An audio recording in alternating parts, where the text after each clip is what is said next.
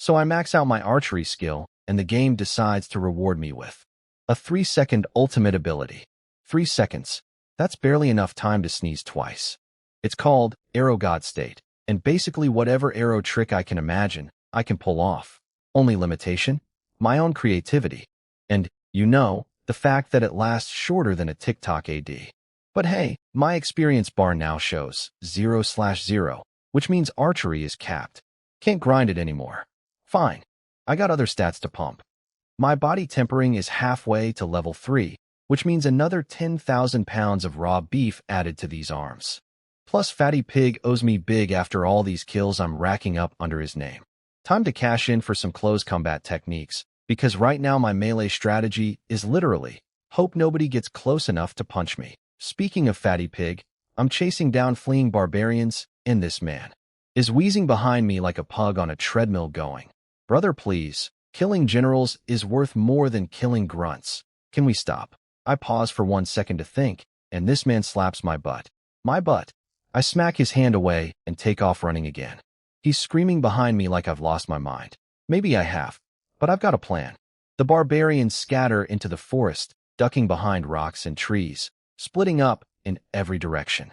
Fatty's back there having a full panic attack. There's only 2 of us. The terrain is garbage. They're gonna surround us. Even a god couldn't hit them in this mess. And I'm thinking, funny you should mention gods. I spot a tall pine tree sticking up from a rocky outcrop. I run straight at it, kick off the trunk, thump, thump, thump, and I'm standing on a branch at the top, swaying in the wind like the world's most dangerous Christmas ornament. Fatty looks up at me like I've completely snapped. "Get down. You're on the only high point for miles. Every barbarian can see you." "Yeah, that's the point, big guy." And sure enough, the barbarians figure out it's just 2 of us. Their panic turns into laughter. They're cracking jokes down there like, "Oh wow, I thought it was a whole special ops archery squad. Turns out it's just a fat guy and a tree monkey." One of them literally goes, "Kill the fat one first as a sacrifice for our fallen brothers." Fatty's face goes white. Then his blood starts pumping, his armor tightens, his skin hardens up like a living tank. He's ready to bulldoze his way out.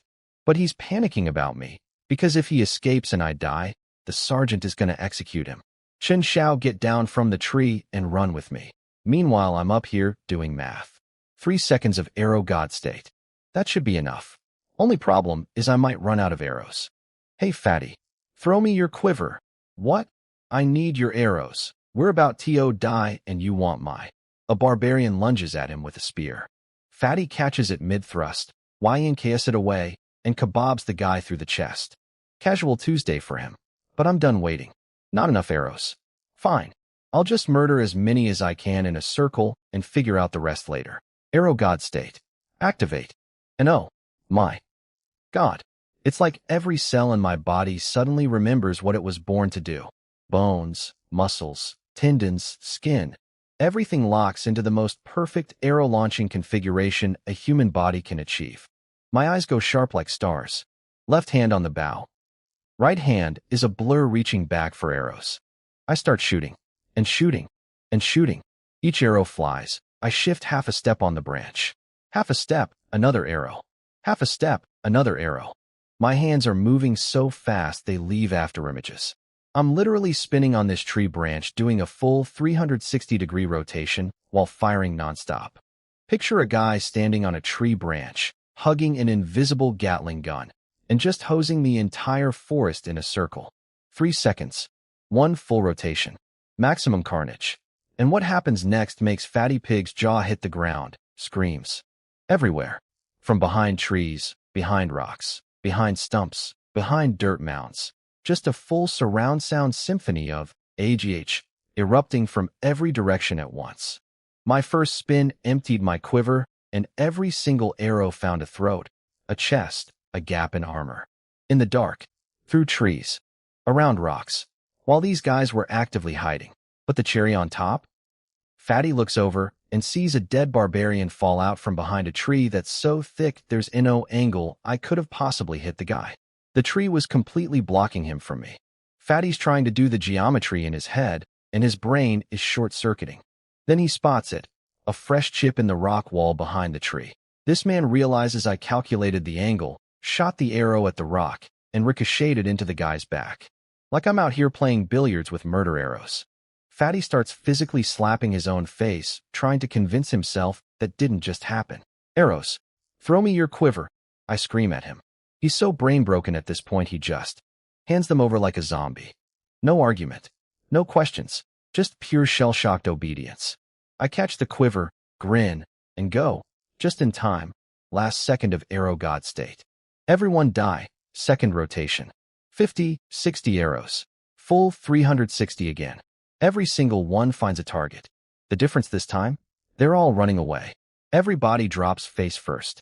They heard the first massacre and tried to FLE, but my second volley caught them mid-step with arrows in their backs.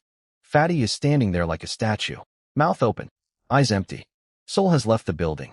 They're all dead. Just like that. They're all dead. I jump down from the tree. Quit spacing out, Fatty. The enemy commander is still alive up the hill. Let's go. He follows me like a sleepwalker. Fellow archer to fellow archer. He knows what I just did shouldn't be physically possible. Nighttime, dense forest, scattered enemies behind cover with full armor and shields. And I just did 2 full rotations of instant kill speed shooting. Then he hits me with the question of the century. Brother, are you even human? I'm not human? Are you a pig? Shut up and get moving. Here's the plan. You walk ahead, get within range, pretend to shoot, and I'll snipe the barbarian chief's head off from behind you. It's still dark enough that nobody will know it was me. Fatty nods immediately. No pushback. This man has been tamed. So we get up the hill, and the situation is rough. Skinny Monkey's got both shoulders pierced through. Can't even hold his bow anymore. Just dodging on pure footwork and kicking at the enemy chief. But this barbarian boss has special armor that shrugs off blunt hits like they're nothing. Meanwhile, our guys are bleeding from everywhere. Dozens of soldiers dead on the ground. The barbarian chief is standing there laughing, coughing up blood, but still talking trash. I thought your archers were supposed to be scary. What a joke. Should have just steamrolled you from the start. Big talk for a man running on fumes. He's covered in cuts, gasping for air, clearly about to collapse. But he knows he needs to bail now, before his stamina hits 0. He turns to escape, and, surprise, there's a very large, very smug pork product blocking his exit. Leaving so soon, Fatty grins. The chief recognizes him immediately. The infamous arrow specialist everyone's been talking about. The one who supposedly massacred all those soldiers. Our troops go wild. Corporal Zhu is back. He's the one who did all that insane shooting. Now we can finish this. They're about to charge in to help, but Fatty throws out his arm like a dramatic anime character and goes. I already killed all the fleeing barbarians on the way here. Took a while, that's why I'm late. Now step aside, everyone. To kill this dog. I alone am enough. This man is performing the role of his life right now. Full credit stealing mode. Oscar worthy. And I'm just standing in the shadows like his Ghost Rider going. Yeah, sure, take the bow, big guy. Fatty lets out this earth-shaking laugh that echoes across the whole mountain and announces to everyone that he solo killed all the fleeing barbarians. Every single one. Nobody believes him. Not even our own guys. 300 soldiers? By himself? In that terrain? With all those trees? Impossible. The 2 squad leaders Fatty calls the dummy brothers are straight up calling him a liar to his face. Skinny Monkey's side-eyeing him hard. But the best reaction? The barbarian chief laughs at Fatty. Full villain monologue mode. Nice try with the psychological warfare, fat man. You obviously failed to catch my soldiers and came back here to save face. You think I'm scared? I'll rest up, rebuild my army, and come back to destroy you all. Then this man leaps into the trees to escape. Fatty does the most disrespectful thing I've ever witnessed. He shakes his head, shrugs like, ugh, what a bother, pulls his bow without even looking, and fires one casual shot into the forest. Thwack. AAGH. Fatty doesn't even turn around. Just waves his hand at me and goes. Disciple, go fetch your master's kill. Disciple? Master? This man just promoted himself to my teacher in front of everybody. But honestly, smart move. If I'm his student, then all the scary reputation falls on him, and nobody targets me. So I play along. I drag the chief's body out, and, okay, I'm actually impressed with myself here. I was worried about giving away my real strength, so I only used about 1,000 pounds of force on that shot. Turns out his golden helmet is so tough it didn't even pierce through. Just left a deep dent in the back of his skull and knocked him completely unconscious. Not dead, just aggressively napping. Everyone crowds around and their jaws drop. We couldn't kill this guy with a dozen men for half an hour and Fatty one-shots him. Look at the dent in that helmet. If he wasn't wearing it, his head would have popped like a watermelon. Fatty inspects the damage, does this cocky little sniff, and goes, TCH. I was aiming for his eyeball. The helmet got in the way, aiming for his eyeball. This man is unhinged with the lies. I love it. Then he spots the armor quality and his brain switches to profit mode. Actually, it's better he's alive. A captured enemy commander is worth way more military merit than a corpse.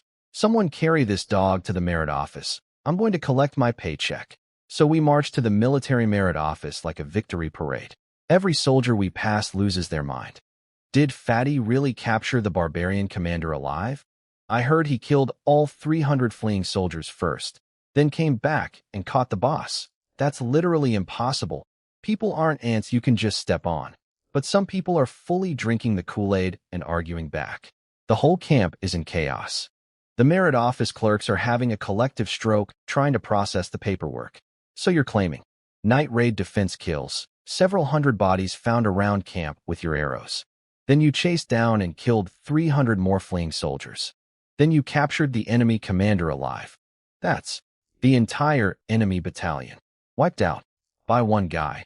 They keep getting interrupted by soldiers hauling in bundles of blood-soaked arrows from the battlefield. All Type 2 arrows. All Corporal Jus. More soldiers running in from the mountain base. Confirmed massive barbarian casualties below. All arrow kills. And then the barbarian chief wakes up. First thing he hears is the casualty report about his own men. His eyes go nuclear. Impossible. My soldiers can't be dead. I held the rear guard perfectly. Nobody could have chased them. A clerk backhands him across the mouth so hard he spits blood. Shut up, dog. Our arrow god Zhu handled it personally. Arrow god Zhu. They gave him a title. Using MY skills. I'm standing right here, and this man is becoming a legend off my work. Honestly, I'm not even mad. This is the funniest thing that's ever happened to me. Fatty wraps it up with a casual bow to the clerks. Just verify everything in the field. I've said my piece. Later. And strolls out like he just filed a tax return instead of claiming credit for a one-man apocalypse. The merit officer stares at our backs as we leave and whispers, "The Archer Corps. Everything is about to change." And me? I'm walking behind Fatty, checking my stats panel, and my eyes go wide. Even after dumping enough points to max out my archery skill, I still have a mountain of slaughter points left over. This night's body count was absolutely disgusting, and my bank account is overflowing. Best night ever. First things first, stat check. Slaughter points, 456. Time to go shopping. I dumped 44 points into my body tempering technique, and ding, level 3 unlocked. Force jumps from 30,000 to 40,000 pounds. A wave of warm energy floods through my entire body, and every ounce of fatigue from the all-night murder marathon just evaporates. I feel like I just drank 17 energy drinks and got a full body massage at the same time. But then I look at the experience bar for level 4 and my stomach drops. Level 1 needed 10. Level 2 needed 100. Level 3 needs 1,000. It's multiplying by 10 every time. I start doing the math and immediately wish I hadn't. Level 4 would be 10,000. Level 5 would be 100,000. By the end game, I'd need to personally genocide entire civilizations just to level up once. That can't be right. Each level only adds 10,000 pounds of force, but the cost goes up exponentially? That's like paying 10 times more for the same sandwich every day. What kind of scam system is this? I talk myself down. Probably caps out at some point. Hopefully. Still got 412 points in the bank. Not enough for another level up, so I'm saving them. My real plan is to wait for Fatty's military merit rewards to come in, then convince him to let me trade merit for close combat techniques, and maybe a better cultivation manual. This body tempering technique I'm using was left behind by a cook, a literal kitchen worker. It's the Honda Civic of cultivation methods. I need to upgrade to at least a BMW. Also, I still want Fatty's iron body hardening technique, but that's his family secret, so asking directly would be awkward. Maybe the merit shop has something similar. Meanwhile, I'm stuck sharing a tent with 4 other soldiers. You don't get your own tent until you're at least a corporal. The higher your rank, the fancier your living situation. Captains get private compounds with guards at the door. I've got 4 guys snoring around me while I'm trying to secretly allocate stat points in my brain like some kind of RPG criminal. So the fastest path to privacy? Push Fatty up the ladder. He climbs, I climb. More rank means more freedom to train and level up without anyone noticing. The camp is buzzing about Fatty's achievements. The arrow verification came back and confirmed every single kill was from Type 2 arrows, Fatty's registered equipment. The story went from, no way that's real, to, holy crap it's real, in about 12 hours. Soldiers are giving him a nickname now. Arrow God Zhu, thumbs up everywhere. But the smarter guys in camp are already pointing out the downside. Cool achievement, but he just wiped out an entire barbarian battalion solo. The enemy's assassin scouts are definitely putting him on their hit list now. He might not live long enough to spend those merit points. I'm sitting in the corner listening to all this, and honestly, these guys aren't wrong. Stand out too much and you get targeted by your enemies and envied by your allies. That's exactly why Sergeant Chong set up the Fatty smokescreen in the first place. All the glory and all the danger lands on Fatty's big round shoulders instead of mine. Gotta respect the brass for that move. They're giving me room to grow without painting a target on my back. Hidden Dragon strategy. Stay underground, keep killing, keep leveling. When I'm finally strong enough that no one can touch me, then I step into the spotlight. Up in the main camp, 100 Captain Liu is sipping tea and hearing the full report. He's impressed, not just with the kills, but with the whole cover-up operation. His exact words about me. A hidden dragon lurking in the deep, building power in secret, free from enemy eyes, until the day he soars to the heavens. Brilliant. Then he drops the promotions. Sergeant Chong gets bumped up to vice captain. Fatty Pig takes over Chong's old sergeant position. And the captain's parting advice? The tall tree catches the most wind. Tell Fatty to watch his back, because if he dies, Chen Xiao loses his shield. And finally, at the merit office, red carpets rolled out, banners waving. The whole ceremony set up. The clerk looks at our squad of 5 with this big grin. Your achievements have been fully verified. No discrepancies. Here are your rewards. 412 bank stat points. A promotion chain rolling uphill. A growing legend that has nothing to do with my name. And rewards about to drop. I'm basically a ghost investor collecting dividends through a very fat, very loud front company called Zhu Incorporated. The ceremony kicks off and Fatty gets the full red carpet treatment. Corporal Zhu Suinrue, 4 outstanding bravery and archery mastery, promoted to Sergeant of Special Aero Squad 1. 100 silver, 100 merit points. Access to the sergeant-level armory. 1,000-pound war bow. 1 quiver of steel-tipped arrows. Fatty drops to his knees. Thank the Emperor for his grace. Brother, the Emperor doesn't even know you exist. A captain signed that paperwork. But sure, thank the whole Imperial family, why not? Then my name gets called. Chen Xiao? 4 loyal service assisting Sergeant Zhu, promoted to corporal. 20 silver, 20 merit points. Access to the corporal-level armory. 20 silver, 20 merit. For killing 600 people. Fatty got 5 times my reward for killing 0 people. But you know what? I don't care. Because corporal means I finally get my own tent. No more 4 dudes snoring around me while I'm trying to secretly dump stat points into my murder spreadsheet at 2 a.m. Privacy, baby. That's worth more than silver. We head to the armory, and this place is incredible. Massive building, walls made of entire tree trunks shoved into the ground, doors painted blood red, and inside there's separate rooms for everything. Forging, medicine, technique scrolls, martial arts manuals. It's basically a military Costco for violence. I ask Fatty, hey, my current cultivation method is the minor body tempering technique. It's not great. Anything better in here? Fatty squints at me. That technique is the bottom of the barrel. Unranked garbage that every grunt learns. Better stuff exists, but at our rank, probably can't access it. Old Sergeant Chong used to complain about the same thing, and even he couldn't get anything upgraded. But let me ask around with my new sergeant clearance. Then he hits me with something unexpected. What else do you need? Seriously, that 100 merit I got? Without you, I'd have nothing. This sergeant rank? Your kills. Whatever you want, You come first. Huh. Fatty's actually honorable. Behind all that credit-stealing showmanship, he's keeping score and making sure I eat too. Respect. I tell him I want a close combat weapon technique since my melee is still basically flail around and hope for the best. He nods and waddles off to the sergeant section. I spend 2 hours browsing the shop like a kid in a candy store, and my budget is 20 merit points. 20. I'm window shopping at the luxury section, knowing full well I can't afford anything there. The good stuff is insane. Captains can buy 4-pendant golden body. Commanders get access to pure crystal glass secret body. These are god-tier defensive techniques that would make me basically unkillable. But they're locked behind ranks I won't reach for ages. So I settle on what I can afford. A thin little booklet called Tough Skin Art. It's a basic iron body defense technique. Not flashy, but it's what my wallet allows. Fatty shows up behind me, sees what I bought, and his eyebrows shoot up to the ceiling.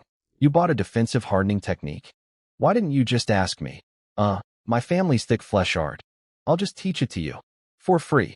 Thick. Flesh. Art. I'm sorry, what is that name? Your ancestors spent 18 generations perfecting a technique and called it thick flesh art? Fatty puffs up. The Zhu family thick flesh art has been refined and improved across 18 generations of my bloodline.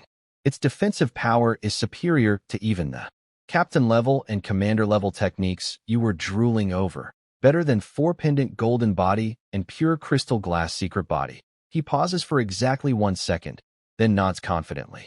Obviously, I just haven't mastered it fully yet. Sure, Fatty. Sure. But then he gets real with me. Look, I know the deal. I took all your credit, got the promotion, got the money, got the glory. Most guys would hate me for that. But you didn't complain once. You even refused to ask me for the one thing you actually wanted because you didn't want to make me uncomfortable about sharing my family technique. I see you, brother. I'm standing there like, okay, this pig man is actually kind of wholesome. I'll teach you the thick flesh art. My dad and grandpa might have opinions about it, but honestly, they can deal with it.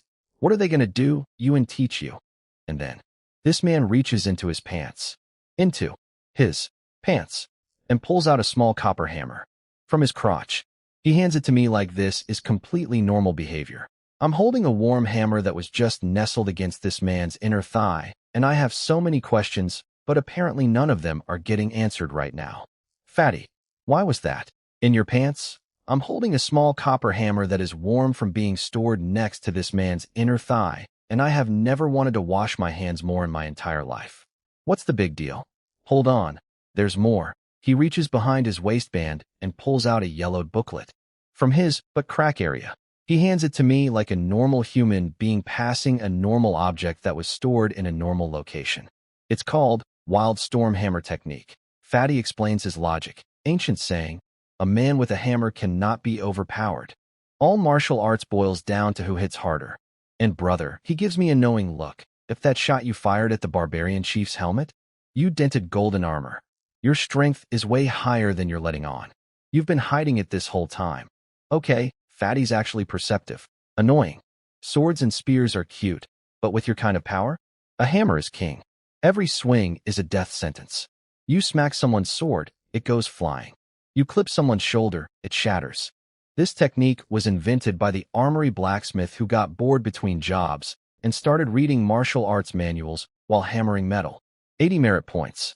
Trust me. Then he tries to give me his brand new 1,000-pound war bow too.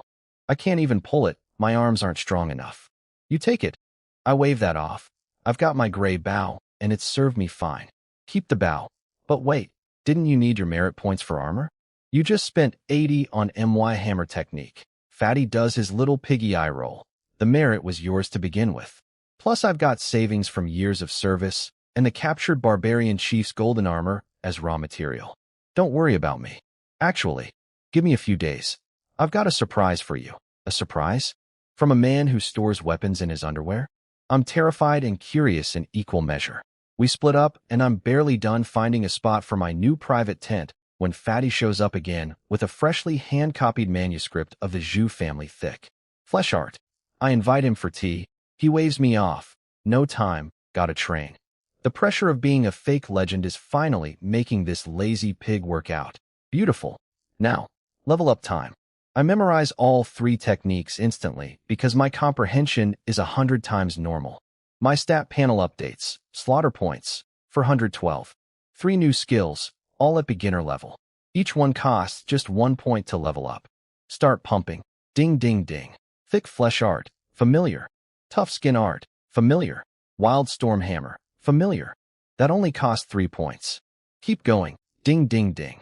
Thick flesh art, minor success. Tough skin art, minor success. Wild storm hammer, minor success. Still got points. More. I'm walking through camp dumping stats like a maniac, clicking upgrade buttons in my brain, while casually strolling through the trees looking for a good tent spot. Multitasking at its finest. I find a perfect clearing, flat ground, few neighbors, good privacy, not too far from my squad. I'm about to mentally bookmark it when I hear voices from the bushes nearby. Thanks to my 100 times enhanced hearing, I catch every word even though they're far away. It's Lu Xiao, Lu Ming's little brother, crying to his uncle, Captain Lu. Big brother died so horribly, uncle. I know, child. I've been investigating. The barbarians recently sent 2 assassin scouts, sprout pullers, specifically to kill talented archers in our army. One of them goes by Explosive Arrow, a disciple of the Silver Fox. His bow fires arrows packed with gunpowder that explode people's heads on impact. Your brother's death matches his signature, though the uncle admits 2 things don't add up. The arrow that killed Lu Ming was a regular bone arrow, not a powder arrow, and his spy intel says the assassins arrived after Lu Ming died. But he's still 60% sure it was Explosive Arrow. Then the conversation takes a turn that makes my blood run cold. Also about Chen Xiao. His archery talent ranks in the top 3 I've ever seen. If he catches the attention of that important person before us, he'll ruin our family's plans. Have him eliminated. We already wanted him dead, uncle. But also, there's someone even more dangerous now. That's Sergeant Zhu. His archery is supposedly even better than Chen Zhao's. Uncle's eyes narrow. Kill him too. Have the new bodyguard help you arrange it. So let me get this straight. The Lu family wants to kill me because I'm talented. They want to kill Fatty because they think he's talented.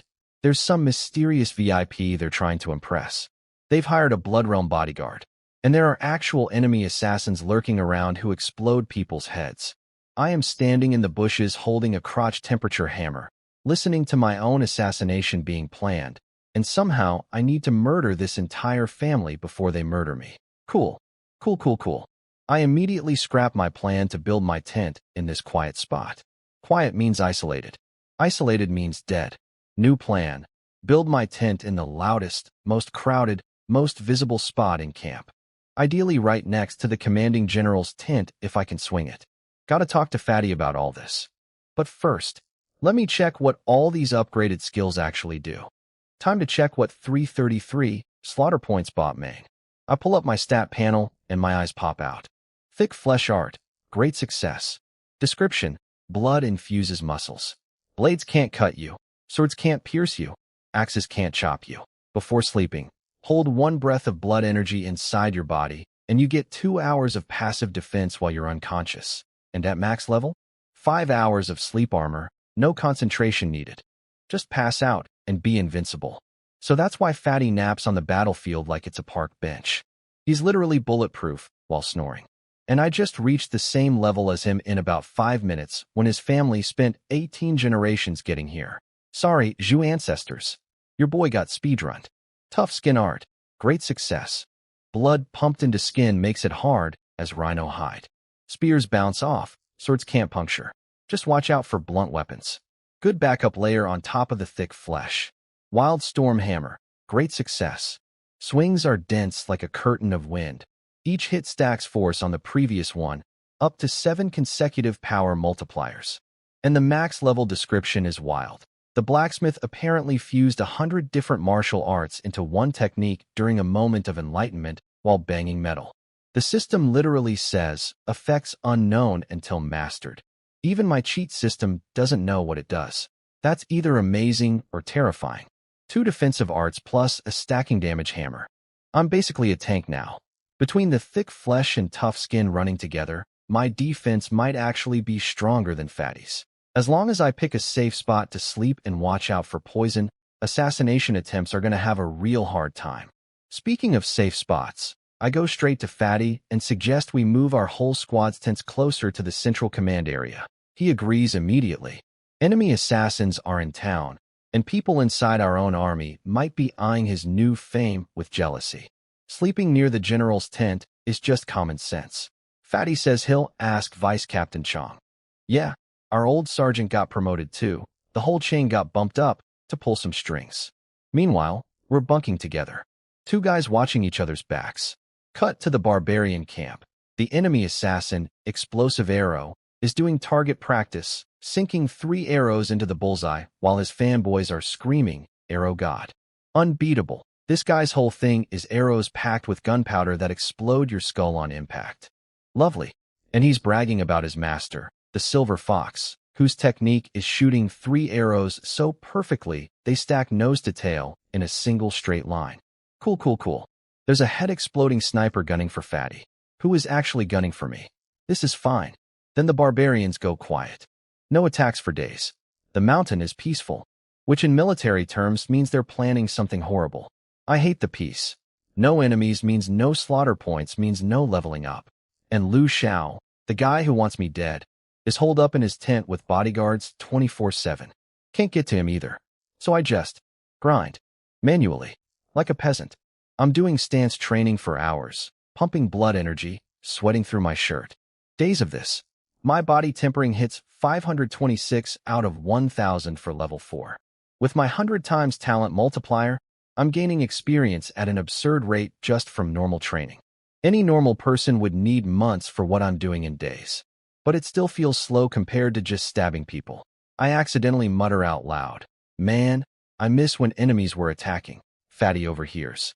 "Did you just say you miss being attacked? Are you a murder addict?" No, no, no. I meant defending the homeland. Protecting the nation. Patriotism. Patriotism? Bro, I live with you now. I've watched you catch cockroaches in our tent, pull off their legs one by one, fold them in half, and then crush them. You're not normal. Then this grown man crosses his arms over his chest like a scared girl protecting herself from a creeper and gives me the most disgusted look I've ever received. I want to vomit. Get away from me. I'm training. Okay. Relax, I'm joking. But seriously, come inside the tent. I've got something to show you. He drags me in before I can argue, and I see something that makes me freeze with the weirdest expression on my face. 2 suits of golden armor. Identical. Both custom-built to Fatty's exact body shape, which means they're basically golden barrels with armholes. One I had forged with military merit. The other I paid for out of pocket, had a blacksmith in another town build it from my blueprints, then smuggled it into camp at night through Vice Captain Chong's connections. Special alloy. 3,000-pound bow force can't pierce these bad boys. Fatty locks the tent flap, shuts the curtains, and goes full conspiracy mode. Put it on. Let's stand in front of the mirror together. I squeeze into this golden meat suit and look at myself. I look like a chubby golden action figure. The face guard covers everything. And the mouthpiece has some kind of voice distortion built in. When I talk, I sound exactly like a deep, muffled version of Fatty. We stand side by side. Same height. Same silhouette. Same muffled voice. We're twins. Perfect, Fatty squeals. Here's the plan. I'll parade around in this armor for a few days, so everyone knows golden armor guy equals me. Then when battles happen, you wear it. You go fight. You kill whoever you want. Everyone thinks it's me. The glory is mine. The assassination attempts are also mine. Win-win. That win-win for who exactly? I do all the fighting, you get all the credit, and the assassins come after you. But actually they'll be targeting me while I'm wearing your face. No. Think about it. Assassins prefer nighttime sneak attacks, not battlefield kills. On the battlefield you're surrounded by allies. You'll be fine. It's at night when the danger comes. And at night we're not wearing armor. And I'm the one they'll be looking for. This man has constructed an elaborate logical framework to justify being a coward, and I can't even be mad because it's genuinely clever. With this armor, I can fight solo without dragging Fatty along as my cover story. All kills get credited to him. All heat stays on him. And if things get truly dangerous, I just rip off the armor and suddenly I'm nobody again. Fatty becomes the obvious target. Actually, wait, what if I wore the armor and killed Lu Xiao? Would that count as Fatty's kill? Could I frame my pig for murder? Haha. No. Killing a fellow soldier is a death sentence, and Fatty would rat me out faster than lightning. Fun thought experiment, though. Next few days, Fatty struts around camp in his golden armor like he's a runway model. He's visiting every single area. The front lines, the supply depot, even the general's command tent. Just making absolutely sure every living human in this army knows that golden armor guy equals Fatty Pig. He takes off his helmet, chats people up, puts it back on, waddles to the next location. Full marketing campaign. Everyone hates it. Look at this show-off. Just got promoted and already blinding us with his bling. Meanwhile, I'm in the tent grinding. Days of stance training. Sweat pouring. Blood energy cycling. And then, pop, pop, pop, pop. Explosions inside my body. Level up. Body tempering level 4. Force, 50,000 pounds. And the best part? The experience cap stayed at 1,000. It didn't multiply by 10 again. If it had kept scaling, I would have needed to genocide entire continents to level up. But it stabilized. The system isn't a complete scam after all. Then a soldier comes running. Sergeant Zhu. The barbarians are attacking. Stone Shield Infantry, elite heavy troops. Plus a new Arrow squad trained by Explosive Arrow himself. All sergeants are called to the front. Commander who is coming to personally observe. Stone Shield Infantry. That's level 3 and above barbarian elites. If regular grunts give me 1 slaughter point each, these guys are worth 4. Plus elite archers. This is a premium experience buffet. I look over at Fatty. This man rolls over in bed, slaps a secret panel on his bed frame, and the wooden platform splits open. His entire fat body rolls into a hidden compartment underneath, like a human burrito entering a secret bunker. Battle time? Cool. I'll be napping. Have fun. The bed closes over him. This man built a panic room. Inside his bed. You absolute piece of, but I'm already strapping on the golden armor, grabbing arrow quivers, and heading out. First real mission as fake Fatty. Let's see how this goes. I arrive at the front lines gleaming like a golden lighthouse. Every commander and squad leader is already there, and every single one of them looks at me with pure disgust. Oh great, it's golden armor idiot again, a bow user in heavy plate armor. Has anyone in history ever done this? He's here to fight or to get laughed at? Stone Shield troops can't even be pierced by spears. What's a glorified archer gonna do? This clown just got 2 merit points and thinks he's a general. Pathetic. But then Commander who arrives, the highest-ranking officer on Black Cliff Ridge, the man who coordinates all forces. He scans the lineup, nods at each squad leader, and then his eyes lock onto me. A glowing golden fat man with a bow on his back, standing behind the arrow wall, armored head to toe like a walking treasure chest. That soldier. He's carrying a bow, but wearing full heavy plate? Since when do archers dress like tanks? Gold armor soldier. Which squad are you from? Step forward and report. Commander who spots me immediately. But I'm too busy analyzing the battlefield to notice. The barbarians brought Stone Shield Infantry, basically giant slabs of special black rock carved into shield shapes, pushed forward by 2 or 3 level 3 strongmen each. The bigger the shield, the more guys pushing. It's literally a tank column. Our infantry is getting steamrolled. Our arrow squads are shooting at the shields, and every arrow just snaps against the rock like toothpicks hitting a brick wall. I'm running calculations in my head. I've got 50,000 pounds of force now, theoretically enough to punch through stone. But my bow maxes out at 10,000 pounds of draw weight. The tool is weaker than the user. I remember Captain Liu hinting there was some secret to upgrading the bow strength, but I didn't pay attention because I thought I'd never hit the limit. Past me is an idiot. Still, options exist. Multiple arrows in the same spot might crack a shield. And if archery fails entirely, Fatty hung that little copper hammer on a special hook he designed into the butt area of the armor. Yes, the crotch pocket returns. So I've got a backup melee weapon dangling between my golden armored legs. Hey, deaf fat man. The commander is talking to you. Some aide is screaming at me.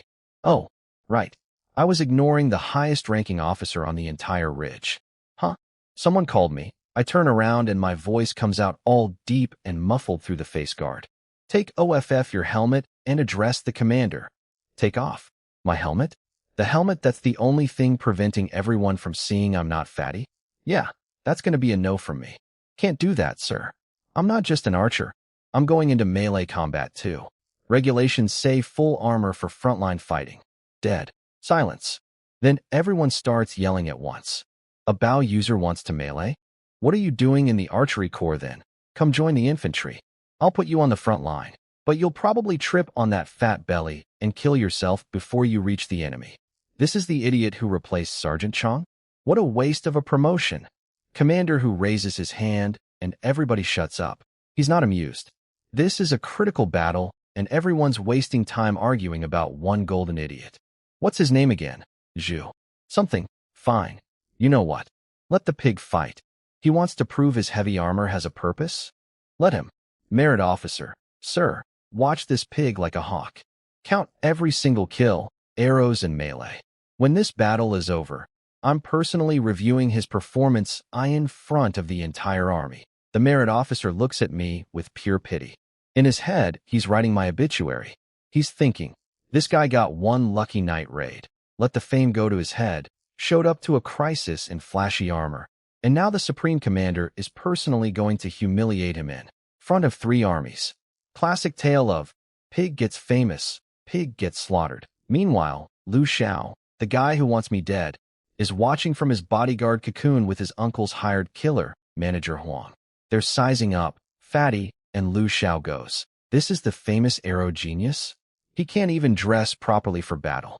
With that body and that attitude, there's no way the important person would ever take him seriously. Killing him should be easy. Huang squints and grins. I thought this arrow prodigy would be impressive. Turns out he's a clueless buffoon in a golden costume. I can eliminate him with minimal effort. Then Lu Xiao looks around. But where's Qin Xiao? That one's more presentable and might actually catch the important person's attention. They scan the crowd. Can't find me. Because I'm standing right in front of them dressed as fatty. They're literally plotting my assassination while staring directly at me and don't know it. Comedy gold. Commander who gives the battle orders. Infantry charge the flanks if the front is blocked. Arrow squads support with suppressive fire, and special arrow teams get to pick their own attack strategy under their sergeant's direction. Everyone moves out. I look at my 10 subordinates, my squad, that I'm supposed to be leading and directing, and realize I have absolutely no idea how to command people. I've never done this before. I was a private like 3 days ago. Okay, so the sergeant is supposed to guide his soldiers' tactics. I don't know how to do that. But what if I just go out there and personally kill 10 people's worth of enemies? That's basically the same thing as leading 10 guys, right? Actually, that sounds way simpler. My squad of 10 soldiers is looking at me expectantly, waiting for their brilliant sergeant's tactical guidance. These are all transfers from other units. They don't know Fatty well enough to realize I'm not him, which is great. But they also have 0 experience on this ridge, which is less great. I give them the most inspiring battlefield speech in military history. Just find a spot and shoot. Archery isn't that hard. You'll get it eventually. Watch me if you want tips. Their faces go through all 5 stages of grief simultaneously.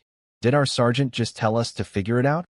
I transferred to this squad specifically to learn from the famous arrow god. This is the worst leadership I've ever experienced, and I once served under a guy who got drunk and charged a wall. They scatter off to find positions on their own, which immediately causes problems because one of my guys parks himself at a spot that belongs to Squad 2 and gets screamed at. Hey, that's my shooting nest. Get your Squad 1 rookie, but out of here. Commander who hears the commotion. Why are Squad 1 soldiers in the wrong positions? Where's their sergeant? Someone points at me. A golden blob currently vaulting over the trench wall and sprinting downhill toward the enemy. That's their sergeant. He didn't give them any orders. Just ran off by himself. I can practically hear Commander whose blood pressure hitting the ceiling from down here. Again? This pig? He shows up in heavy armor to an archery battle, ignores my direct order to organize his troops, abandons his squad, and charges the enemy alone? Who promoted this imbecile? The merit officer is face down on the ground trembling. It was. Captain Liu approved it, sir. After the night raid achievements. Achievements? I don't care if he personally killed the barbarian king. A sergeant's job is leadership, not solo rampaging. A man who can only charge alone isn't fit to be a sergeant. He's not even fit to be a soldier. Someone go drag that pig back. I'll make an example of him right now. No need to wait for the post-battle tribunal. guards are already running to grab me. Everyone in camp is shaking their heads like they're watching a man's career commit suicide in real time. The golden pig is finished. One lucky night, and he forgot how gravity works. A single rat dropping ruins the whole pot of soup. But then, boom. A sound like a massive war drum shakes the entire mountainside. Everyone freezes. They all turn to look. My arrow just hit a stone shield. The giant, supposedly impenetrable slab of special barbarian steel rock that our entire army couldn't scratch. First arrow, a deep crack spiderwebs out from the center. Second arrow hits the same spot. The shield doesn't just break. It explodes. Chunks of stone fly everywhere like shrapnel.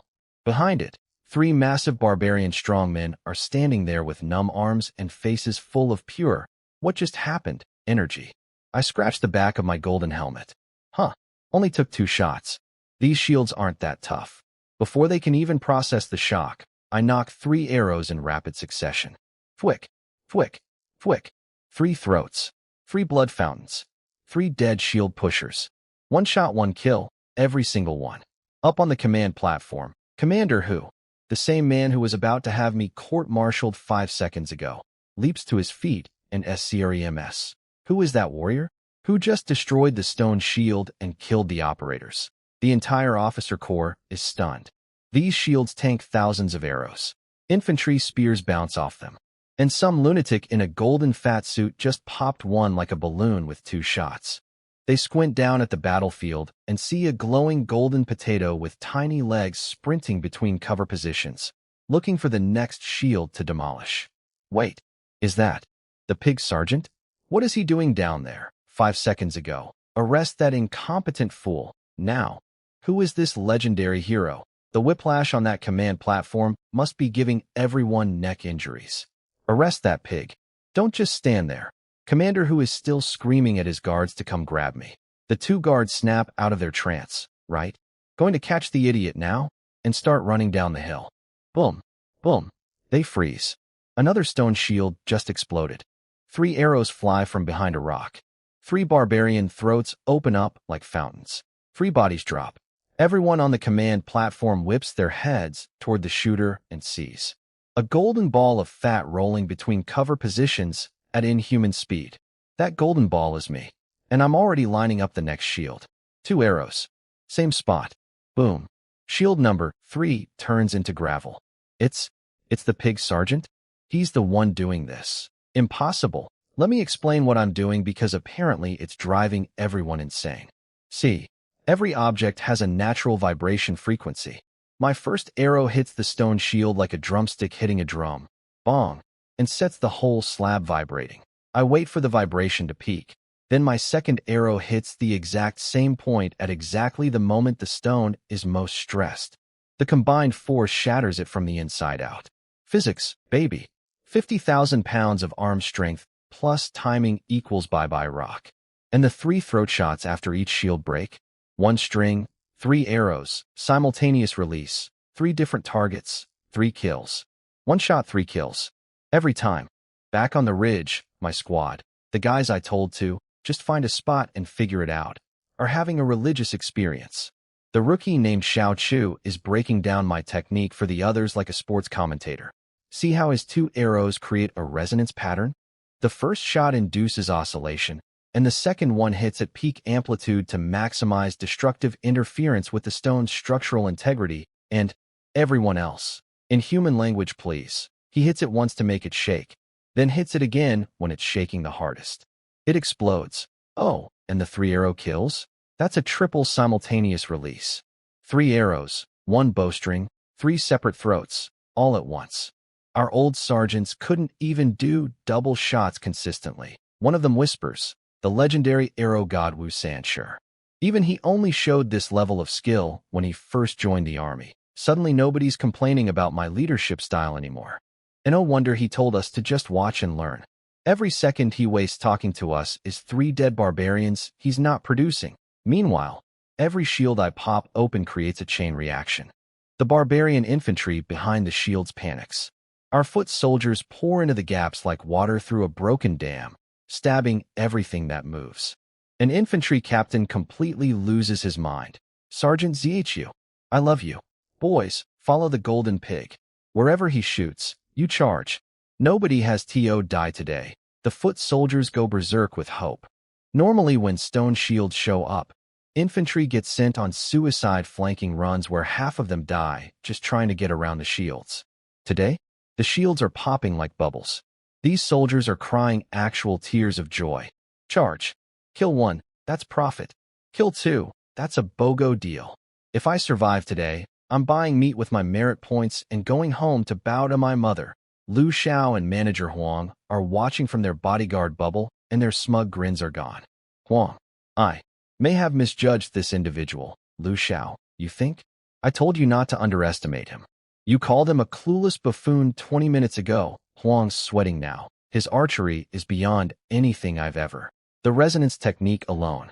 And the triple simultaneous throat shots. This is not a man we can handle casually.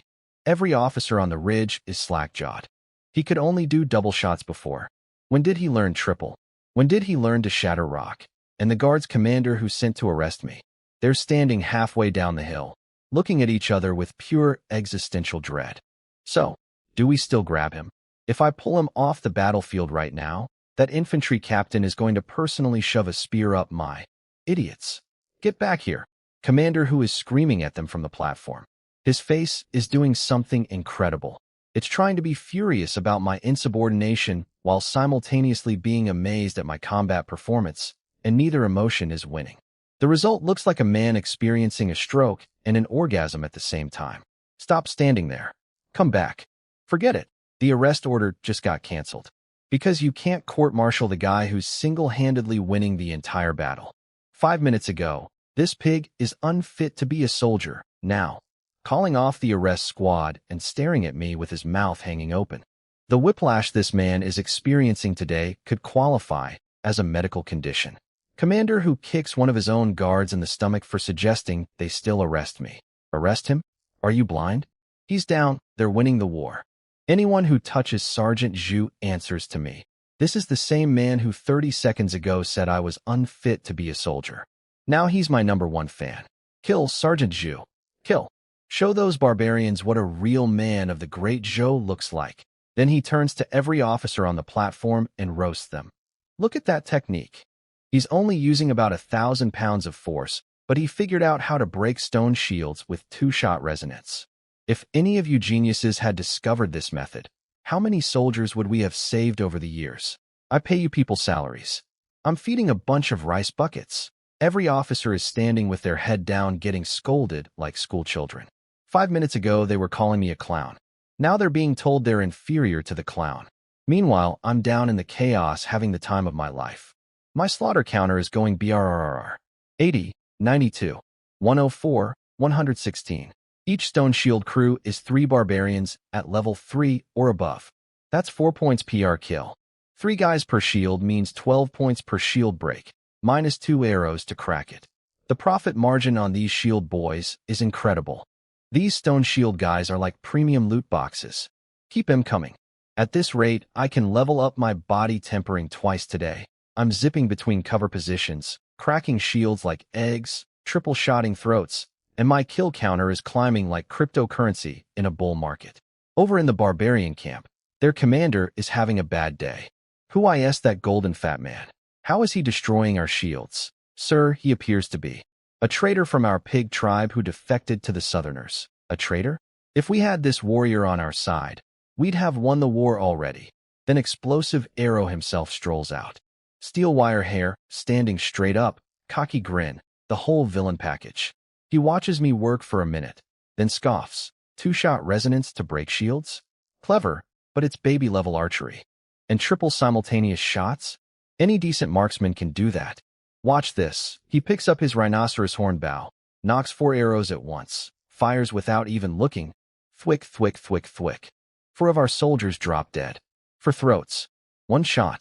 He beat my triple with a quadruple. That's nothing, he yawns. My master, the Silver Fox, he can fire 4 arrows and make them all merge into 1 mid-flight. For arrows, single line, tip to tail. That's real archery. For arrows merging into 1? That's not archery. That's a physics violation. He waves his hand, and 2 full squads of elite archers march forward. Every single one is level 5 or above, with 700 to 800 pounds of draw strength, carrying his special explosive arrows. Each arrow carries gunpowder charges. Combined with their bow strength, every shot delivers over 1,500 pounds of penetrating force. No armor survives. That pig thinks his golden suit makes him safe? Today he learns what happens when you annoy a sprout puller. Up on our command platform, an officer named Iron Tower Zhang spots the enemy archers, and his face goes white. The explosion battle flag is flying. It's explosive arrows kill squad. He starts shaking. Years ago, I had a friend. Brilliant archer. Amazing talent. Then that flag appeared. The explosive arrow squad fired. Every arrow detonated on impact. Over 1,000 pounds each. My friend's body was turned into pieces. Warns Sergeant Zhu. Get him out of there. Scouts sprint toward me at full speed. A runner reaches me, gasping, practically crying. Sergeant. Explosive arrows squad. Special arrows. 1,000 pounds each. They explode. You have to retreat. I think about this for approximately 2 seconds. My armor tanks 3,000 pounds. Their arrows max out at 1,500. I've got thick flesh art and tough skin art both at great success. Plus 100 times normal human agility for dodging. So what you're telling me is, their strongest attack is half of what my armor can handle. I scratch my golden helmet. And I should be scared. SIR, please retreat. Commander who has people waiting to escort you to safety. The scout is practically crying at me. Funny how Commander who went from, arrest this pig, to protect this pig at all costs, in like 15 minutes. Nah, you go ahead. I want to see what these guys are made of. If it's actually dangerous, I'll leave. The scout opens his mouth to argue, but I grab his arm and YET him through the air like a paper airplane. He sails in a beautiful arc and lands perfectly in the arms of the rescue team 50 yards away. Everyone watching. Did he just throw a grown man like a frisbee? But nobody has time to process that because the explosive arrow squad opens fire. A wall of bone arrows, each packed with gunpowder, rains down on my position like the world's angriest hailstorm. On the observation platform, people are literally covering their eyes. They can't watch. He's dead. What a waste of talent. I can't look. He's going to be turned into confetti. My new squad members are losing it. Little Xiao Chu is grabbing people by the collar screaming. We have to save him, trying to charge downhill. Lu Xiao sees the explosion flag and his eyes light up, but not for me. He's plotting to kill explosive arrow after explosive arrow kills Fatty, so he can avenge his brother, using my death as bait for his revenge plan. This family is something else. And then, tink, tink, tink, tink, tink, the arrows hit my armor and just bounce off, like Nerf darts hitting a refrigerator. The special convex forging pattern on the armor deflects the arrow force on impact. The gunpowder charges pop harmlessly against the surface with cute little PFF sounds. Not a scratch on the gold finish. I'm literally taking a stroll through the arrow storm. Just walking. Casually. Like it's a light drizzle and I forgot my umbrella, but honestly it's fine. They said 1,000 pounds of force. This is 1,000 pounds. Really? The observation platform goes from funeral silence to what he's alive? His armor isn't even dented. OH. The barbarian chief's golden armor from the night raid. He must have melted it down and reforged it with our superior Zhou craftsmanship. That's why it's indestructible. Sergeant Zhu is immortal. Heaven protects the great Zhou. The entire army erupts into cheering. The infantry guys are going absolutely feral because as long as Golden Pig lives, they live. Over in the barbarian camp, explosive arrow's smug face melts into pure rage. What kind of armor is that? And then I do the thing that really breaks him. One of his elite shooters drops dead. Arrow through the skull. My arrow. While standing in his arrow rain. Slaughter point 6. Oh, these guys are worth 6 each? They're level 5 and above. That's 50% more than the shield crews. I grin under my helmet and knock 4 arrows. Yeah, 4. Everything you can do, I can do while being shot at. For arrows fly. For explosive archers get headshots. For bodies drop simultaneously. 24 points. You southern pig. Explosive arrow is screaming. But I'm not listening. I'm in the zone. This is a farming session and these elite archers are the most efficient experienced mobs I've ever encountered. No shields to break first. No hiding behind cover. They're just standing there in a neat line begging to be harvested. 840, 864, 888, for more arrows. For more heads. 912, 936, 960. I'm shooting their guys while their guys are shooting me, and their arrows are literally bouncing off my chest while mine are punching through their skulls. This is the most unfair thing that has ever happened in the history of warfare. 984, 1000. Ding. A warm explosion of energy floods through my body. Body tempering level 5. Force, 60,000 pounds. I leveled up mid-battle, while being shot at by an elite kill squad, while standing in an arrow storm.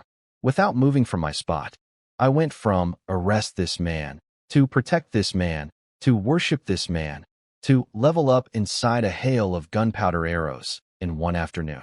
And I've still got arrows left. I wipe out explosive arrows' entire squad.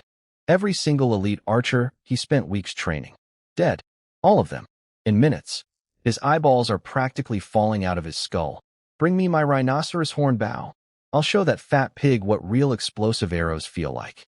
3,000 pounds of force. But before he can move, a pretty boy with silver hair and a giant silver bow strolls up behind him, laughing. So this is what you've been doing for 2 weeks? Training garbage that got wiped out by one fat guy? This is heavy arrow silver foam. Explosive arrow's fellow disciple under the silver fox, and apparently his rival for the position of top student. And he came here today specifically to watch explosive arrow fail. Just to enjoy the show. That pig's blood energy is barely level 5 or 6, silver foam sneers. And he annihilated your entire squad in seconds. With this level of performance, you think you deserve to compete with me for Master's favorite student spot. Explosive Arrow is so angry, he can barely speak. You don't understand. His accuracy and power are already at blood refining level, even though his cultivation isn't. Excuses, excuses. Go fight him then. Try not to embarrass yourself more. Although honestly, I'm hoping you do. I could use the laugh. Explosive Arrow calls for his personal bow, and some soldier has to pull it off a dead body because I accidentally killed the guy who was holding it during my Area of Effect massacre. I killed his equipment manager without even knowing it. That southern fat pig has gone too far. Meanwhile, I've already moved on. No more archers to farm. Back to shield crews. 2 arrows crack, 3 arrows reap, bodies drop, points climb. 135, 146, 200. My squad has completely stopped shooting. They're just cheering. Xiao Chu is losing his mind. He planned everything. He knew the explosive arrows were coming. That's why he built the armor. He's not just strong, he's a genius. Then Xiao Chu spots something. A muscular steel-haired barbarian with a massive bow is walking directly toward me through the chaos. That's the leader. Explosive Arrow himself is coming. Panic spreads through our ranks. He's blood-refining mid-tier. 3,000 pounds of bow force. The golden armor might not survive that. Commander who makes his decision instantly. He's going all in on the golden pig strategy. For Imperial Guards, get down there. Shield Sergeant Zhu with your bodies if you have to. For blood-refining level bodyguards, vault off the platform and sprint toward me. Special Arrow Squads 2 through 5. Target Explosive Arrow. Kill him if you can. Harass him if you can't. Do not let him get a clean shot at Sergeant Zhu. The entire army is now reorganizing around me as the centerpiece. Commander who is running a strategy called Protect the Golden Bowling Ball at all costs while it demolishes everything. 335, 364, 378. Stone shields are crumbling across the battlefield like cookies. Barbarians are dropping with arrows between their eyes, dying with expressions of pure disbelief frozen on their faces. Then I feel it. A cold arrow screaming toward the back of my head. The force behind it is serious. Way stronger than anything the regular squad was firing. Do I dodge? I've got 100 times normal reflexes, easy sidestep. Nah, I want to test this. I reach behind my head and catch the arrow on my armored hand. Bang! Sparks fly. The arrow shaft explodes on impact. When I bring my gauntlet up to inspect it, a few light scratches. That's it. Getting closer, but still not enough to hurt me. I turn around and lock eyes with Explosive Arrow, who's standing there holding his rhinoceros bow with the most dumbfounded expression I've ever seen on a human face. 3,000 pounds. And it didn't even. What is that armor made of? Before he can process his failure, arrows start flying at him from 4 different directions. Squads 2 through 5 opening fire. Don't touch our Sergeant ZHU. Your fight is with US. Die, explosive arrow, and 4 armored giants materialize behind me like bodyguard holograms. Commander, who's personal elite. Guards, ready to literally jump in front of arrows for me. I went from, court-martial this fool, to having the Supreme Commander's personal bodyguards assigned to protect me. In one battle, while pretending to be someone else, who is currently hiding inside a trick bed. My teammates are actually being useful today. Arrows flying at explosive arrow from every direction, keeping him pinned down so he can't get a clean shot at me. Beautiful, but I'm not wasting time on him. See, here's my big brain strategy. The general is worth maybe 20 to 30 experience points. One guy, but the hundreds of grunts pushing shields? They're 4 points each, and there's a whole army of them. You always farm the mobs before you kill the boss. If I take out the commander first, everyone retreats, and I lose my farming ground. So I deliberately shoot the soldier next to explosive arrow instead of him. Arrow through the throat. Blood sprays all over explosive arrow's face. He's livid. You shot the man beside me? Is this a taunt? Yes. Yes it is. Stay angry. Stay here. Keep your army fighting so I can keep harvesting. Meanwhile, Lu Xiao finally makes his move. He sees explosive arrow and recognizes the technique that killed his brother, the head-exploding signature move. He and Manager Huang start firing at explosive arrow screaming, "Avenge my brother!" Their first volley? Explosive arrow swats their arrows out of the air with his own shots, and his counterfire blows 2 of Lu Xiao's bodyguards' heads open like watermelons. Red and white everywhere. Lu Xiao goes berserk. That's the same thing he did to my brother. Huang, use everything you've got. So now there's this whole side plot happening where my enemies are fighting my other enemies, and I'm just happily popping shields in the background going cha-ching, cha-ching, cha-ching. Could not have scripted this better. Our infantry is going absolutely nuclear. They've never had a day like this. Stone shields crumbling everywhere, barbarians running, Zhou's soldiers cutting them down left and right. It's a full rout. Explosive arrow is getting more frustrated by the second. He can't reach me through my bodyguards and armor, and now Lu Xiao's team keeps harassing him. He actually gets clipped in the arm by Huang. He screams at Silver Foam, the pretty boy rival who's been sitting on a rock watching this whole disaster like it's entertainment. Help me. Forget our rivalry. I'll give you my Blood Tower trial token. Silver Fang's eyes light up. Well, since you're offering that. Fine. He stands up. His silver hair floats in the wind like an anime villain. He pulls out a massive silver bow and loads a black iron arrow as thick as a spear. I see 2 annoying insects on that platform shooting at you. I'll remove them. He fires 1 shot. The black iron arrow crosses the battlefield like a dark meteor and detonates into Lu Xiao's position. The explosion blasts a crater into the stone platform. Rocks and blood fly everywhere. Lu Xiao survives, barely, face shredded by rock fragments. But Manager Huang takes the arrow straight through his thigh and gets pinned to the ground like a bug on a board. He's screaming like a dying pig, blood pooling underneath him. Someone help. He's been hit. Lu Xiao is shrieking. Honestly, the man who was hired to assassinate me just got crippled by the barbarians. The universe is doing my job for me today, but I'm focused on what matters. Numbers. 888, 999, 1000. Ding. Body tempering level 6. Force, 70,000 pounds. 2 level ups in 1 battle. I'm a monster. The stone shield formation is completely destroyed. Barbarians are fleeing like a broken dam. Victory is inevitable. Then explosive arrow goes full suicide mode. His skin turns blood red, some kind of forbidden blood-burning technique that temporarily boosts his power. He blasts all 4 of Commander whose bodyguards away like bowling pins with explosive shots, clearing the path to me for the first time all battle. Your tribe can lose. But you, fat pig, must die. He draws his bow to maximum. Every vein in his body is bulging. His eyes are practically glowing with rage. Ultimate shot.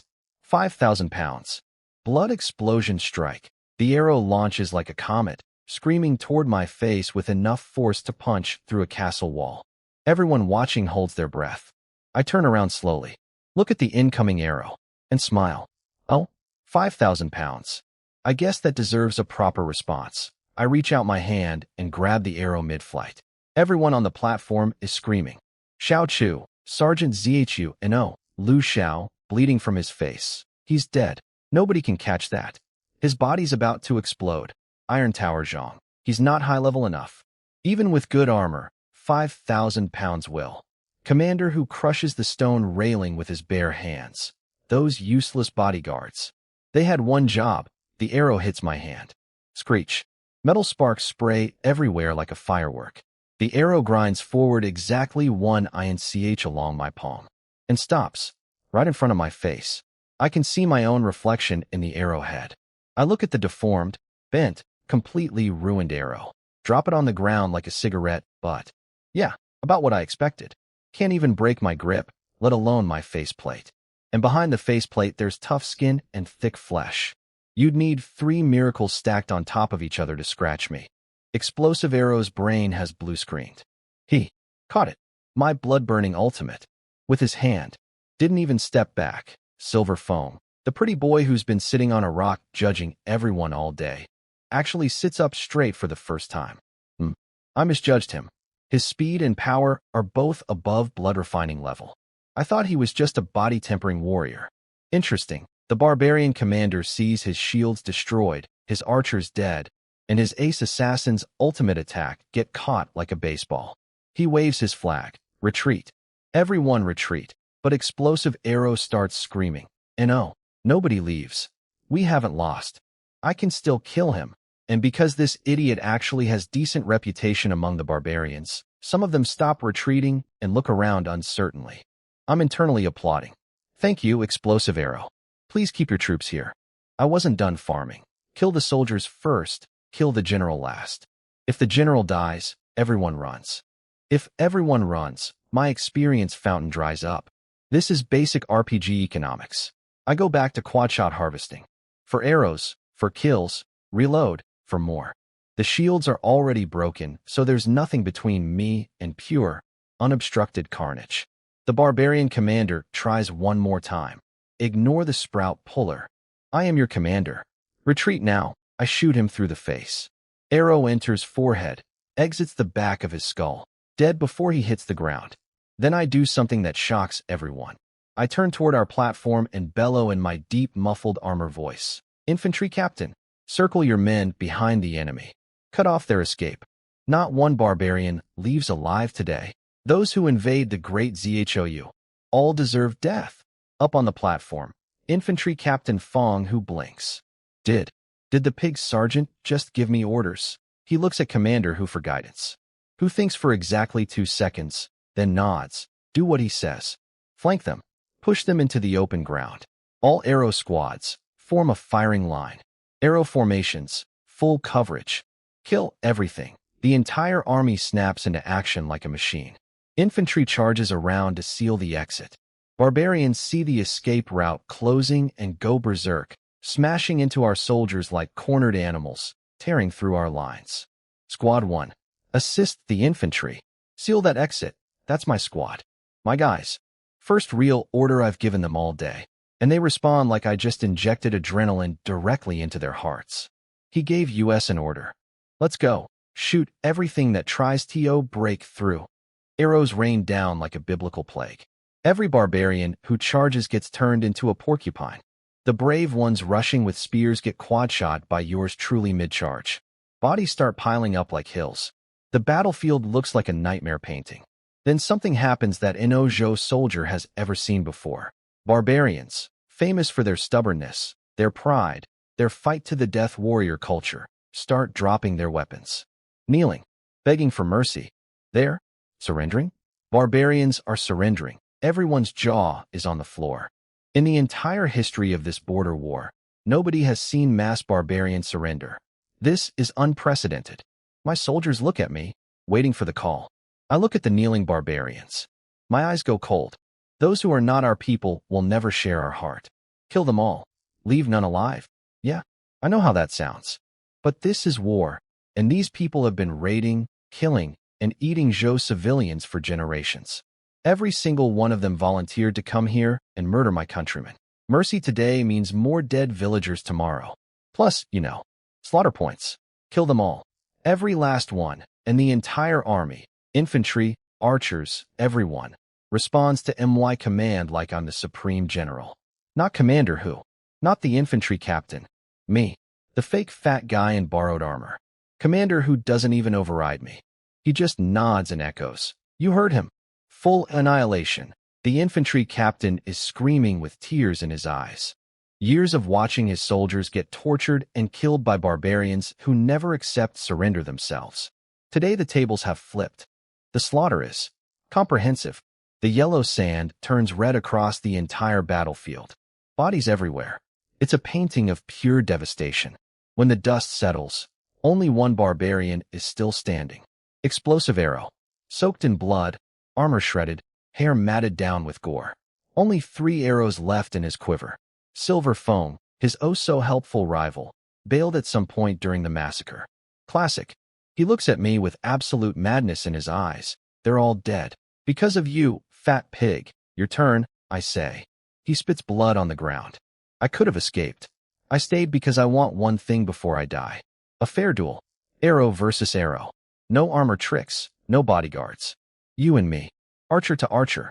If you have any honor. He raises his bow and fires. I laugh. You want to compare archery? With me? You're not qualified. I draw my gray bow and fire one casual shot. Our arrows collide midair. His explosive arrow detonates on impact with massive force. Doesn't matter. My arrow punches through his, splits it clean in half, keeps flying, and drills straight through his skull. The exit wound sprays brains and blood in a fan behind him. One arrow. Through 2 of his arrows. Into his forehead. Out the back. He's falling backward, eyes going empty, but his mouth is still moving. His last whisper, 1 arrow, broke both my shots, and still hit the mark. He's reached master's level. Arrow perfection. Arrows becoming 1. I'm already crouching over his body, rifling through his pockets like a looter in a video game. My hands find a blood-red token, some kind of pass.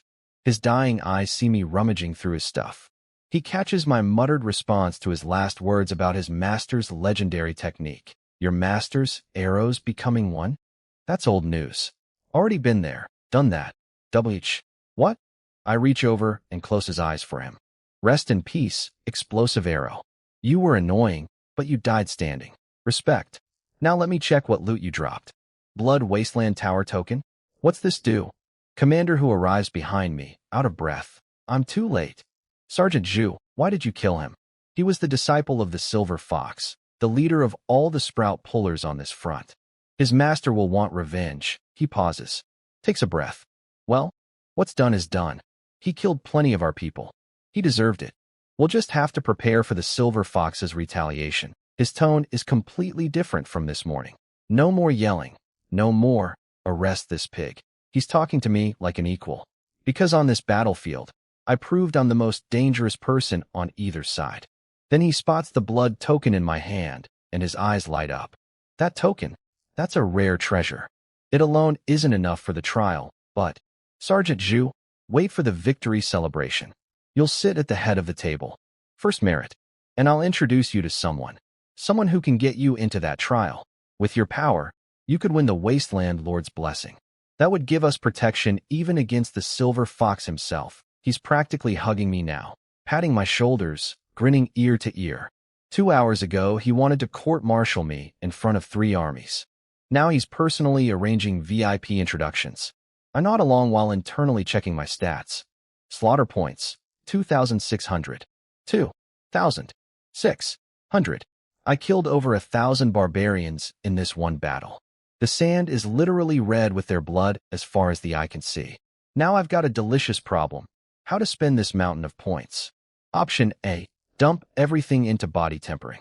I could reach level 8 or 9, almost breaking through to the second major realm, blood refining. That's a massive power jump. Option B. Upgrade my skills. Thick flesh art, tough skin art, and wild storm hammer are all at great success. One more tier to perfection, and the description says perfection is a qualitative leap, not just a number increase. The hammer technique at max level is literally described as effects unknown, transcends understanding. I'm standing in a field of corpses, holding a mysterious blood token, being courted by the Supreme Commander, with 2,600 murder points burning a hole in my pocket, and I genuinely cannot decide whether to max my body or max my skills. This is the best kind of problem to have. Time to do some math before spending my points. So here's how cultivation works in this world. Body tempering, where I am now, is the beginner zone. Each level adds a base of 100 pounds per level for normal people. Blood refining is the next major realm, where each level adds 1,000 pounds base. That's the sergeant and captain tier. But I'm not normal people. I'm 100 times normal people. So when I hit blood refining, each level won't give me 1,000 pounds. It'll give me 100,000 per level. 10 levels means a potential million pounds of force. Now let me think about Captain Lu, the uncle who wants me dead. He's a captain-level cultivator, probably in the realm above blood refining. His power ceiling might be around 100,000 pounds. That's still higher than my current 70,000. But the second I break into blood refining, I'll leapfrog him in one level. Decision made. Pump everything into cultivation. Skills can wait. I'll grind those manually with my 100 times talent. But surviving Captain Lu requires raw power right now. Ding ding ding ding. Level 7. Level 8. Body tempering level 8. Force, 90,000 pounds. That leaves me with 600 experience toward level 9. I burned through 2,000 slaughter points like a kid with a gift card at a candy store. But 90,000 puts me within spitting distance of Captain Lu's estimated upper limit. If he hasn't trained with advanced techniques, I might already match him. I still have my Greybow problem though. It maxes at 10,000 pounds of draw weight, and I've got 90,000 pounds of arm. That's like strapping a rocket engine to a bicycle. Captain Lu hinted there's a way to upgrade it. Need to track him down and get the full explanation this time. And there's still the matter of Lu Xiao and Manager Huang. Huang took that black iron arrow through the thigh and is currently bedridden. Lu Xiao is playing nurse. 2 targets, both distracted, both on my kill list. Just need the right moment. Back at camp, the hype is unreal. Every soldier who missed the battle is hearing the stories secondhand and having their minds blown. He broke stone shields with 2 arrows. He killed the entire explosive arrow squad. He killed the barbarian commander. He sealed the retreat and massacred them all. Eyes the size of dinner plates everywhere. Guys are punching themselves for having the day off and missing the greatest battle in border war history. And then Fatty wakes up from his nap, crawls out of his trick bed, walks outside, and gets hit with a tidal wave of worship. There he is, the victorious Sergeant Zhu. Look at that powerful frame. See his double chin? Even the grease glistening on it sparkles with wisdom. That massive belly contains 1,000 strategies and 10,000 brilliant plans. Those thick hands pulled the bow that mowed down barbarians. Like grass, Fatty is so overwhelmed his walking changes. He's strutting now. He's never been praised in his life, and suddenly the entire army thinks his fat rolls are signs of genius. My chubby chin is praiseworthy. My belly is strategic. He's floating on clouds. Glowing. He slept through the entire battle and woke up as the most celebrated hero in military history. This is peak fatty pig lifestyle. Then a big muscular soldier runs up to him, tears streaming down his face, drops to his knees, and hugs Fatty's legs. Sergeant Zhu, thank you. You avenged my infantry brothers. You killed so many barbarians. Sob, sob, sob. Fatty's patting his back awkwardly. There, we're all brothers here. No need to thank. The soldier's face twists into pure hatred. Mid-hug, he yanks a white dagger from his boot and stabs at Fatty's heart. Assassin. Barbarian spy. The blade slices through Fatty's shirt, hits the golden silk undershirt beneath, punctures through that too, and touches skin. Get off me. Fatty kicks the assassin across the yard so hard the guy ragdolls through the air. Then he frantically checks his chest. And no poison, right? Please no poison. Oh, thank God no poison. I almost died. Soldiers dogpile the assassin. The barbarian spy grins, bites a poison capsule hidden in his teeth, and delivers his final message. This is just the beginning, pig traitor. The silver fox is sending his core disciples. You won't sleep peacefully ever again. Black blood pours from his mouth. Dead. Fatty stomps the corpse's head until it pops like a grape. Which is a lot, but understandable. I step out of my tent, see Fatty's fine, and go back to casually crushing a black ant under my heel. So the retaliation has started. Predictable. Then someone unexpected walks into camp. Vice Captain Chong, looking sharp and serious. He glances at Fatty, then locks eyes directly on me. Chen Xiao, come with me. Captain Liu and Commander Long want to see you. Wait, they want to see me? Not Fatty. The real me? By my real name? This is either very, very good, or very, very bad. Captain Liu and Commander Long want to see me. These are big guys. Liu is a captain. Long is a commander who outranks even the 1,000-man officers. They're the ones who spotted my talent during the archery test way back. Basically my secret sponsors. I ride a horse carriage to their base at Jiaying Pass, and when I walk in, they're having TA and talking about me like proud parents at a school play. This kid is insane. The enemy sent assassins to pluck him, and he plucked them. Broke stone shields, led infantry, wiped out the entire barbarian force. Best results Black Cliff Ridge has seen in 10 years. Then they start discussing something that makes my ears perk up, special body constitutions. Apparently in this world, some people are born with bodies that multiply their power at every level. Normal people get 1x. Some freaks get 3x or 4x. Really rare ones get 6x or 7x. Commander Long once met someone with a 6 harmony body, 6 times normal power at every level without even using advanced techniques. And based on my performance, a body-tempering nobody overpowering a blood-refining mid-tier expert, they think I'm at least a 5 elements body, possibly a 6 harmony body. They have no idea I'm at 100 times. 100. They think 6 is legendary. I'm sitting here with a straight face while they speculate that I might be as high as 6 or 7. And internally I'm like, yeah, multiply that by 15, guys. Then Commander Long drops some imperial tea about the Emperor himself. Turns out His Majesty got the throne because he evolved from an 8 wasteland body into a 9 dragon body as a teenager. The rarest constitution in existence. That's what made the previous emperor choose him as successor over everyone else.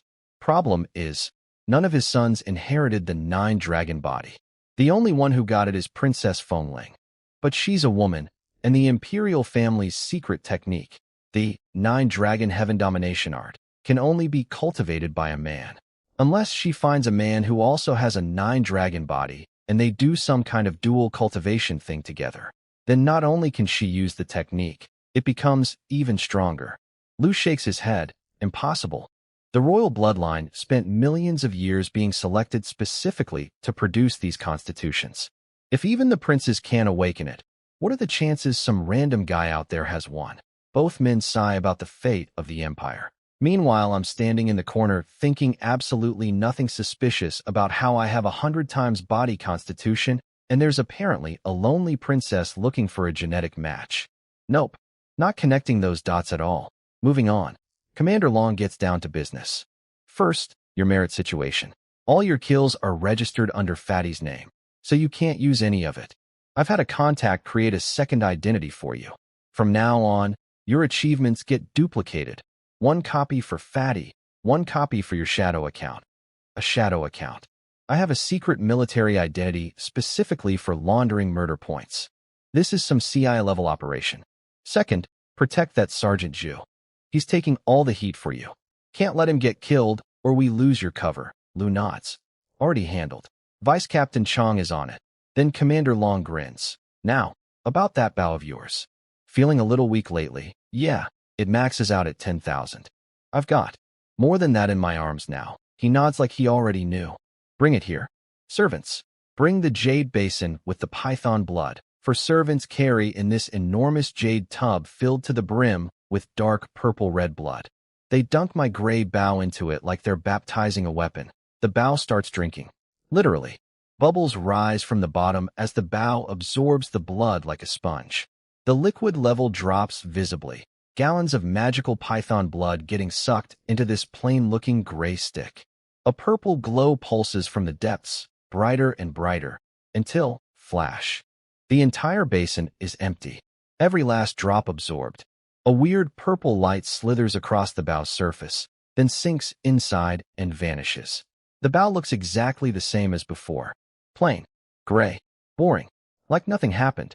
But I can feel it's different. Try it. Long says, smiling. I pick up the bow and pull the string back. Gently. Very gently. Because my actual strength is 90,000 pounds, and these two men think I'm maybe at 7,000. I pull to about 7,000 pounds of force, and the bowstring has barely moved a third of the way back. The bow isn't even trembling. No strain whatsoever. This thing could clearly handle 30,000 to 50,000 pounds easy.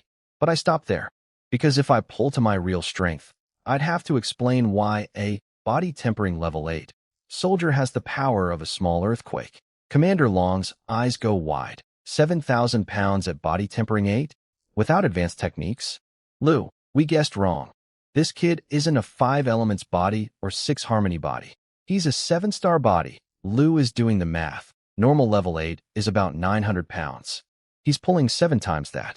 7-star body confirmed. And he's still young. With the right medicines, he could evolve to an 8 wasteland body. If that happens, the Imperial Court will personally come to take him from us. Both men are practically hyperventilating over 7 times normal. I'm standing here with 100 times normal, trying not to laugh. They think 7 is mind-blowing. If they knew the truth, they'd probably have simultaneous heart attacks. This secret goes to my grave. Then Commander Long flicks a green light at me. A jade ring that materializes in my hand. A storage ring, made by the Emperor's personal formation masters using ancient spatial magic. Think about it. Put stuff in. Think again, stuff comes out. Inside are 3 barrels of python blood for upgrading my bow 3 more times. After those 3, you're on your own. This bow's potential is limitless. The stronger the beast blood you feed it, the stronger it gets. But I can only help you this far. A self-upgrading weapon that eats monster blood and grows stronger. I went from, my bow is too weak, to, my bow is a vampire that evolves. Nice. Then Captain Lu pulls out a gray copper mask, and things get real spy movie. This is from the Emperor's secret army, the Demon Face Guard. We've registered you under the code name GUE18. It's an alternate identity. From now on, every achievement you earn gets duplicated. 1 copy for Fatty's official record, 1 copy for your shadow identity. You'll earn merit, rank, and armory access through this second identity without anyone knowing who you really are. A secret identity in an Imperial Black OPS unit. I have a superhero alter ego now. The mask has the character 4, GUE, on the forehead, the last of the 10 heavenly stems, meaning I'm the absolute bottom rung of this shadow organization. GUE18. Sounds like a discount spy. But Commander Long waves it off. Don't worry about the low rank. Your permissions are tied to your real military achievements. More kills, more promotions, better equipment access. Lu adds, there's also a special Demon Face Guard armory in Desert Blood Town, separate from the normal military shop. Here's the map. Memorize it, then burn it. I glance at the map. It's near my old home, which makes me think about home. Not much to think about. Parents died years ago. Had a greedy uncle who kept trying to steal our 2 acres of farmland. There was a girl, a childhood betrothal arrangement. But when my parents passed, I sold everything, gave her the money, and told her to go live her own life. Didn't want to trap her. So I'm a clean slate. No family. No attachments. Nothing holding me back from pursuing the absolute peak of martial power. With 100 times constitution, if I train to the very top, it won't just be strong. It'll be cliff edge, unreachable, absurdly broken dominance. But that's future dreaming. Right now, kill the Lu family, deal with the sprout pullers, get stronger. Days pass. I grind cultivation and skills manually. Progress is steady but slow without pills. I keep stalking Lu Xiao and Manager Huang, looking for an opening. But these guys are paranoid now. They don't even leave their tent to pee. Literal chamber pots inside. No openings. Then one day a messenger runs up. Sergeant Zhu. Sorry, Captain Zhu now. Report to Commander Hu's tent. The 3 army reward ceremony is ready. Fatty's getting his promotion ceremony, which means MY Shadow Identity gets promoted too. Time to finally cash in and buy some cultivation pills from the secret armory. I follow behind Fatty as we head to the command tent, already mentally shopping. Whoosh. A black arrow screams past my left side and slams into Fatty's fat arm. A layer of dark red fire erupts from the impact point and starts spreading across his skin. Oh no. What is this stuff? Fatty is flailing his arm around like a man who stuck his hand in a deep fryer. Black waxy liquid is dripping off his wound, and everything it touches catches fire. Grass, twigs, the ground itself, just instant barbecue. I don't even think. I spin around, pull my gray bow, and fire blind over my shoulder. 100 meters back, a skinny guy with creepy deadfish eyes catches my arrow right between his eyebrows. The force is so strong it pins his entire body to a mud wall behind him like a butterfly in a display case. Commander, who rushes out, checks the corpse, and his face goes dark. This is a disciple of Fire Arrow Black Scale, one of the Silver Fox's core students. Black Scale is a third realm cultivator. Skin refining level. That means 5 to 10 times stronger than blood refining. Tens of thousands of pounds of force in a casual swing. And his special thing? He coats his arrows in ancient fire poison. If the arrow doesn't kill you, the fire melts you into charcoal, and right on cue. The soldier who helped Fatty put out the fire? The black liquid splashed on him. We all watch in horror as the man's entire body erupts in black flames. He melts, like a candle in a furnace. Nothing left but a steaming black puddle of charcoal that smells like burned meat. Who goes nuclear? Lockdown. 10-mile perimeter. Day and night patrols. Anything that moves without clearance gets killed on sight. Fatty, though? The fire poison that liquefied a human being gave him. A few blisters. His pig skin is so thick it basically shrugged off magical napalm. They slap some medicine on it, wrap it up, and he's fine. This man is built different. Built like spam. The reward ceremony happens anyway, though who's clearly distracted. Fatty gets promoted to vice captain, which means MY Shadow Identity in the Demon Face Guard gets bumped up too, from GUE 18 to GUE 13. Captain level armory access unlocked. I hit the secret Demon Face Guard shop like Black Friday. I grab piles of cultivation pills and one beautiful new technique. The Demon Face Body Forging Art. It's a ranked technique. 1.2 times power multiplier, 20% better than my old kitchen worker manual. Only catch, I have to recultivate from scratch to convert everything over. Slow process, but worth it. I also grabbed the opportunity to watch for Lu Xiao and Huang. Lu Xiao is a turtle, never leaves his tent, practically sleeps with his eyes open. But Huang? Still recovering from that black iron arrow through his thigh. Once he's healed enough, they'll ship him home as a wounded veteran. Once he leaves camp, open road, no witnesses. Bad people don't deserve happy homecomings. Days turn into weeks. No battles. I grind. Morning to night. Pills, stance training, technique practice. Finally, everything clicks into place. My full stat panel now reads like a cheat code. Demon Face Body Forging Art. Body Tempering Level 9. Force, 120,000 pounds. That 1.2x multiplier turned my 100,000 base into 120k. I went from scary strong to casually stronger than most third realm cultivators. Archery, perfected. 30-yard bullseyes. Rapid-fire arrows that merge into a single line. 3-second arrow god state where anything I can imagine, I can shoot. Thick flesh art, perfected. 5 hours of unconscious armor while sleeping. No concentration needed. Just pass out and be invincible. I literally cannot be assassinated in my sleep anymore. Tough skin art, perfected. Skin hard as crocodile scales. Spears bounce, swords shatter.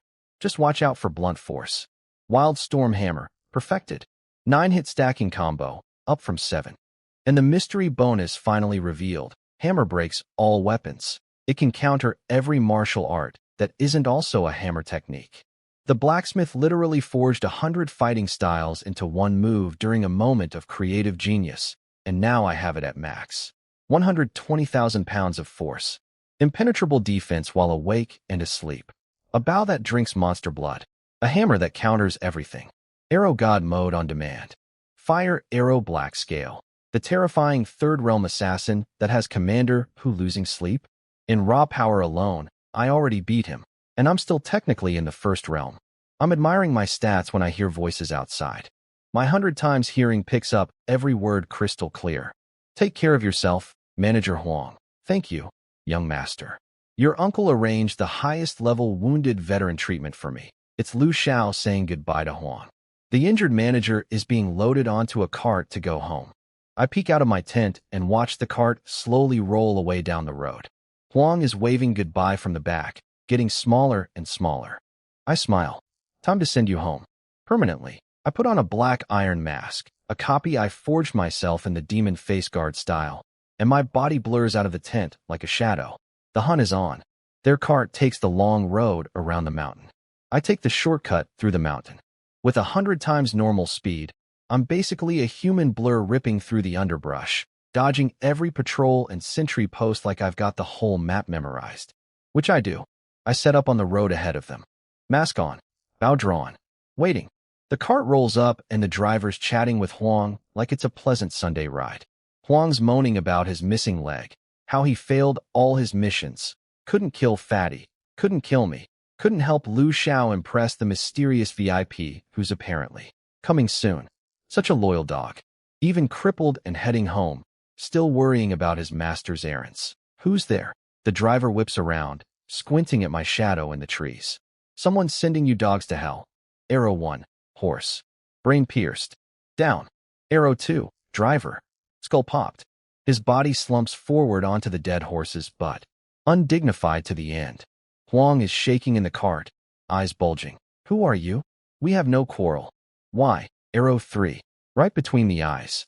Brains and bones scatter like confetti. I look at the 3 corpses and sigh dramatically. Those barbaric northerners. So cruel. They won't even spare our loyal Zhou servants on the road. What is this world coming to? Evidence planted. Motive established. Barbarian bone arrows used. Nobody will suspect a Zhou soldier. Perfect crime. I slip back into camp like nothing happened. One name crossed off my kill list. But when I arrive, something weird is happening. The entire camp is crowded around the training grounds. Soldiers are yelling, arguing, getting heated. Did Black Scale attack again?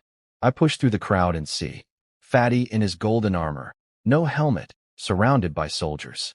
Next to him are 3 strangers. 2 are slim, delicate-featured guys with impressive auras, clearly not regular grunts. And the third person makes my eyes narrow. Lu Xiao. What's he doing here? Lu Xiao is bowing to one of the pretty newcomers with ridiculous respect. Young master, you don't need to compete with this fat pig. His skills are nothing compared to yours. You're heaven, he's dirt. The other attendant agrees. Only commander who himself would be worthy of facing you. Young master. The young master waves them off casually. Phoenix eyes, water-clear pupils, the kind of presence that makes everyone around him feel automatically inferior. I have a rule. Wherever I go, I challenge the best archer. This man is ugly and fat, but if everyone says he's talented, I'll test him. And here's my offer. If he beats me, I'll grant him anything he wants. Anything under heaven. Anything under heaven, Fatty snorts. Big words from a new recruit. I'm feeling unwell today. Come back when I've had a nap, he's stalling. Because he just watched this pretty boy fire 3 arrows from 100 paces, and each one split the previous arrow down the middle, leaving only the final arrow in the bullseye. That's arrow perfection, arrows becoming one. The technique that explosive arrow said only his master could do. This random, new recruit is shooting at Silver Fox level. Fatty knows he's outclassed by about 1,000 miles. He's desperately scanning the crowd looking for me. Where the hell is Chun Xiao when you need him? Meanwhile, my soldiers are going to war for Fatty's honor. How dare you call our vice captain weak? He soloed a sprout puller. Lu Xiao's private bodyguards step up, and everyone backs off. Then little Xiao Chu, my former squad rookie, now a full fanboy, steps out of the crowd. If Vice Captain Zhu is tired, I'll take the challenge. Brave kid. Stupid, but brave. He has no idea what he's walking into. Fatty tries to grab him. Xiao Chu, get back here. But his piggy eyes keep drifting nervously to that archery target where 3 arrows were split into 1. And I'm standing at the edge of the crowd, mask off, thinking, who is this person? Arrow perfection technique. Lu Xiao treating him like royalty, claims he can grant anything under heaven. Is this the mysterious VIP everyone's been talking about? I'm watching from the crowd, sizing up this mysterious young master. Delicate features, phoenix eyes, an aura that makes everyone feel small. Really elegant neck. Beautiful eyes actually. Wait, what am I thinking about? Focus, Chen Xiao. This is clearly the VIP that Lu Xiao's uncle told him to suck up to. The important person whose favor the Liu family was willing to murder for. And now they're here, in our camp, challenging the local archers. Then this person slaps something on the table that makes the whole crowd lose their minds.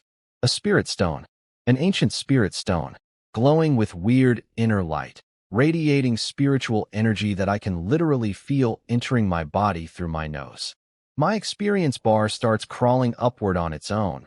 117, 118, 119, 120, just from standing nearby. These things are basically ancient cultivator currency, so rare that the best antique shops in our entire region might not have a single one. One stone alone could push a level 1 warrior all the way to blood refining realm. Beat me, and this is yours. Everyone's drooling. Fatty's pig eyes are about to pop out of his skull staring at it. Not enough? How about 10? Slap, slap, slap. 10 spirit stones hit the table like a stack of winning lottery tickets. The crowd goes feral. Vice Captain Zhu, fight. Fight. Free treasure, but Fatty knows he can't win. This person just demonstrated arrow perfection. 3 arrows, each splitting the previous one down the middle, only the last one remaining in the bullseye. That's master-level archery. Fatty can barely hit the broadside of a barn without me doing the shooting. I'm not feeling well today.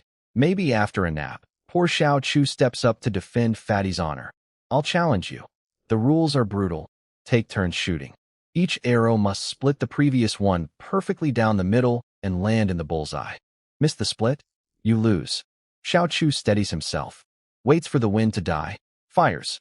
His arrow clips the feathers of the target arrow and veers off to the 9 ring. Not even close to the bullseye, let alone splitting anything. The mysterious archer responds by casually splitting both arrows on the target with 2 consecutive perfect shots. Arrows becoming 1. Twice in a row, without breaking a sweat. The attendant sneers, border town soldiers. So disappointing. My master came all this way on Lady Liu's recommendation, and there's not a single worthy opponent. Lady Liu? Liu? As in the Liu family recommended this visit? The plot thickens. The soldiers are begging Fatty to step up. They're listing his greatest hits. You broke stone shields. You killed explosive arrow. You did arrows becoming 1 in combat. Fatty's sweating bullets. He wants those spirit stones. He can practically taste them. But 1 round of this competition, and everyone will know he's a fraud.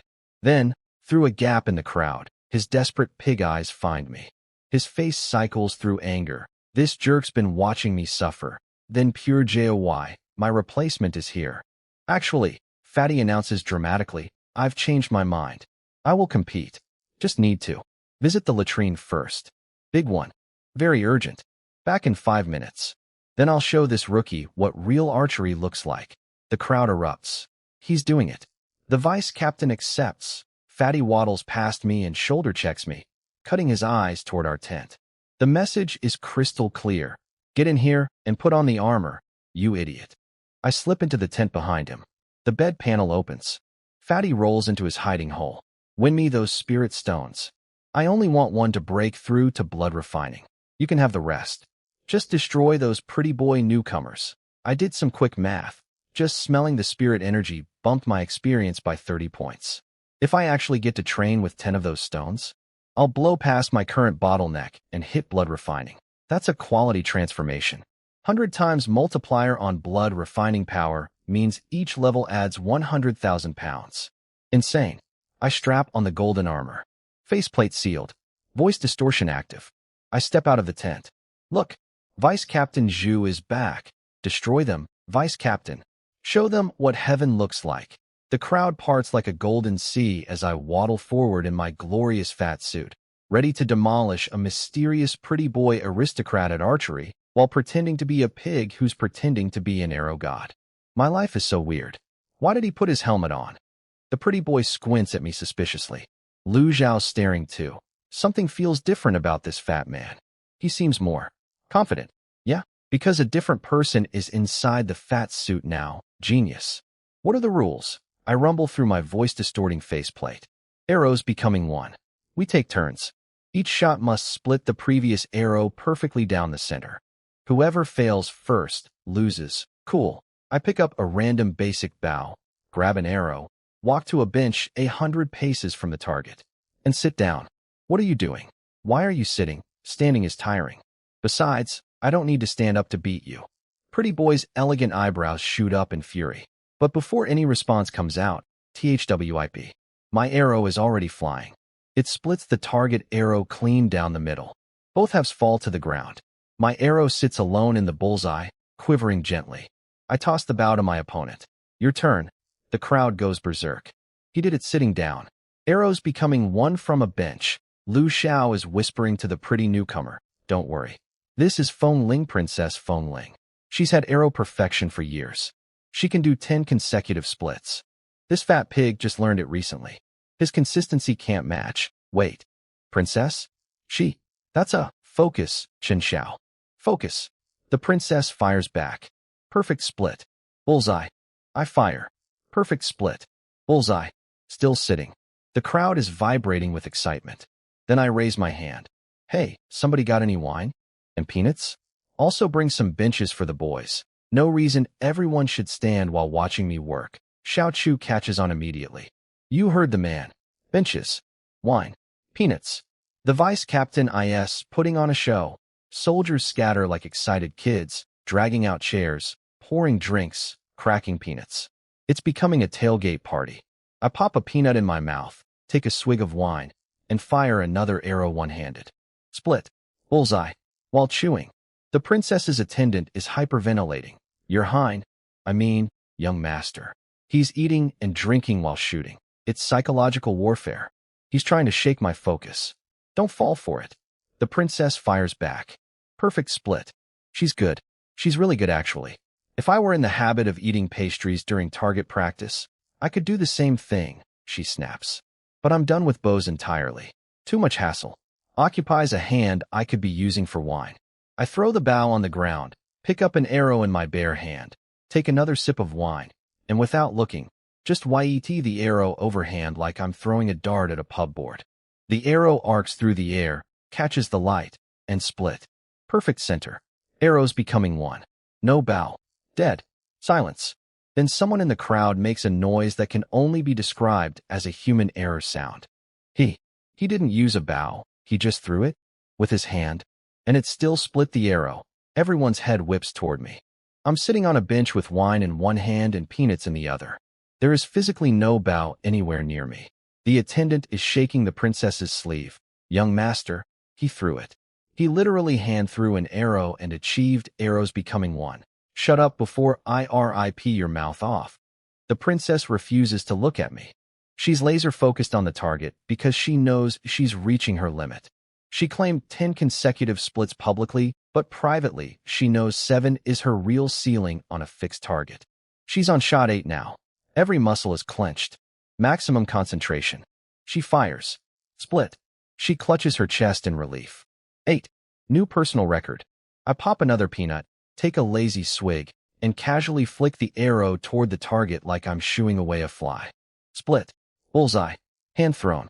While snacking. The princess's hands are trembling now. Emotions boiling over. Her 9th shot. The arrow clips my arrow's tail feather, deflects sideways, and doesn't even hit the target. Game over. I lost. I lost to a fat man who was sitting on a bench, eating peanuts, drinking wine, and throwing arrows with his bare hand. The princess is staring at the target like it personally betrayed her. Lu Xiao is frozen in place. Brain crashed. The attendant is whispering, This is impossible. Is he even human? My soldiers don't have these philosophical concerns. They're already rioting with joy, spilling wine everywhere, throwing peanuts in the air like confetti. And I'm sitting on my bench, one leg crossed over the other, golden armor gleaming, thinking, so the mysterious VIP is a princess. And I just publicly humiliated her while eating bar snacks. This is either the best or worst thing I've ever done. He lost. The pretty boy lost. The soldiers are howling with laughter. The attendant girl, Jing Jing, starts screaming damage control. Our young master didn't lose. This fat pig wasn't even shooting, he was throwing. That's not archery, it's darts. He used weird behavior to distract our master. Our young master can normally do 100 consecutive splits. Lu Xiao jumps in. Exactly. This fat pig was playing darts, not archery. Our young master never lost. I look at Lu Xiao with ice-cold eyes. Did you just call me fat pig? That's Vice Captain Zhu to you. You disrespectful little worm. 15 beefy soldiers instantly grab Lu Xiao and slam him face first into the dirt. Slap, slap, slap. 3 fat palm prints across his cheeks. His bodyguards try to help, but the entire crowd dogpiles them too. Everyone gets slapped until their faces look like tomatoes. Today is a wonderful day. What is your name? The pretty, young master finally looks at me seriously for the first time. You just heard it. Vice Captain Zhu. Fine, Vice Captain Zhu. I admit defeat in round 1. The 10 spirit stones are yours. 10 spirit stones secured. My experience bar is already drooling. But the princess continues. Accuracy is only half of archery. Speed matters too. If you can beat me in speed and accuracy combined, I'll wager this. She pulls out the most beautiful weapon I've ever seen. A golden-handled dagger encrusted with 7 colored gemstones, carved with a flying phoenix. The blade flashes so bright everyone has to shield their eyes. This dagger is priceless. Its owner gains my authority, far more valuable than those spirit stones. Lu Xiao nearly faints when he sees it. I can see from his expression that this thing is incredibly important. I don't know exactly what authority means here, but Lu Xiao's eyes are bulging with greed and terror simultaneously. Whatever this dagger represents, my enemy desperately wants it. Rule number 1 of warfare. If the enemy wants it, take it. What's the game? I ask. Speed shooting. Stand in front of a wooden board while your opponent shoots arrows around your body outline, as close as possible without hitting you. My personal best. 10 seconds. 100 arrows. Every single one piercing the clothing without touching skin. 10 seconds, 100 arrows. That's 10 arrows per second. Each one threading the gap between clothing and flesh without drawing blood. That's insane precision at insane speed. Everyone's jaw drops. Even the soldiers who were celebrating are suddenly very worried for me. I wave my hand. You go first. I'll stand at the board. Show me how it's done. The princess sets up. Her attendant lays 3 full quivers at her feet. 100 arrows. Her hand becomes a blur over the quiver, and arrows start flying like a machine gun. Thwip, thwip, thwip, thwip, thwip. 10 arrows a second, every single one landing millimeters from my armor, pinning into the wood behind me. I'm standing completely still while she outlines my entire body in arrows like a human coloring book. Left arm, right arm, legs, torso, head. She traces my fat golden silhouette with surgical precision. Under 10 seconds, all 3 quivers empty. 100 arrows forming a perfect fat man-shaped outline around me, without a single one touching my armor. The crowd is silent with awe. 10 seconds. 100 arrows. Every one touching cloth, but not skin. This is beyond anything I've ever seen. Even in the great imperial armies, this level of speed shooting is unheard of. Lu Xiao is smirking. The princess's speed archery is beyond human imagination. Even my late brother couldn't have matched it. This fat pig might be more accurate, but in speed, he's outclassed. Everyone's looking at me with genuine concern now. Not because they think I'm weak, but because what they just witnessed seems genuinely unbeatable. My turn. I step toward the shooting position with a casual smile. Xiao Chu, bring me more quivers. He runs over with 4 quivers. About 120 arrows. Everyone nods. That's already 20 more than the princess used. I look at the 4 quivers like someone just handed me a single French fry. I said more. Xiao Chu blinks. Grabs 2 more. 6 quivers. 180 arrows. Are you deaf? I said more. As many as you can get. The poor kid's face is cycling through confusion, fear, and existential crisis. He runs to the armory and comes back with 4 more. 10 quivers total. 300 arrows. Is 10 enough, Vice Captain? 10? What am I, a beggar? Take my captain's badge and go back. I need at least 3,000 arrows. Otherwise, what's even the point? 3,000 arrows. The entire crowd goes completely silent. Then everyone starts talking at once. 3,000? That's enough for an actual battle. That wooden board isn't big enough to fit 3,000 arrows. He's lost his mind. The golden armor is cutting off blood flow to his brain. The princess raises an elegant eyebrow. If you don't want to compete in round 2, just say so. I'll give you the 10 spirit stones anyway. Jing Jing is turning red. This fat pig is just stalling. He knows he can't win, and Lu Xiao, face still red from being slapped, lets out a nasty laugh. 3,000 arrows in 10 seconds? What's he going to do? Throw the whole quiver at the board. Ha ha ha ha. I look at him. Huh. I didn't expect a dog like you to actually have a brain cell. You guessed my exact plan. Lu Xiao's laugh freezes. Wait. What? His lackey whispers. Sir, I think he just said you guessed correctly. He's actually going to throw the quivers. Lu Xiao is buffering. He can't be serious. Throwing the whole quiver was a joke. I was mocking him. His goons burst out laughing. But nervously. Because at this point, nothing this golden lunatic does should surprise anyone. Even MY supporters are losing faith. Maybe Lu Xiao's right. The only way to get 3,000 arrows downrange in 10 seconds is to throw the whole quiver. I used to worship Vice Captain Zhu, but today he's really embarrassing himself. Please don't break the arrows. Those are military property. Poor Xiao Chu has to return them. See, here's what nobody understands.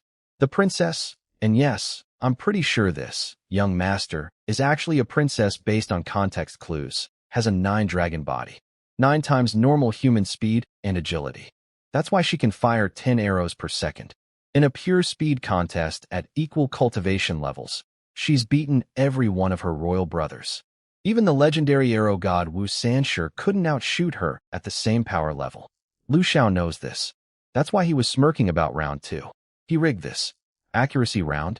Maybe she loses. Speed round? She's physically unbeatable. Unless your opponent has 100 times normal speed. 9 times fast is incredible. 100 times fast is, well, that's why I need 3,000 arrows. Xiao Chu comes back with the armory manager and a whole cart full of arrows being wheeled across the training ground. Is Vice Captain Zhu really the one who ordered 3,000 arrows? For a practice match, Xiao Chu, looking like a man who's questioned every life choice. It's definitely what he asked for, sir. He's right there. Ask him yourself. The cart stops. Arrows stacked high. The crowd has tripled in size. Word spread across the entire camp that something insane is happening at the training ground. I look at the mountain of arrows and smile under my helmet. That should be barely enough. The armory manager storms over looking like he's about to burst a blood vessel. Vice Captain Zhu, 3,000 arrows for a practice match? These are military assets for killing enemies, not toys for your personal entertainment. This is a disgrace to Black Cliff Ridge. Even Commander Hu would, and literally right on cue, Commander Hu walks up. Because of course he does. He sees the cart of arrows piled higher than my head, and his face goes through 17 emotions in 2 seconds. But before he can say anything, he spots the princess standing at the wooden board, and his eyes nearly explode out of his skull. The princess? What is? Jing Jing slaps her hand over his mouth before he can blow the cover. Good girl. But I'm not paying attention to any of that. I'm doing math. I turn to the princess and say, very casually, I'm going to use arrows becoming one technique for all 3,000 shots. Each arrow will split the previous one. So out of 3,000 arrows, only about 300 will survive intact. Can you pay for the damaged ones? The training ground goes so quiet you can hear a bug fart. 3,000 arrows becoming one. The princess repeats this like I just told her the sky is made of cheese. Lu Xiao loses it. Full hysterical laughter. 3,000 arrows becoming one? I was going to mock you, but now I can't even be bothered. Why would I waste insults on a stupid pig? Jing Jing is screaming. If you could do 3,000 arrows becoming one, you wouldn't be here. You'd be in heaven as a god. I ignore all of them. Just stare at the princess. Do you agree to pay for the broken arrows or not? She smiles the coldest smile I've ever seen. Whatever respect she had for me from round 1 is gone. Fine. And if you actually pull this off, I'll fire every archery teacher I've ever had and personally serve you tea every day while you teach me. Satisfied? Perfect answer. Arrow God State. Activate. 3 seconds. That's all I have. Better make them count. I grab the first quiver off the cart and hurl it. Not individual arrows. The whole quiver. 30+ arrows explode out of it in a perfect fan pattern, and every single one threads past the princess's body, grazing her clothing without touching skin, and slams into the board behind her. Thap, thap, thap, thap, thap, 30 impacts in a fraction of a second. Before anyone can process what just happened, both my hands are already moving. Left hand grabs a quiver, flings it. Right hand grabs another, flings it. Left, Right, left, right. My arms are moving so fast they leave afterimages. Lu Zhao's smug grin dies on his face mid-laugh. The armory manager's jaw unhinges. Commander who would be screaming, but Jing Jing's hand is still on his mouth, and now she's the one with eyes like dinner plates. 5 quivers. 150 arrows. All perfectly tracing the princess's silhouette, each one splitting the previous arrow in that spot.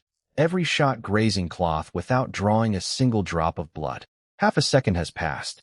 10 quivers. 300 arrows. Already more than the princess's total.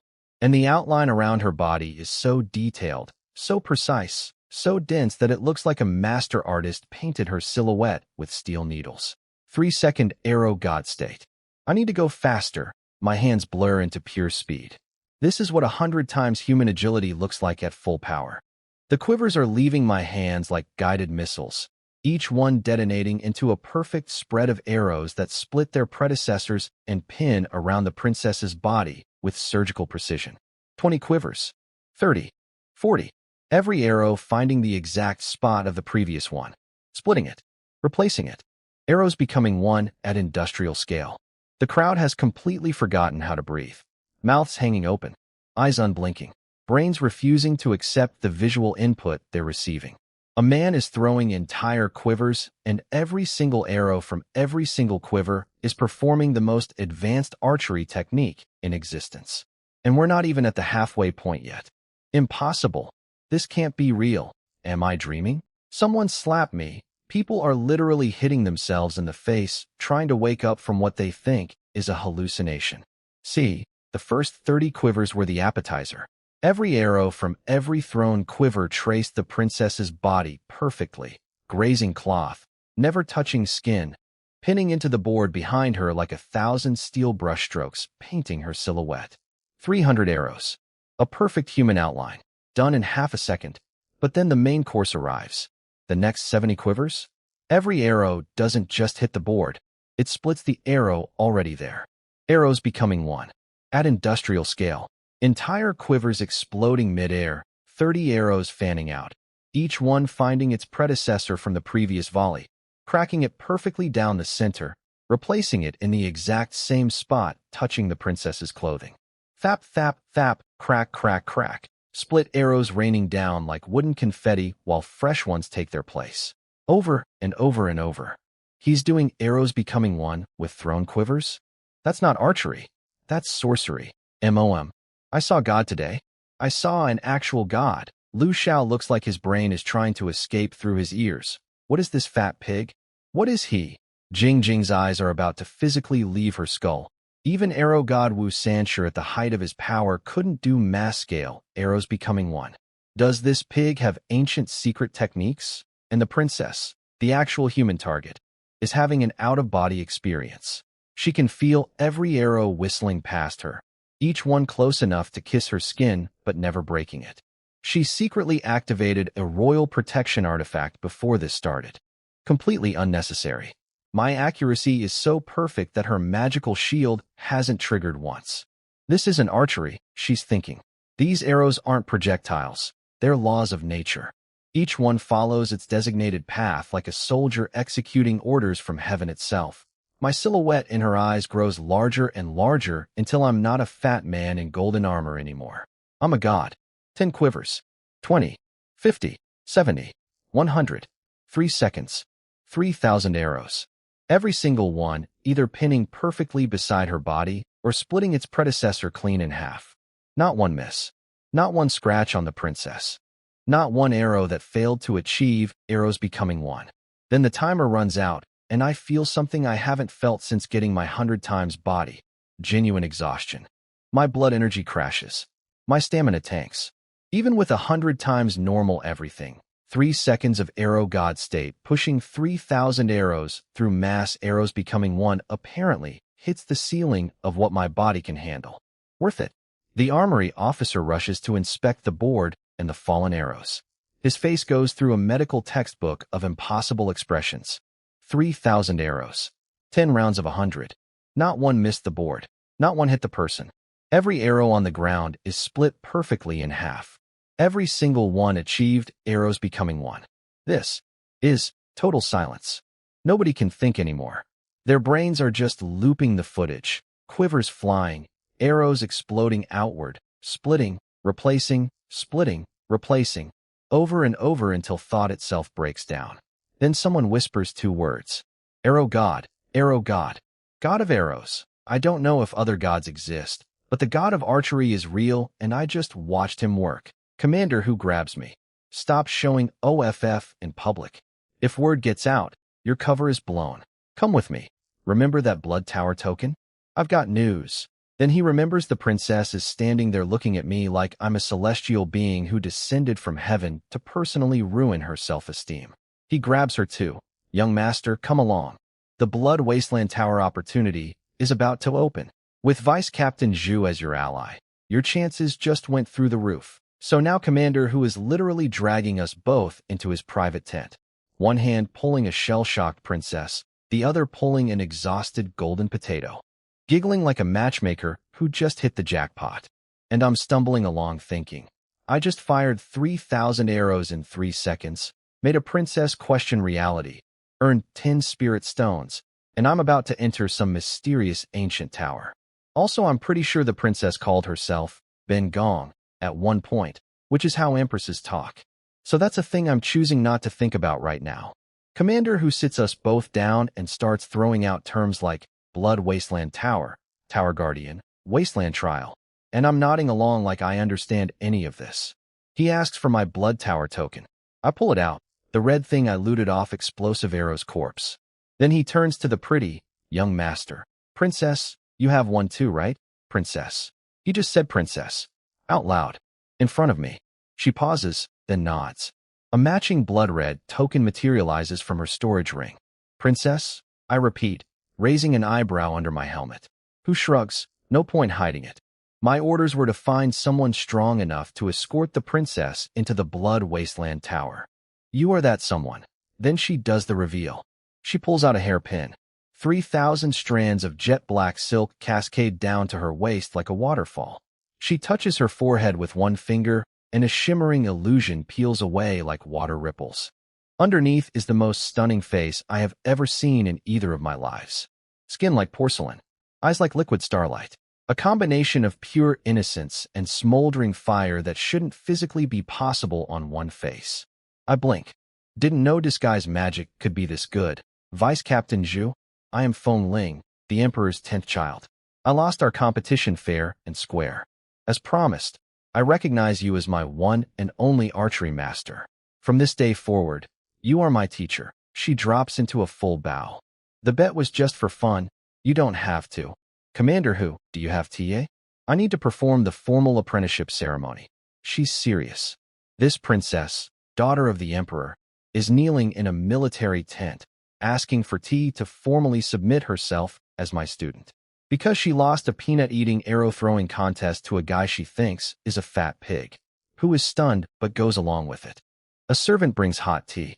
The princess lifts the cup with both delicate hands and offers it to me. Master, please drink. I always believed I was the best archer of my generation. Today I learned there are heavens beyond heaven. My previous archery teachers were worthless compared to you. You are the true arrow god walking among mortals. I'm frozen. A princess is calling me master and serving me TA. Who coughs pointedly. Vice Captain Zhu, she's genuinely sincere. Princess Feng Ling has loved archery since childhood. She even tried to apprentice under the legendary arrow god Wu Sanshi. But after what you showed today, you're clearly his equal or better. I'd normally oppose her taking random teachers, but for you, I approve. I take the tea. My fingers accidentally brush her hand while helping her stand up. It feels like touching warm jade carved by angels. Focus. Chun. Shao. Fine, I'll accept. But know this, before you, I already have one apprentice. His name is Chen Shao. When you meet your senior brother, treat him with the same respect you'd give me. Yes. I just made myself my own senior disciple. My apprentice hierarchy is now me, the master, disguised as Fatty, me, the senior disciple, as myself. I am both teacher and student in my own martial arts lineage. This is the most ridiculous thing I've ever done, and I've thrown quivers at a princess. Who nods along. Oh yes, Chen Shao is good. Fights alongside Vice Captain Zhu, earns plenty of merit. Princess, he'll be good company during your military training. Feng Ling nods, then stares at me with this weird expression. Her cheeks are turning pink.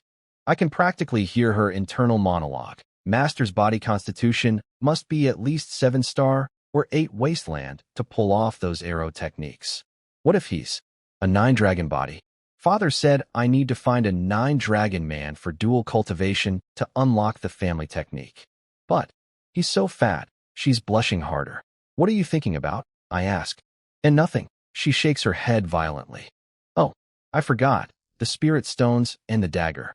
I owe you those. She pulls out 10 gleaming spirit stones and the phoenix dagger, the imperial weapon that grants its holder the authority to challenge and even kill anyone above their rank without legal consequences. One of only 10 such weapons made by the emperor himself for his children. A princess just handed me a license to kill 10 cultivation power-ups, called me master, and is secretly wondering if the fat suit contains husband material. I'm standing here thinking, girl, you have no idea what's under this armor. And when you find out, this whole situation is going to get approximately 10,000 times more complicated. The princess hands me the spirit stones and the phoenix dagger, then explains what the dagger actually does. This weapon was forged by my father, the emperor, one for each of his 10 children. The boys got dragon swords, I got the phoenix dagger. Whoever holds it gains my imperial authority. Anyone who disrespects the dagger can be executed on the spot, no questions asked. And it grants the power to force challenge anyone one realm above you. If they refuse the duel, you can hunt them down, and even if you kill them, you face 0 legal consequences. I'm stroking this dagger like it's a newborn baby. A license to force fight anyone stronger than me and legally murder them if they don't accept? With my 100 times body, I'm already unbeatable within my own realm. And this thing lets me challenge people a full realm above me? Captain Liu, the man who wants me dead. The man whose cultivation level I couldn't touch before. I can just walk up to him, flash this dagger, and legally force him into a fight to the death. This is worth considering. Considering? I'm already mentally writing the invitation card. But first, I don't just want to kill Captain Liu. I want to find every Liu family cousin, uncle, in-law, friend, and neighbor. Map the entire family tree. Then chainsaw it down to the root. Commander who clears his throat. Can we please talk about the actual Blood Wasteland trial now? Right. Business. Who lays it out? Apparently, somewhere in the desert beyond Black Cliff Ridge, there's an ancient tower that's been running trials for thousands, possibly tens of thousands, of years. When it opens, both sides, Zhou and barbarians, declare a temporary ceasefire so everyone can send people in. But why? I ask. Because whoever kills the blood demons inside and passes the trial receives the blood force, an ancient secret power. Who explains the whole power hierarchy of this world, and it finally fills in the gaps I've been wondering about. There are 4 levels of ancient secret arts: force, intent, law, and Tao. The storage rings we use? Made from ancient spatial intent. Those weird abilities the Silver Fox's disciples had. All from ancient secrets. Explosive arrows head-popping shots? Ancient explosive force infused into arrows. Heavy arrow silver fangs crater-making shots? Ancient weight force.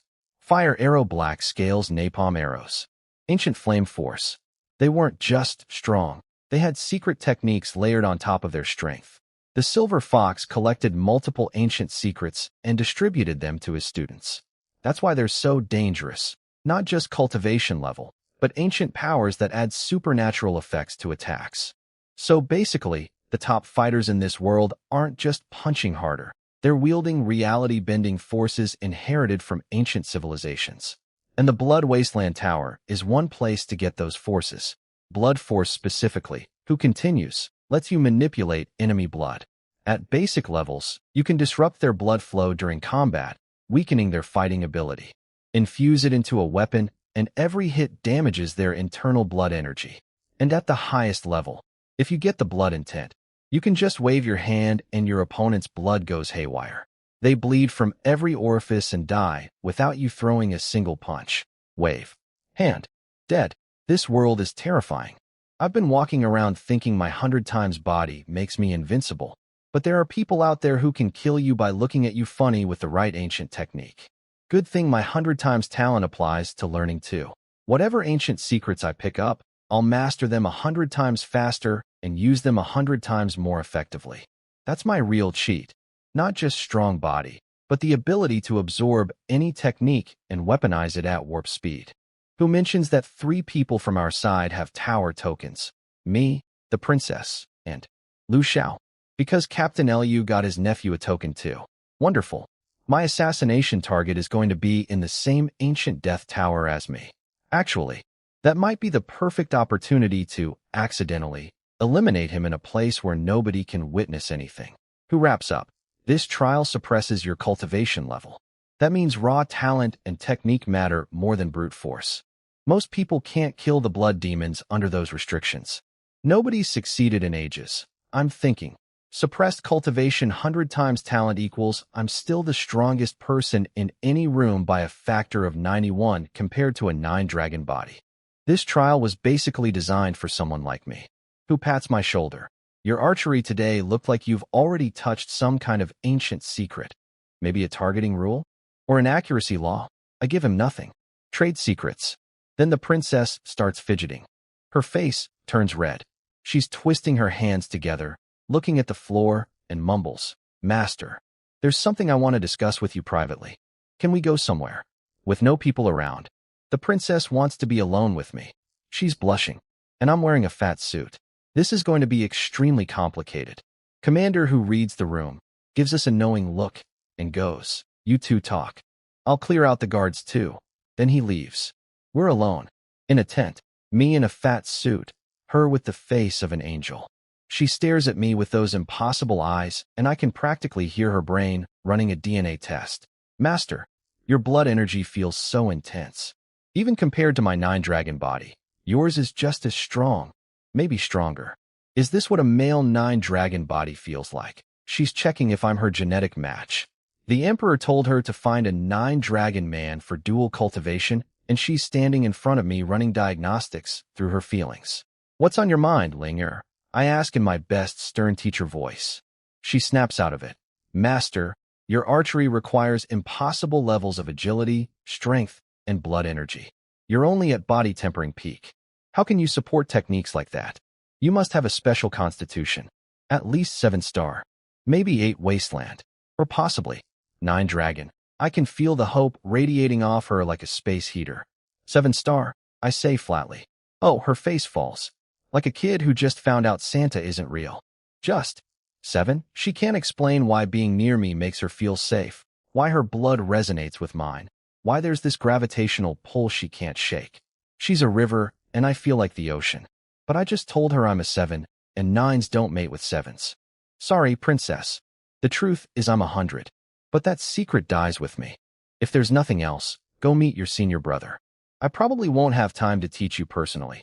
Chen Zhao's archery is more than good enough to train you." "What? My senior brother is better than me too? Your skills are the worst in my school. Now go prepare for the Blood Wasteland trial.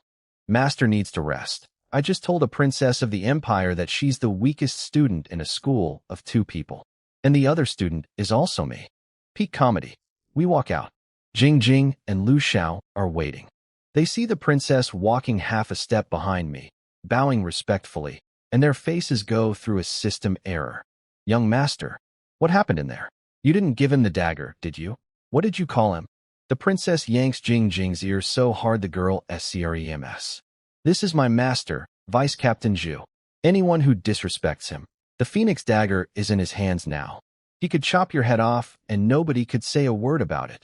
Jing Jing is crying, rubbing her red ear. Lu Xiao's face is ashen. The realization hitting him. The dagger, the imperial weapon with kill anyone authority, is now in the hands of the fat man he's been insulting all day. I stroll over to Lu Xiao, reach out with my armored hand, lift his chin like I'm inspecting a dog at a show. Well. What's this look in your eyes? Want to kill me?" He slaps my hand away. Bold move for a man whose life now hangs on my mood. I pull out the phoenix dagger and twirl it casually. "Go ahead. Try something. I'm right here." Lu Xiao's bodyguards grab him and drag him away before he can say a single word. They know. One insult, one disrespectful syllable, and I legally separate his head from his shoulders. He leaves without a sound. jaw clenched so hard his teeth might crack. Beautiful. Back in the tent, I strip off the armor. Fatty crawls out of his bed bunker, yawning. Your show's done. Here, 5 spirit stones and the phoenix dagger.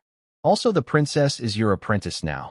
Here's everything you need to know about her identity, so we stay in sync. I dump the full briefing on him. Fatty listens to the dagger explanation, the princess situation, all of it. Then he looks at the 5 spirit stones. 5? I only need 1 to break through my bottleneck. Take the rest back. Don't be modest. I'm not being modest. I'm being honest. I didn't do anything today. You won those. 1 stone is already more than I deserve. Huh. Fatty being genuinely noble again. He takes 1 stone, pushes 4 back, then grabs the dagger with greedy pig hands. This though, let me borrow this for 2 days. I'll parade it around, then give it to you in front of the princess so Chun Xiao officially has it. But first, I'm gonna go make Lu Zhao's life a living nightmare. That little worm insulted me all day and now I've got a royal license to bully. Fatty waddles out with the phoenix dagger, already radiating chaotic evil energy. Lu Xiao is about to have the worst 48 hours of his life. Meanwhile, I sit down with 9 spirit stones. 9 little cultivation bombs. My experience bar is at level 9 body tempering. If these stones push me to level 10 and then into blood refining. Each blood refining level adds 120,000 pounds of force with my multiplier. My strength would literally double overnight. And then, Phoenix Dagger. Force challenge Captain Lu. Legal execution. But I'm not rushing. When I move on the Lu family, I won't just cut a branch. I'm pulling out the entire tree. Every root, every connection, every distant cousin who ever breathed the Lu family name. I press the first spirit stone into my palm and start absorbing. The experience bar begins climbing at a speed I can practically watch. I start grinding spirit stones, and the experience bar goes nuts. 120, 160, 220, 260. 1 stone disappears in 15 minutes flat. My 100 times talent is inhaling this spiritual energy like a vacuum cleaner eating glitter. The stone literally dims, cracks, and crumbles to dust in my palm. 350 points. Stone 1 dead. Stone 2. The bar rockets again. 370, 410, 580, but as I approach 1,000, it slows down, like running through honey at the finish line. It takes 3 full stones just to cross the threshold. Ding. Demon face body forging art. Body tempering level 10. Force 132,000 pounds. Still got 6 stones left. I can push for blood refining tonight. I grab stone number 4 and keep absorbing. Boom. The entire sky to the northwest explodes. Howling winds rip across the desert. The horizon turns the color of blood. Rising from the sand, layer by layer, a massive crimson tower materializes. 9 floors, 3 sections. Lower 3, middle 3, upper 3. It shimmers in the air like a mirage made of blood and ancient stone. The Blood Wasteland Tower has arrived. Across the entire military hierarchy, people are losing their minds. Back at main base, Commander Long and 3 captains, including Captain Lu, leap onto a flying dragon boat and race toward Black Cliff Ridge to watch. Captain Lu is smirking. My nephew Lu Xiao has excellent chances this time. I've made arrangements. The other captains have no idea what he means. But I do. Because at this exact moment, in his tent, Lu Xiao is pulling out a blood-red pill from his storage ring. Blood Enlightenment pill. He's monologuing to his servants like a discount villain. Boosts my blood force comprehension by 10 times. Combined with my natural 3 times constitution, that's 13 times normal human perception. Even Princess Feng Ling's 9 dragon body can't compete. The tower suppresses everyone to body tempering level, and I'm already at peak body tempering 10, perfect fit. I'm guaranteed to reach the 2nd floor, maybe even the 3rd. Once I get the blood force inheritance, the princess will have to notice me, and the whole Lu family will. Well, what exactly? His servants are already fantasizing about. The Lu family becoming imperial in-laws. One of them actually says, "We'll all rise to heaven like chickens and dogs." Lu Xiao kicks him. You're the chicken and dog. I'm the human. But what none of them know is that there's a very large, very sneaky pigman pressed against the outside of their tent wall, holding a jeweled dagger, listening to every word. Blood Enlightenment pill? Huh. Fatty whispers, licking his lips. Old Chun would love this. Meanwhile, on the barbarian side, the silver fox himself makes his move. This man, white eyes, snow-white hair, petting an actual white fox, looks at his assembled disciples and points at Silver Foam. Explosive Arrow is dead. Silver Foam, you lead the trial team. Seize every opportunity. Leave nothing for the Zhou dogs. Succeed and I'll make you my core disciple. Some disciple in the back grumbles. Silver Foam doesn't deserve. A line of blood appears across his forehead. He drops dead. Nobody even saw the silver fox move. Everyone shuts up real fast. The fox in his lap doesn't even flinch. This is the kind of monster who's going to come after Fatty once this trial is over. Cool. Very cool. Back in Lu Zhao's tent, the big moment arrives. He holds up the blood enlightenment pill, his uncle's most expensive gift, the key to his entire plan, and opens his mouth to swallow it. A fat golden shadow blurs into the tent. One chubby hand snatches the pill right out of Lu Zhao's fingers. Ooh, what's this? A candy? Looks yummy. Fatty pops it behind his faceplate, cackles like a maniac, and vanishes out the tent flap before anyone can react. You fat. Vice Captain Zhu, Lu Zhao almost says, fat pig, but his survival instincts kick in at the last second when he remembers the Phoenix dagger. Fatty is already outside, slapping his own butt cheeks in Lu Zhao's direction.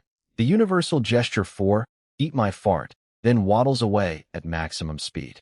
Lu Zhao's entire plan for the Blood Tower just got stolen and swallowed by a pig. And that pig is currently sprinting toward our tent to deliver the pill to me. 13 times comprehension boost. Meet 100 times natural talent.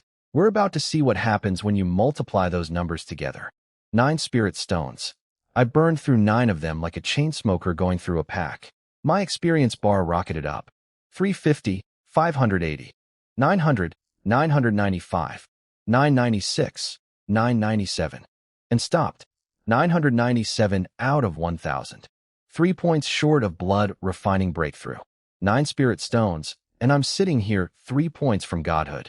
My body is so absurdly overpowered that it drank 9 ancient cultivation batteries and still said, more please. I'm about to rage grind the last 3 points when Fatty bursts in, panting like he just ran a marathon. Wait. Don't break through. Why? The Blood Tower suppresses everyone down to body tempering minimum. If you enter at peak body tempering 10, you're in the sweet spot. Maximum blood energy compatibility, 0 suppression penalty.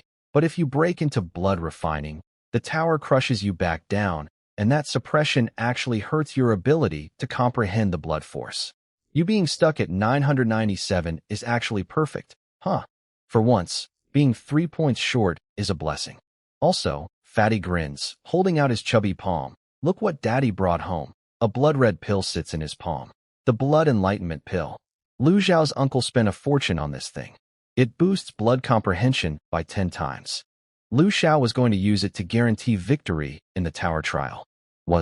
I ran into his tent, snatched it out of his fingers, told him it was candy, and ran away. He couldn't even call me fat pig because of the dagger. Best day ever. This pigman is an agent of chaos, and I love him. Lu Zhao's servants show up outside our tent within minutes, begging, Vice Captain Zhu, please return the pill. That cost Captain Lu a fortune. Using the Phoenix dagger to steal is an abuse of imperial power. The Emperor himself would. Fatty explodes out of the tent and starts kicking people. Wham! 1 servant goes flying. Wham, wham, wham. 3 more launched into orbit. You came to MY tent? To disturb MY rest? I'm a vice captain. Nobody tells me what to do in my own quarters. Get out before I use this dagger for something other than decoration. They scramble away bleeding and bruised. Can't fight back. Can't even complain. 1 wrong word, and the Phoenix dagger gives Fatty legal murder rights. I'm sitting inside listening to this and trying not to laugh so hard I rupture my spleen. Then Commander Hu arrives with 3 gorgeous snow-white horses. Blood Tower has appeared. Let's go. Fatty pauses. Hold on, gotta use the bathroom. Big one. You have to go now? Who is exasperated? The princess giggles behind her hand. Master is so different sometimes. 1 minute he radiates overwhelming power. The next he's talking about bathroom breaks. That's because Master is currently swapping out with a different person inside the tent, Princess. Fatty rolls into his bed bunker. I strap on the golden armor and walk out radiating 100 times blood energy like a furnace. The princess immediately stiffens. There it is again, that ocean of power, like every river in the world flowing toward him. You okay, Ling? Fine. She turns red and looks away. We ride toward the tower. On the way, who side-eyes my armor. Brother, you gotta drop the heavy armor habit.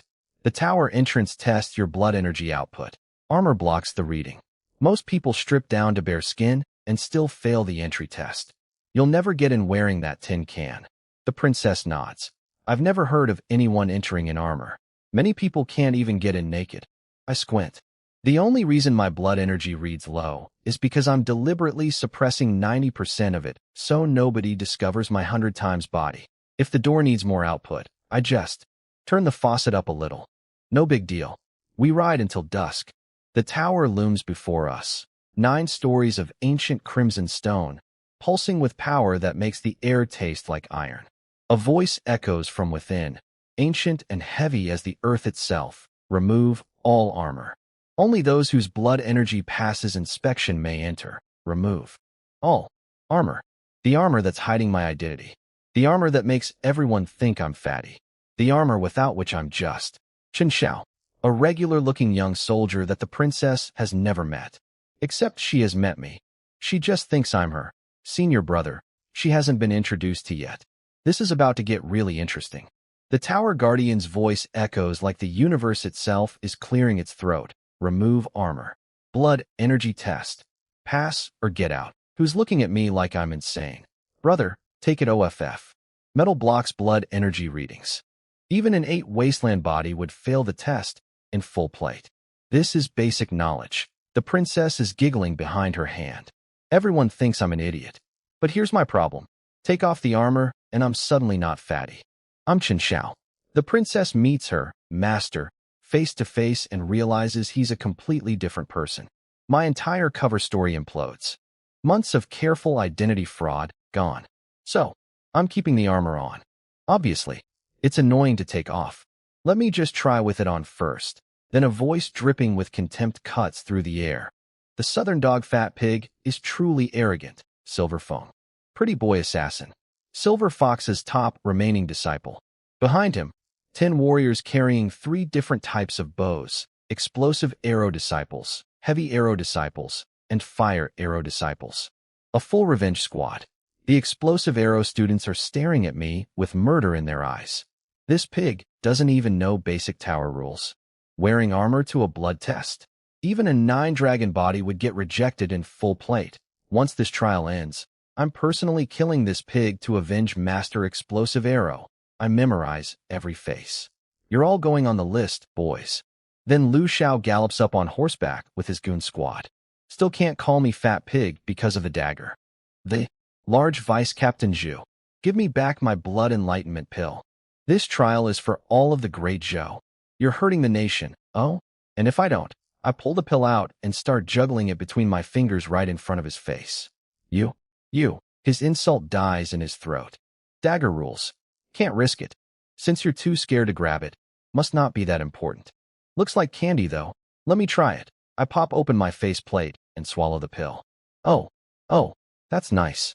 Warm energy floods my entire body. Blood energy starts steaming. A strange, wonderful clarity pours into my mind like liquid wisdom. My comprehension of blood force just got multiplied by 10, which stacks on my 100 times natural talent, which means Lu Xiao is turning a shade of purple that shouldn't exist in nature. You ate my pill. You actually ate it. Silence. The Tower Guardian's ancient voice booms. Remove armor. Blood demons inside ignore physical defense. Armor is useless against rule-based attacks. Raise your tower tokens. Maximize your blood energy. Those who can't pass through the gate. You fail? Get out. 100 miles away. Then the Guardian adds a fun detail. The last person who tried to enter in armor? The gate detected 0 blood energy, classified him as a dead object, and launched him 100 yards. Every bone in his body shattered. He died. The barbarians erupt in laughter. Take off the armor, fat pig. Unless you want to die, Silver Foam sneers. We don't even need to trick you. You literally can't enter in armor. Just admit you're incompetent. Is that so hard? The princess grabs my arm. Master, don't listen to them. It's a provocation. They want you to try an armor, so the gate kills you. Just remove it. Your blood energy will pass easily. Who nods? Classic psychological warfare. The tower prohibits fighting, so they're trying to use the gate as a weapon against you. Everyone, allies and enemies, is absolutely certain that wearing armor through this gate is suicide. But see, they all think I'm a 7-star body. 7 times normal blood energy, minus metal interference, equals failed test. I'm 100 times normal. Minus metal interference still leaves, let's say, approximately a metric ton of blood energy. More than enough to blast through any gate ever built. I don't even walk up to the gate. I stop 3 yards away, extend one armored hand, and push out the tiniest thread of blood energy toward the detection stone.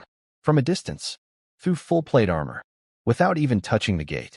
Everyone watches this bizarre move. A fat golden man standing yards away from the entrance, arm outstretched like he's trying to use the force, and the entire crowd, human and barbarian, bursts into howling laughter. Let them laugh. Everyone is dying laughing. Both sides. Barbarians, Zhou soldiers, Lu Zhao's goons. Everybody thinks I'm the dumbest person who ever lived. He won't even touch the stone. He's trying to test his blood energy from 3 yards away. Through full armor, our pig tribe is better off without this moron. Even the test stone won't react to that. You need skin contact and no armor. This fat pig is doing neither. Lu Zhao's lackeys are having a field day. He stole our blood enlightenment pill and can't even get through the door. What a waste of a national treasure. The princess is grabbing my arm. Master, please just take off the armor. There's no shame in it. The guardian's ancient voice thunders. You, the fat one in armor. Are you mocking me? I offer you a trial in my mercy, and you respond with this circus? Standing 3 yards away, in full plate, trying to test blood energy through the air? In all my countless millennia, I have never seen such arrogance. Commander who looks like he's about to have a heart attack. As your commanding officer, I order you to remove that armor right now. But here's the thing. I started at 10 times my normal output. Through armor, across 3 yards of open air, with massive signal loss. Nothing happened. The stone stayed dark. Fine. 20 times. I push harder. And the detection stone lights up. A eerie glow pulses from within. Every single laughing mouth snaps shut. Did the stone just activate? Impossible. He's wearing armor. He's not even touching it. How can it detect? It must be a malfunction. No, it's real. The stone lit up. But that just means it detected a trace of blood energy. Anyone touching it directly would get that much. But he's not touching it. He's 3 yards away. In full plate, I push to 30 times. The stone blazes brighter. Whom. A deep, ancient vibration shakes the entire tower from foundations to peak. Everyone stumbles. People fall over. The ground itself is trembling. From inside the tower, the guardian's voice, which was mocking me 5 seconds ago, suddenly sounds shaken. The third tower master is awakening? Why now? 30 times, and the door still won't open. Even with the massive signal loss, 30 times should leave at least 3 times normal reaching the stone. That should be more than enough. Fine. 40. I push another notch. The sky explodes. Purple lightning erupts across the entire horizon. Electric serpents writhe through the clouds. Thunder cracks so loud the earth bounces. The sunset vanishes. The sky goes dark, replaced by a massive luminous projection that unfolds across the heavens like a cosmic movie screen. Every soldier in every camp, ours and the barbarians, looks up. Back at the observation platform, Commander Long and the captains have just arrived. They see the sky phenomenon and go pale. Purple lightning spanning the sky. This phenomenon was only recorded once in ancient texts, and that was when someone reached the 3rd floor of the tower. And that person had a constitution that made 9 dragon bodies look like children. This is happening at the entrance? Before anyone's even gone inside, Long squints at the tiny figures near the tower. Is that Princess Feng Ling's 9 dragon body causing this? Incredible. The trial hasn't even started, and she's already triggering ancient phenomena. The Zhou dynasty's victory is practically guaranteed. He thinks it's the princess. He has no idea it's the useless fat pig. Everyone was laughing at 30 seconds ago. Boom. The tower gate blasts open. And then something wild happens. Invisible energy, ancient, primordial, weird, comes flooding out of the gate and spirals around my body. It finds the gaps in my armor, seeps through, enters my skin, and gets absorbed into my bloodstream. A new line appears on my stat panel, flickering at first, then solidifying, blood force. Beginner, 0 out of 1. I just got a new skill line by standing outside the door, before even entering the tower, just from the entry test. Nobody in recorded history has received blood force from the gate examination. This is supposed to be the reward for completing the trial inside. I got the starter package just by knocking, and I did it wearing full armor from 3 yards away, using less than half my actual power, while everyone on both sides of a centuries-long war was calling me an idiot. The laughter has stopped. Nobody is laughing anymore. I stroll through the gate like I'm walking into a convenience store. Don't even look back. Behind me, the Guardian's voice announces, reluctantly, like it physically hurts him to say it. First candidate. Passed. Approved for Blood Tower trial. The entire crowd outside goes through the 5 stages of grief simultaneously. He just walked in. He literally stood there for a minute and the door opened. This is rigged. Any random person off the street could apparently pass this trial. The princess is doing mental gymnastics. He pushed his blood energy out remotely. Through full armor. Across 3 yards. But he's only body tempering level. He can't know advanced remote blood manipulation. How? Commander who decides it's pure luck? The tower had some kind of malfunction. Those purple lightning bolts, the earthquake, and he just happened to walk in during the glitch. His luck today is supernatural. Lu Xiao is digging his fingernails into his own palms so hard he's drawing blood. That thief ate my pill, and the resulting energy surge broke the gate open. I basically paid for his entry ticket. I want a refund from the universe. Meanwhile, the Guardian is having a full existential crisis inside the tower. Did that fat man trigger the 3rd Tower Master's awakening? No, impossible. I checked him carefully. He's just a 7-star body. Nothing special. The gate must be broken. Yes, that's it. The gate is malfunctioning. He convinces himself the gate is faulty, and I got in on a technicality. Which means, OH&O, unqualified weaklings might also sneak through. I must protect my reputation. If the 3rd Tower Master wakes up and sees I let in riffraff, he'll punish me. The Guardian activates a second barrier, a glowing purple force field over the gate that cranks the entry requirements way up. Outside, the barbarians don't know any of this. They're thinking, if that fat idiot got in without even trying, this test must be a joke. Let's go. First barbarian charges confidently at the gate. Bonk. Launch backward. Rolls 3 times across the sand. Stands up with a goose egg the size of a fist on his forehead. Second barbarian laughs at the first one. Pathetic. Watch a real warrior. Bonk. Same result. Rolling. Tumbling. Giant forehead lump. Third barbarian. Bonk. Fourth. Bonk. Fifth. Bonk bonk bonk. What the hell? I have 3 times normal constitution and I can't get through. I have 4 times and I got bounced harder than you. A growing crowd of elite barbarian warriors is standing around rubbing their swollen foreheads, looking like a support group for people who lost fights to a door. Then Lu Xiao hears what's happening and his face goes chalk white.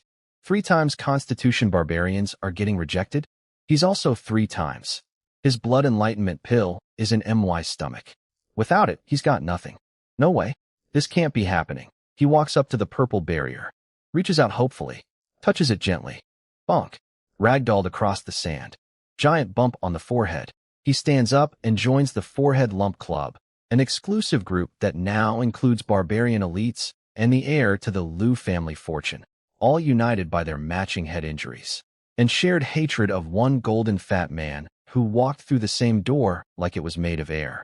The Guardian announces, the gate had a malfunction that allowed an unqualified individual through. I've activated the second barrier. And no more freeloaders. You have 1 incense stick of time to pass through. After that, the gate closes. Then comes round 2, the stairway trial. Pass that, and you receive a blood force pill and qualify for round 3, the blood demon gauntlet. So let me get this straight. The Guardian thinks I'm the unqualified freeloader who exploited a glitch. He raised the security level specifically because of me. And now actual talented warriors, including the princess's competition, can't get in because the bar is set too high.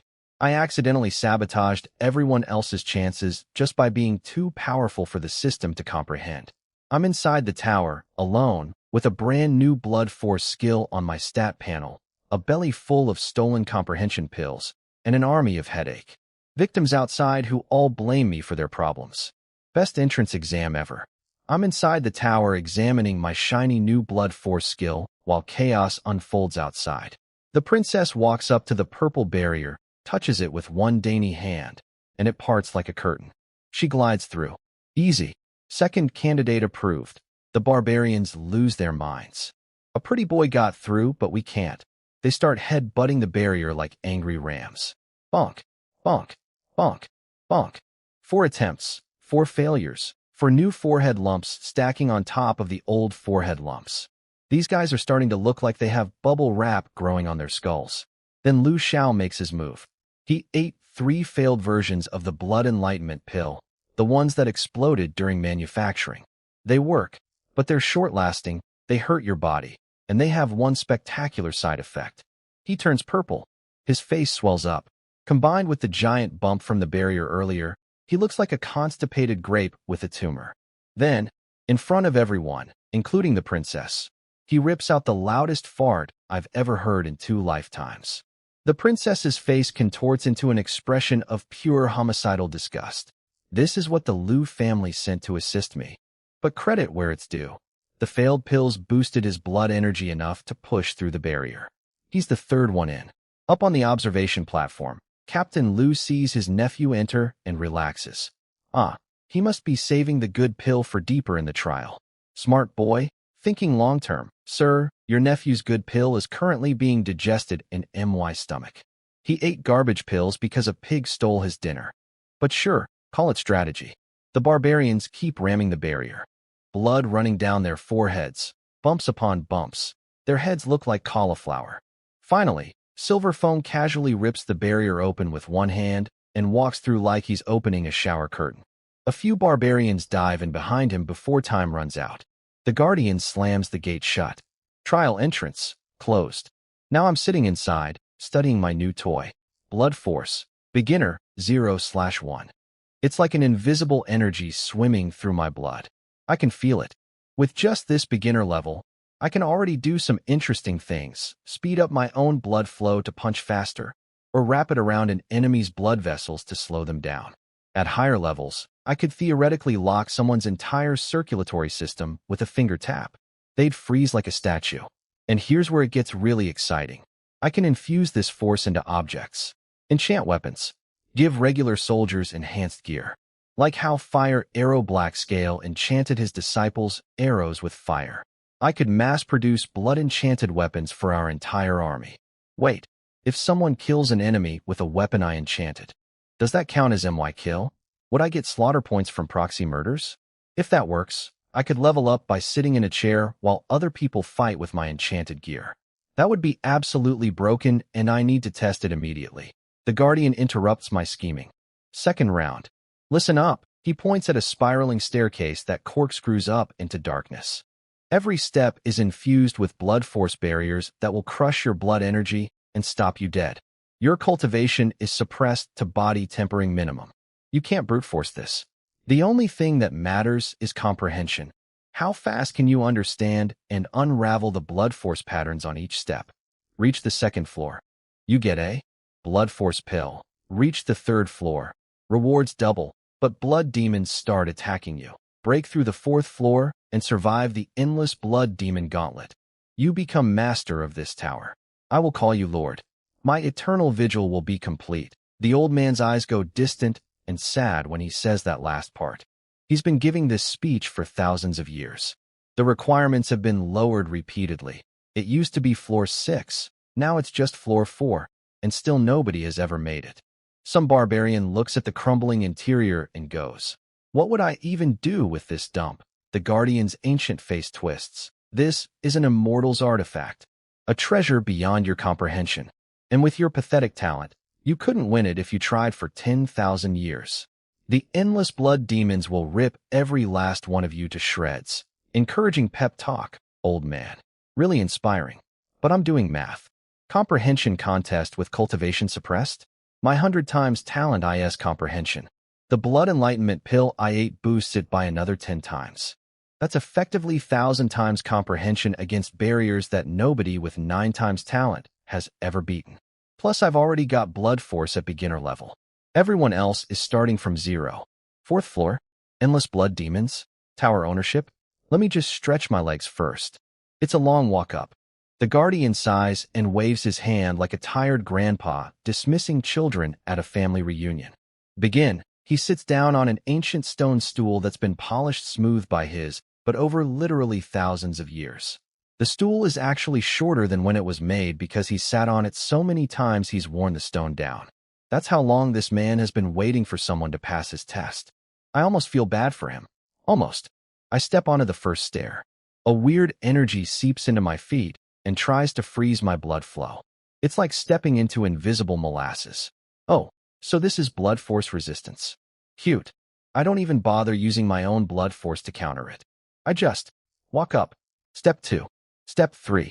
Behind me, everyone collectively gasps, then immediately starts calling me an idiot. The princess. Master, slow down. The stairs get harder the higher you go. If you rush through the easy ones without absorbing the lessons, you'll hit a wall. Silver phone, smirking. Typical Southern pig. Doesn't even understand basic comprehension pacing. He'll be stuck in 3 more steps. Lu Xiao, sitting on step 1 trying to absorb every molecule of blood force knowledge. This dead pig has no strategy. I'll take it slow, build my foundation, and pass him later. The tortoise beats the hare. The guardian shakes his head from his butt-polished stool. Another show-off. Every generation has one. They charge up fast and burn out faster. He'll be frozen in place within 5 more steps. Commander Hu, watching the projection outside. Zhu is too reckless. The guardian told them, go slow, comprehend each level. He's wasting his energy. Back at the observation platform, Commander Long is facepalming. This kid is too hot-headed. The stairs get exponentially harder. He'll be stuck any second now. Captain Lu, 3 more steps, and he's done. Guaranteed. Captain Lu is grinning. This brainless brute just charges ahead without thinking. My nephew will crush him easily. Lu Xiao has patience, intelligence, strategy. This pig has nothing but muscle. Our family's rise is inevitable. Over in the barbarian camp, the silver fox himself is watching the projection while petting his little white fox. So this is the golden pig who killed Explosive Arrow? Looks like a mindless brute to me. Explosive Arrow dying to this embarrassment is a stain on our entire organization. Fire Arrow Black Scale nods beside him. Once my disciples get the blood force from this trial, I'll lead a full assault on Black Cliff Ridge. We'll wipe them all out and avenge Explosive Arrow. Good, Black Scale. I'm counting on you. The silver fox smiles and pets his fox. Literally every single person watching, allies, enemies, neutral observers, the ancient guardian, all agree on one thing. This stupid fat pig is going to be stuck any second now. He's throwing away his chance. What a waste of talent. What a brainless musclehead. 3 more steps, max. Tap, tap, tap, tap, tap, tap, tap, tap, tap, tap. I walk up 10 more stairs without slowing down. Like I'm climbing the steps to my apartment. No strain. No pause. No visible effort whatsoever. Every jaw in every location. Inside the tower, outside the tower, at the observation platform, in the barbarian camp, hits the floor simultaneously. The stairs that are supposed to get exponentially harder, that are supposed to freeze your blood and paralyze your legs, that no one in history has ever rushed through. I'm treating them like a morning jog. Because here's what none of them understand. I already have blood force. I learned it at the door. These, increasingly difficult comprehension challenges, on the lower stairs, I already comprehend them. That's like asking a college graduate to solve kindergarten math. It doesn't matter how fast I go because I already know the answers. And even if I didn't, my comprehension speed is 100 times normal. Times 10 from the blood enlightenment pill. That's 1,000 times comprehension. The stairs literally can't teach me slowly enough to slow me down. I stop 1 step short of the 2nd floor. Not because I'm tired. Not because I hit a wall. I stop because I'm thinking about whether I should pace myself to avoid revealing too much of my power on the sky projection that everyone is watching. 1 step from the 2nd floor, while everyone behind me is still struggling on step 2. The Guardian looks up from his ancient buttstool with the first flicker of genuine surprise he's felt in centuries. I stop on the second-to-last step of floor 1. Not because I'm tired. Because the blood force patterns on the lower steps were so basic, they were literally useless to me. I already know that stuff. I needed to climb high enough to find something worth learning. Everyone immediately decides I've hit my limit. The Silver Fox, watching from his camp, he must have bought some cheap blood force manuals somewhere. Used up that tiny bit of pre-existing knowledge to rush up, and now he's stuck. Classic rookie mistake. Skipped the foundations, can't understand the advanced material. This is his ceiling. His disciples nod like bobbleheads. We were scared for nothing. He's done. Captain Lu, on the observation platform, my nephew's slow and steady approach will win. This pig has no strategy. Lu Xiao will surpass him eventually. Commander Long. The boy was too reckless. He's burned through whatever prior knowledge he had. He'll be stuck there permanently. The princess is the only person giving me partial credit. Maybe Master isn't as dumb as everyone thinks. He probably skipped the easy steps intentionally to reach material worth studying. But still, I'm 9 Dragon Body, and I'm only on step 7. How did he get so far ahead? Everyone, allies, enemies, ancient guardian, cosmic observers, is absolutely certain this is where my journey ends. I look at the final step's blood force pattern. Study it for approximately 2 breaths. That's it. That's the hardest thing floor 1 has to offer. My stat panel flickers. Blood force. Familiar. 0 out of 10. Level up. From beginner to familiar in 2 seconds. On the hardest step of floor 1. While everyone behind me is still sweating on step 4 through 7. At this level, my blood force can boost my attack speed by 10% and slow enemies' blood flow by the same amount. Not earth-shattering, but we're just getting started. I take the final step onto floor 1 summit platform. Boom. A column of golden light erupts from the platform. In the light, 10 round golden pills materialize out of thin air, floating and spinning like tiny planets. Words blaze across the sky projection for everyone to see. Floor 1 rating. Heaven class, first place. Reward, 10x blood force pills. 10 pills? The normal reward is 1. Ancient texts never recorded anyone getting 10 pills for floor 1. Heaven class first? What does that even mean? The Guardian nearly falls off his butt-polished stool. In all his millennia of watching trials, he's never seen a 10-pill reward for floor 1. He didn't even know the system could give 10. Now everyone who was mocking my reckless rushing is having a meltdown.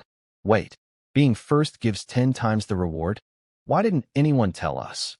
We were sitting here carefully studying step 2 while this pig collected 10 pills. I should have rushed.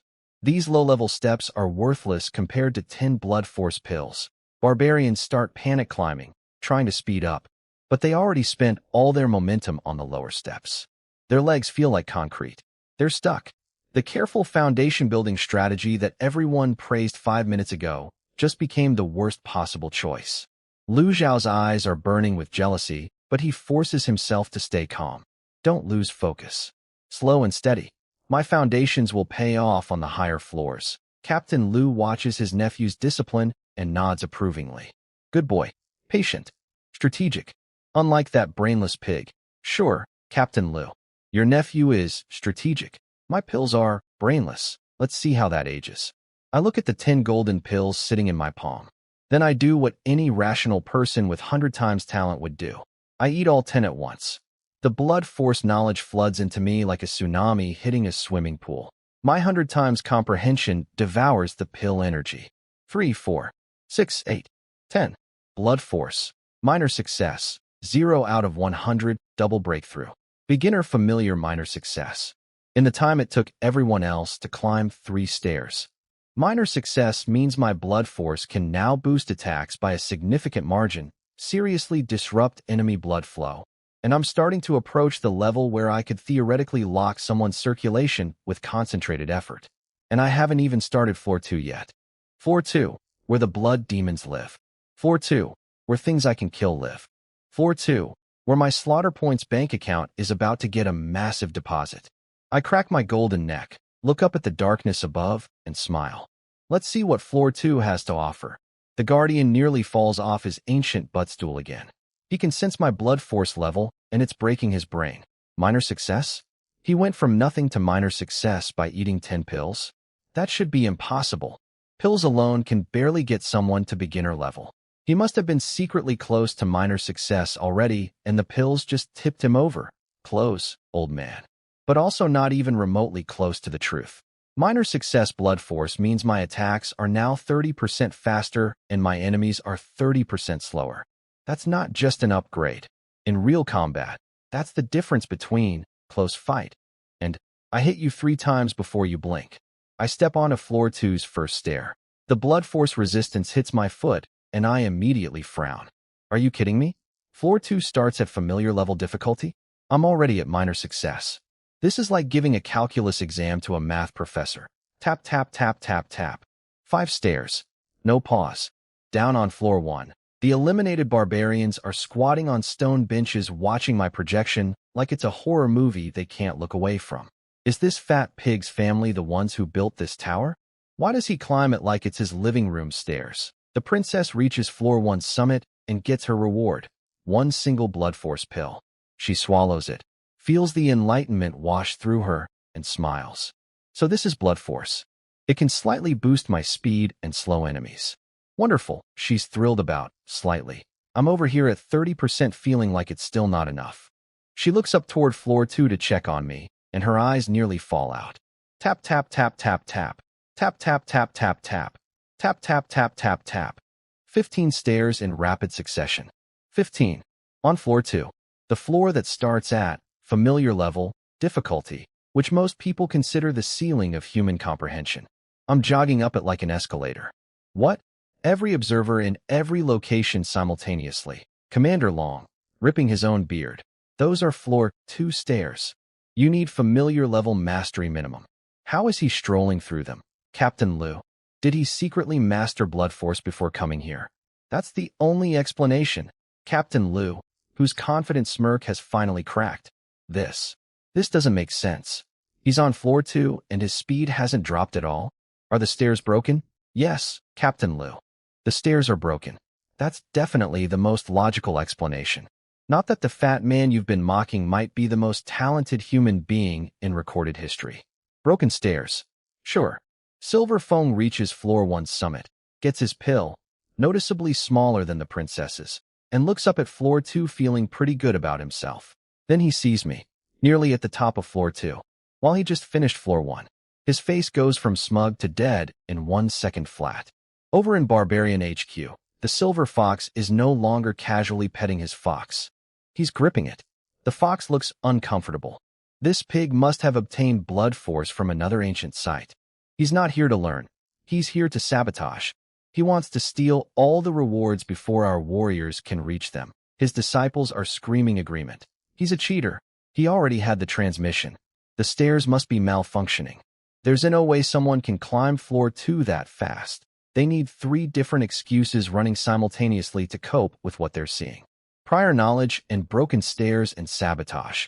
Pick whichever helps you sleep tonight, boys. Then, on step 16, the air in front of me shimmers. Crimson blood energy starts condensing, swirling, forming. A mass of raw flesh materializes, sprouting bone spikes across its shoulders, growing limbs, growing a face. If you can call that nightmare arrangement of teeth and rage a face, a blood demon. The tower's built-in combat trial creature. Body tempering max cultivation, 3 to 6 times normal human constitution, but with absurdly powerful blood force mastery. For normal people, these things are nearly unkillable. For me, let me put it this way. I have 100 times constitution, minor success blood force, arrow god state on standby, 132,000 pounds of raw strength, and I just ate a comprehension pill that makes me learn 10 times faster than I already learn 100 times faster than normal. This blood demon is about to have a very short and very educational experience about what happens when the universe's most overpowered stat sheet meets a monster that gives experience. Points. Come here, little guy.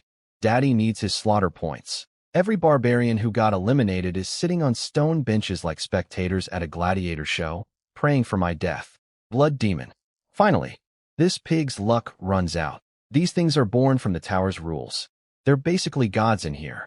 Nobody survives them. He deserves this for stealing our opportunities with his cheating. The princess is panicking below, trying to climb faster to help me, but her legs are like lead. Silver Fong is grinning. Die already, you arrogant pig. Lu Xiao, who finally crawled to the top of floor 1 and received a blood force pill the size of a rice grain, is memorizing exactly which step triggered the blood demon, so he can stop one step below it. At least this dead pig is useful as a scout, he smirks. Back at the observation platforms, everyone is losing their minds. Commander Long is pulling his beard out. Captain Liu is sweating. Captain Liu is smiling for the first time in hours. Heaven has eyes. The blood demon will end this pig's rampage. Even 9 Dragon Body couldn't beat one of these. The blood demon starts materializing from crimson mist. Bone spikes growing across its shoulders. Raw muscle forming. Teeth appearing. It's still half-formed when I reach into the fog with both hands, grab the flesh, and RIP it in half like tearing a wet napkin. Slaughter points 10. Blood force 10. The blood mist gets absorbed into my body. My blood force experience ticks up to 10 out of 100 for minor success. 10 points per demon? Not bad. Wish there were more of them, though. I step up to the next stair. 2 blood mists form this time. I reach out both hands. Grab. Squeeze. Pop POP 20. 20. Next stair. 3 mists forming. I pull out my copper hammer, the one that was stored in Fatty's crotch area, now a weapon of mass destruction at perfection level mastery. Bang bang bang. 3 swings. 3 explosions of blood mist. 30. 30. Next stair. For mists. Forming faster now. Almost taking shape before I can reach them. Bang bang bang bang. 40. 40. Total slaughter points. 100. Blood force. Great success. 0/100. I just went from minor success to great success in 4 stairs. A new wave of comprehension floods my mind. My blood control is now strong enough to wrap invisible energy around my hammer head like an enchantment. And I can feel, really feel, how to slow down enemy blood flow with serious force. Which gives me an incredible idea. These blood demons are condensing faster and faster with each step. If they fully form, they'll attack. But my great success blood force can slow their formation. I can use my blood force to keep them in permanent half-formed jelly state while I smash them to pieces one by one. Which means I can keep climbing indefinitely. Every step spawns more demons. More demons means more slaughter points and more blood force experience. And my blood force getting stronger means I can slow them down more, which means I can climb more stairs, which means more demons. It's a perpetual murder machine. An infinite farming loop. The more I kill, the stronger I get, which lets me kill more, which makes me stronger. Today is payday. Everyone watching the sky projection is seeing a golden fat man casually hammer-smashing blood demons like he's playing whack-a-mole at a carnival. Each step up, more demons appear. Each group of demons gets annihilated in under a second. Blood mist absorbs into his body. He takes another step. More demons. More smashing. More absorbing. The barbarians on their stone benches have gone completely silent. No more trash talk. No more predictions. Just wide eyes and open mouths. Lu Xiao, still on floor 2's first step, watches the carnage above and his "I am the strongest" mantra is starting to sound very, very hollow. And me? I'm grinning under my helmet like a kid who just discovered the arcade machine has unlimited credits. Let's see how many floors this tower has. Whack-a-mole mode. Activated. My hammer is singing. Every step up spawns more blood demons. Every demon gets flattened before it can finish forming. My blood force at great success level slows their condensation by half, so they're basically spawning in slow motion while I'm swinging at full speed. Bang bang bang bang bang. 5 demons on 1 step. Pop pop pop pop POP slaughter points 50. Blood force 50. I'm almost at blood refining breakthrough anyway. Let me stock up on slaughter points so the second I leave this tower, I can instantly pump up a couple blood refining levels. That's 120,000 pounds of force PR level. Every demon I smash here is a future investment in absolute dominance. Final step of floor 2. 6 blood mists form simultaneously. 6 swings. 6 explosions. Golden light erupts. Floor 2 rating. Heaven class first place. Reward. 10x mid-grade blood force pills. 10 pills again. But these are mid-grade, way more potent than floor 1's pills. I eat them like candy. The comprehension tsunami hits my brain like a freight train made of enlightenment. Blood Force, Pinnacle, 300/1000. From great success to pinnacle in one sitting. My blood manipulation now adds 50% to every attack. That's not a bonus. That's basically having 1.5 arms instead of one. I test it. One hammer swing at the air. Boom. The shockwave ripples outward and rattles the entire tower. Even the Guardian feels it. Pinnacle? A few mid-grade pills, and he reached pinnacle? That level of blood force mastery is enough to attempt the 3rd floor. Then the old man freezes. Wait. The 3rd tower master woke up before this trial even started. Was it because of him? Did the tower master sense this fat man from the beginning? Cold sweat runs down his ancient spine. Up on the 3rd floor, a ghostly figure materializes. Tattered white robes, deep, bottomless eyes, gray-white hair hanging to his waist. The 3rd tower master, awakened from an eon-long nap. Interesting. The master above used divine power to place a concealment seal on this boy. I can't read his true cultivation or his real constitution. If the master went that far to protect him. This should be entertaining. He's watching me climb with amusement. A being so ancient, he almost dissolved from sleeping too long. And I'm the first thing in millennia worth waking up for. I hit floor 3 and don't even slow down. 3 steps. 7 demons. 8 demons. 9 demons per step. My perfected wild storm hammer technique turns my swings into a curtain of impacts, afterimages of the hammer head covering every angle. My pinnacle blood force slows their formation by 50%. They can't even grow fingers before I've already turned them into red mist. Not a single blood demon has managed to fully form. Not one has attacked me. Not one has touched me. I'm killing them in the womb. Down below, the eliminated barbarians are having existential crises on their stone benches. So, the blood demons are decorative? Ancient texts said they were invincible. One barbarian with a shiny, bumped forehead speaks up. Guys, what if the demons aren't weak? What if this fat pig is just really good at blood force? Silence. Shut up. Don't praise the enemy. Silver foam will catch up. This trial is probably just easier than the legends say. Silver foam, meanwhile, can barely move. His feet feel like they're encased in concrete. He can't comprehend the blood force patterns anymore. The pretty boy genius is completely stuck, watching me demolish floor 3 while he can't even finish floor 2. He's coping hard. They must have sent a specialized blood force expert. He already had training from another ancient site.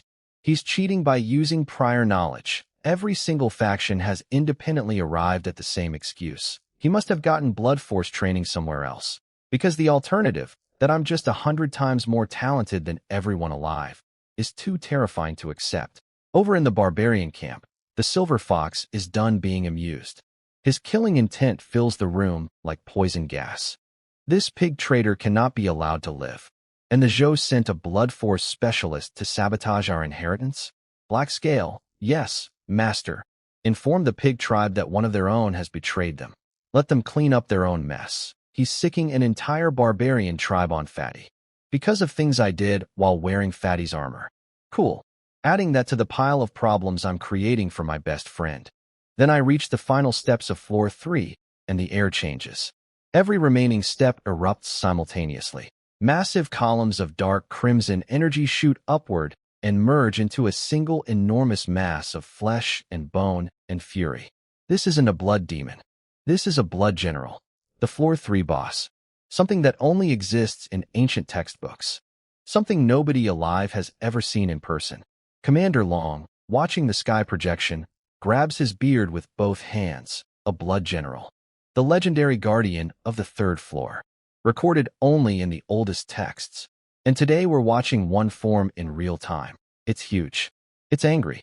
And unlike the little demons I've been popping like bubble wrap, this thing looks like it might actually be worth fighting. I twirl my little copper hammer and crack my golden neck. Now we're talking. Blood General. The legendary 3rd floor guardian. Everyone outside is screaming like they just saw the devils resume. This thing is 10 blood demons fused into one mega creature. Body tempering maximum cultivation. Blood force at perfected level, higher than mine. Ancient texts say the last guy who reached this point got one finger tapped by the blood general, had his entire circulatory system locked, tumbled down 3 floors, and splattered into human paste at the bottom. The princess is burning her secret trump card pill to rush up and help me. She blasts through floor 2's demons and is climbing desperately. Even if father came here under cultivation suppression, he might not win against a blood general. Meanwhile, a hilarious side plot is unfolding below me. Lu Xiao has been slowly, carefully, proudly climbing towards Silverfang's position. I'm catching up to the Silver Fox's disciple. Through sheer willpower. I'm not ordinary. Silverfang sees him approaching and smiles. Then, accidentally, loses his footing and donkey kicks Lu Xiao square in the chest. Lu Xiao goes tumbling down the stairs like a human bowling ball. Bonk, bonk, bonk. Face smashing on every stone edge, blood everywhere. Rolls out onto the first floor platform and lies there unconscious. Captain Lu on the observation platform crushes his armrest. That bastard. The Guardian isn't fooled either. You think you can play tricks in front of me? You're disqualified. He grabs Silverfang with invisible blood force and slams him onto the platform like dropping a mud brick. Silverfang coughs up blood. Eliminated. 2 competitors gone in 3 seconds. Just me and the princess left. Now, the blood general. This thing is massive. Tree trunk arms covered in crimson scales. Bone spike on its head. It radiates an aura that makes the air feel heavy. Its giant hand comes crashing down. I feel it for the first time. Actual blood force resistance that affects me. Perfected level blood force, trying to freeze my blood flow. So this is what being slowed feels like. Interesting. I channel my pinnacle blood force into my hammer and swing upward. My force cancels 80% of its attack. The remaining 20% creates a slight drag on my movements. Slight. Because I have 100 times normal human power behind every muscle. I unleash perfected Wildstorm Hammer. My arms become a hurricane of copper. The hammerhead multiplies into a curtain of afterimages, each one stacking force on the last.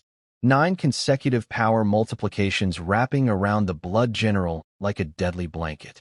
I walk past it, put the hammer back on the hook behind my butt. 1 second, 2 seconds, 3 seconds. Lines of light crack across the blood general's body like a breaking egg. Spiderweb fractures spreading everywhere. Its arm is still frozen mid-swing. Boom. It detonates. Chunks of blood crystal scatter across the floor. Slaughter points, 200.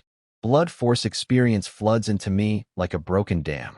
888, 999, 1000. Blood force, perfected, 0/0. Let me read that description again because it's disgusting. Mastery of blood force reaches the ultimate level. Attack speed and power boosted by 90%. Enemy speed reduced by 90%. 90%. Both ways. I'm nearly twice as fast, and my enemies move at 1/10 speed. Fighting me is now like fighting in a dream where you can't move your arms while some golden maniac hammers you at double speed. I test it. 1 casual hammer swing at empty air. The entire tower shakes. The shockwave distorts the air visibly. Golden text materializes overhead. Floor 3 rating. Challenger has exceeded all classification limits. Unrateable. Blood force pills are meaningless at this level. Special reward, 1 blood intent pill. Not blood force. Blood intent. The next tier up. The thing commander who said lets you wave your hand and make people bleed from every orifice. A purple-red pill forms in my hand. No blood smell, just a strange, elegant fragrance. Like the universe distilled its most dangerous secret into candy form. I swallow it. My entire mental space shudders. A power beyond anything I've felt wraps around my consciousness like a cocoon of pure, ancient understanding. Meanwhile, up on the 3rd floor's ceiling, a ghostly figure in tattered white robes is watching me with eyes older than civilization. The 3rd Tower Master. Awake for the first time in countless millennia. Grinning. The master above placed a concealment seal on this boy so strong that even I can't see his true nature. If the master went that far to hide him. This is going to be very fun. Everyone thought this tower was impossible. The Guardian lowered the requirements from floor 6 to floor 4, and still nobody passed.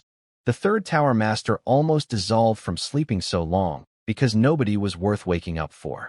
And now he's sitting up in his ghostly chair, watching a golden fat man one-shot his blood general. And for the first time in an eternity, he's entertained. Floor 4. The impossible final trial is next. My slaughter points are stacking. My blood force is maxed. I just got a pill that unlocks the next tier of ancient power. And somewhere above me, an immortal being is excited to see what I do next. Let's not disappoint him. A new line appears on my stat panel, and it's beautiful. Blood Intent. Beginner, 0/2000. After perfecting blood force, only those with extraordinary comprehension and miraculous fortune can unlock this sublime realm. Transcends all blood force attacks. Can construct intent-based runes and infuse them into objects and weapons. I went from 0 blood knowledge to the second tier of ancient power in one afternoon. Force Intent. I skipped what most people spend lifetimes trying to achieve and did it between lunch and dinner. I tested out. I focus on my palm and blood energy condenses into a spinning vortex pattern on my skin. Then I push blood into my entire arm. It swells up like a balloon, strength multiplying. I can now touch an enemy, and their blood literally stops. They freeze like a statue. And I can build runes to enchant weapons with intent-level power, which is a massive upgrade from basic force enchantments. Everyone watching the sky projection is having a collective mental breakdown.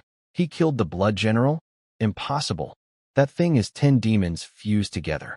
It's supposed to be invincible in this tower. What was that hammer technique? It was like a cape of death wrapping around the general, and then it just exploded. Xiao Chu is bouncing around with literal stars in his eyes. Vice Captain Zhu didn't just beat the trial. He punched through heaven itself. The infantry captain is already mentally drafting his request. When he gets back, I'm begging him to enchant my soldiers' weapons first.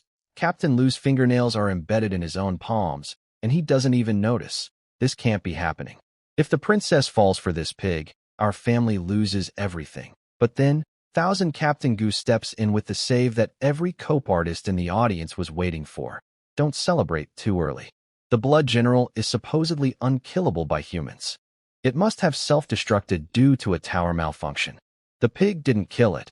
It just broke on its own. Everyone latches onto this explanation like a drowning man grabbing a log. Yes, tower malfunction. That explains everything. I knew it. No human could kill a Blood General. Phew. I was worried for a second that this fat pig was actually a god, and then something weird happens. A bizarre force starts grabbing everyone inside the tower. People start floating. Barbarians on their stone benches rise into the air like confused balloons. Silver foam, Lu Zhao's unconscious body, random eliminated contestants. Everyone gets teleported toward the exit. A booming laugh shakes the entire structure. Wonderful. This little fellow is magnificent.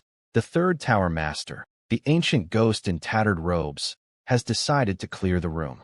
He's kicking everyone out so he can have me all to himself.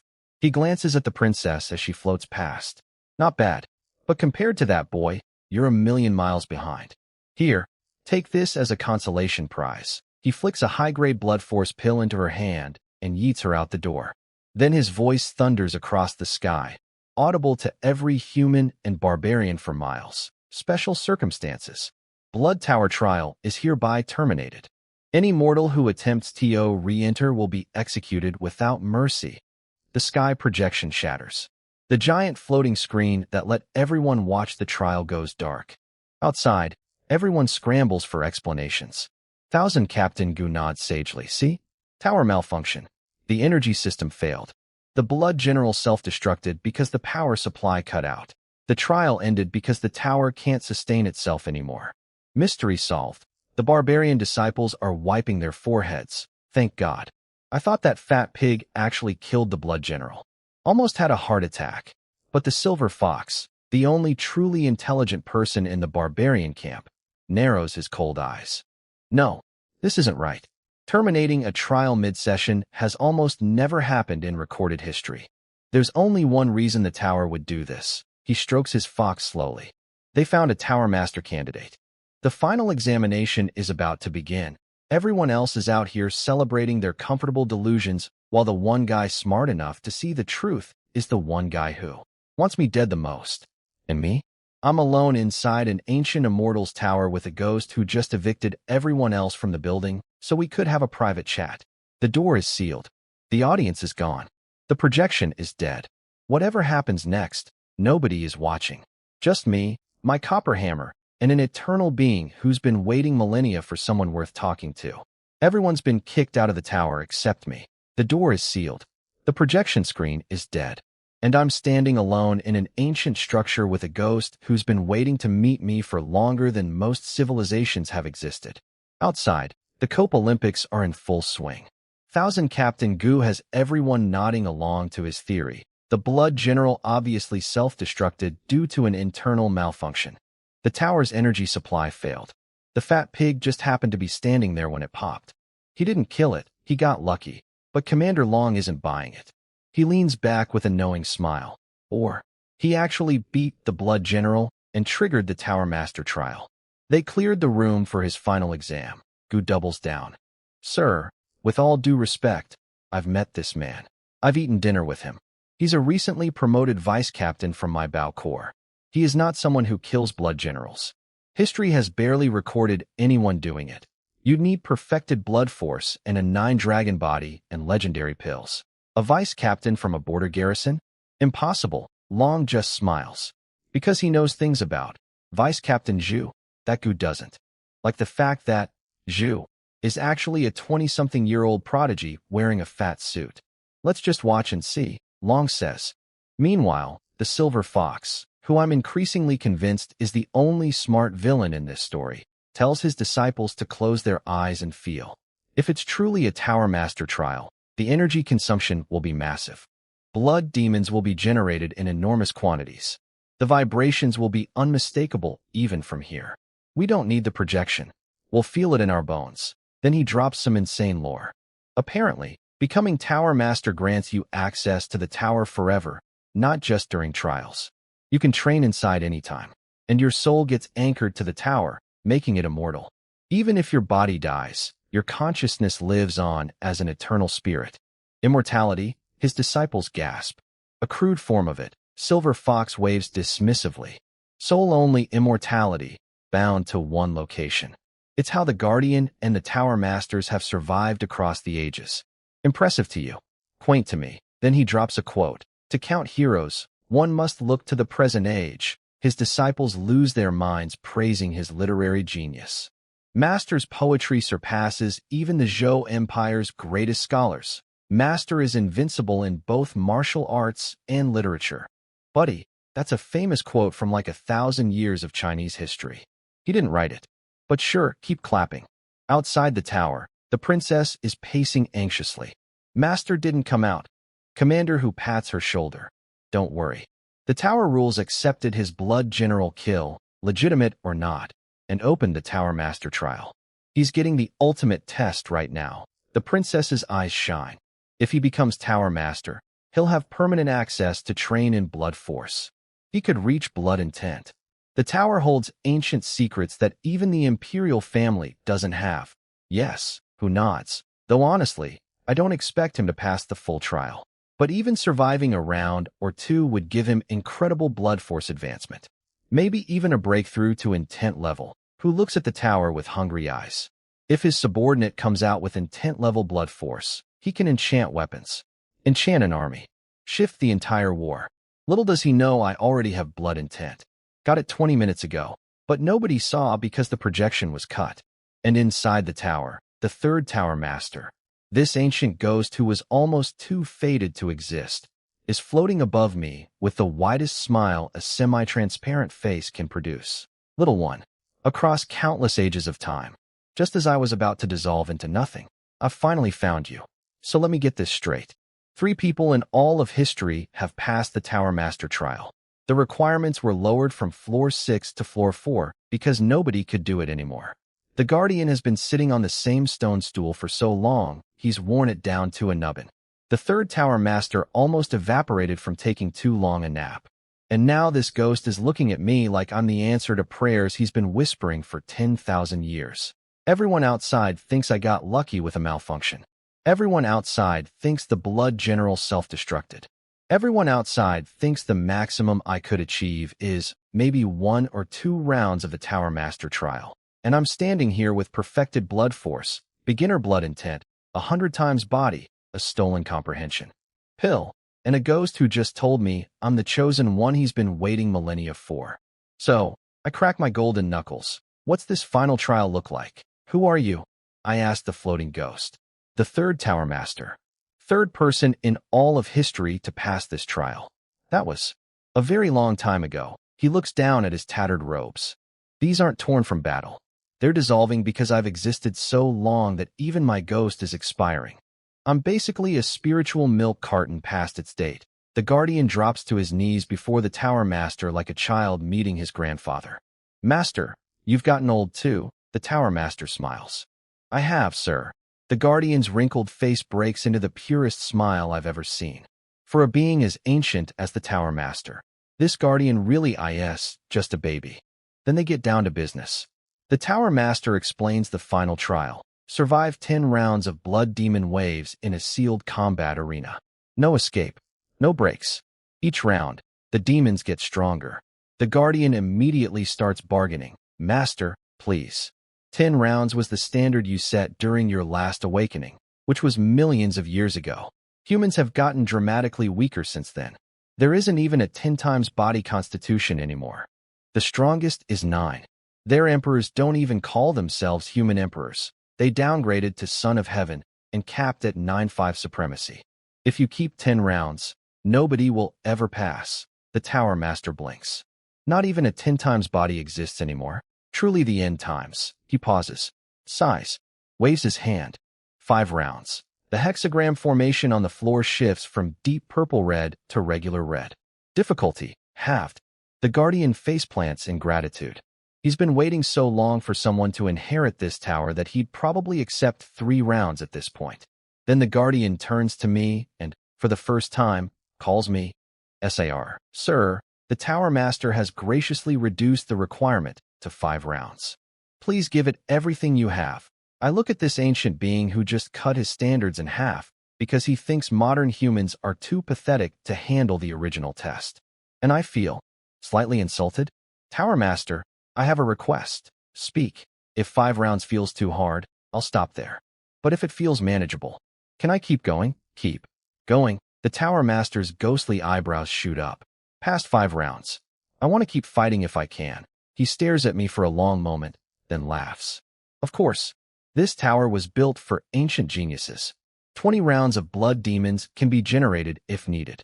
But understand, each round, the demons grow stronger. Eventually, you'll face waves of blood generals. Even I might not save you in time if things go wrong. Waves of blood generals? My eyes light up like Christmas morning. Sounds profitable. Sounds like excellent training. I'll be careful. I step into the red hexagram. The space warps.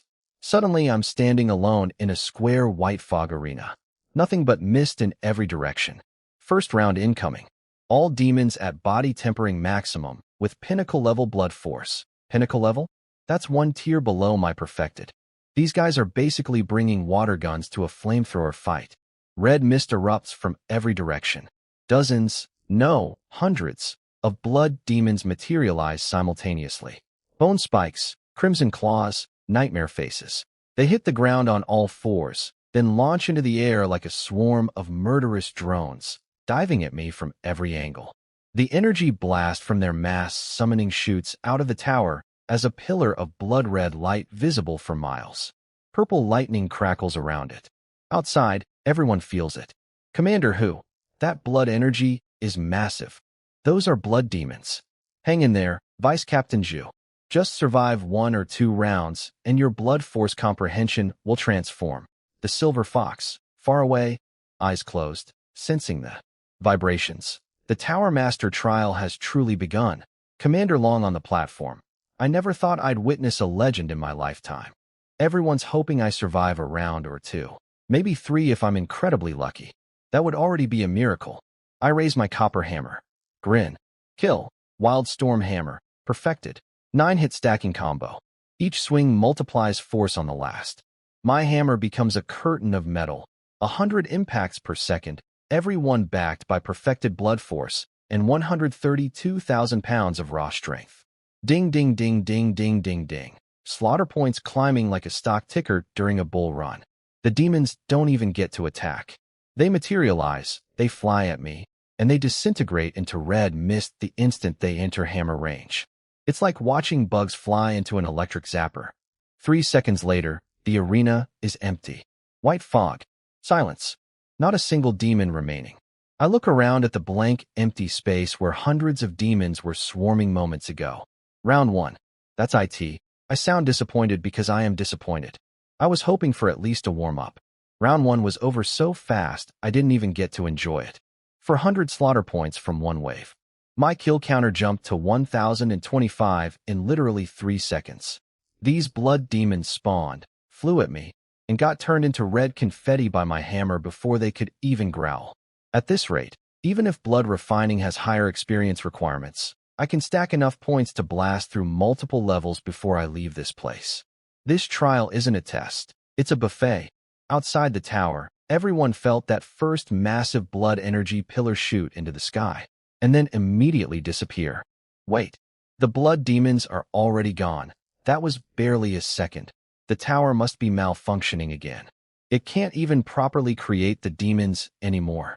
Cope level, maximum. 1000 Captain Goo is nodding smugly. See? I told you. The tower is broken. It can't sustain demon generation.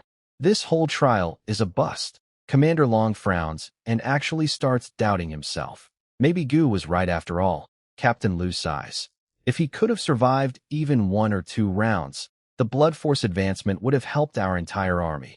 Lu Xiao is practically dancing. Heaven has eyes. That pig's trial is ruined. The tower can't even make demons. He's going to fail because the building is falling apart. Maybe it'll collapse on his head. Ha ha. His goons are celebrating like it's New Year. Serves him right. Steal our pill and get buried under rubble. Karma. Over in barbarian territory, even the Silver Fox is confused. The ancient tower is too old to maintain stable demon formation. After countless millennia, has it finally reached its limit? Everyone, allies, enemies, neutral observers, has unanimously concluded that the tower is broken and can't produce demons properly. This is the only explanation their brains will accept. Meanwhile, inside the tower, the third Tower Master and the Guardian are staring at each other with their mouths hanging open. What kind of hammer technique was that? The Tower Master turns to the Guardian. Are you sure there's no one above 10 times Constitution in this era? Positive, sir. He reads as 7-star at most. No. What we see isn't real. The Master above placed a concealment seal on this boy. Whatever Constitution he shows us is whatever he wants us to see. His real power is hidden behind divine-level camouflage that nobody can penetrate. The Tower Master's eyes narrow. Based on what I just witnessed, his constitution is at least 20 times normal, comparable to the ancient geniuses of the primordial era. 20 times. He thinks I'm 20. Even the Tower Master with his cosmic perception can only guess 20. And I'm sitting here at 100 going. Yeah, that sounds about right. Totally 20. Yep. The first 4 rounds won't challenge him, the Tower Master declares. Only round 5's guardian demons might pose a threat. Round 2 spawns. More demons. Stronger blood force. Near perfected level this time. I raise my hammer. Curtain of impacts. A constellation of blood-red fireworks blooms across the white void as every demon pops simultaneously. One breath. Done. Slaughter points. 1,625. The blood pillar outside the tower erupts into the sky and immediately collapses. Everyone, it happened again. The tower tried to make demons and failed. Lu Xiao. The tower is crumbling. Silver Fox. Perhaps the ancient structure has truly reached obsolescence. Commander Long, sadly. What a waste of an opportunity. Round 3. Boom. Blood pillar rockets skyward. Pressure so intense people outside can barely breathe. 1. Single. Breath. Later. Gone. Vanished. Silent. Everyone's staring at the sky like they're watching a fireworks show with a 1-second fuse. Again? 3 times? This tower is an absolute wreck. It can't hold demon formation for even 2 seconds. Goo is practically giving a victory speech. Everything makes perfect sense now. The Blood General dying. The trial being interrupted. The demons failing to form. It's all because the tower is ancient and decrepit. Mystery solved, and I'm standing in the empty white arena, hammer resting on my shoulder, grinning ear to ear. Slaughter points. 2,425. Every round lasts about 1 breath. Every round gives me 600 to 800 points. The demons are getting stronger, but my perfected blood force slows them to a crawl, and my hammer deletes them before they can even finish spawning. Nobody outside knows what's happening. They think the tower is broken. They think I'm sitting inside a malfunctioning ruin doing nothing. I'm actually conducting the most efficient slaughter point farming operation in the history of this world, and everyone has accidentally given me perfect cover by convincing themselves that none of it is real. This isn't a trial. This is an all-you-can-kill buffet, and I haven't even started on the main course yet. Round 4, let's go. Outside the tower, all my enemies are partying. The tower is broken. The pig is trapped inside a ruin. He'll ROT in there. Karma is real. That pig stole everything, and now he gets nothing. Meanwhile, I'm inside absolutely printing slaughter points like a counterfeiter with unlimited ink. Round 4 goes down the same way. Hammer up, curtain of death, blood fireworks, silence. But I'm starting to feel it.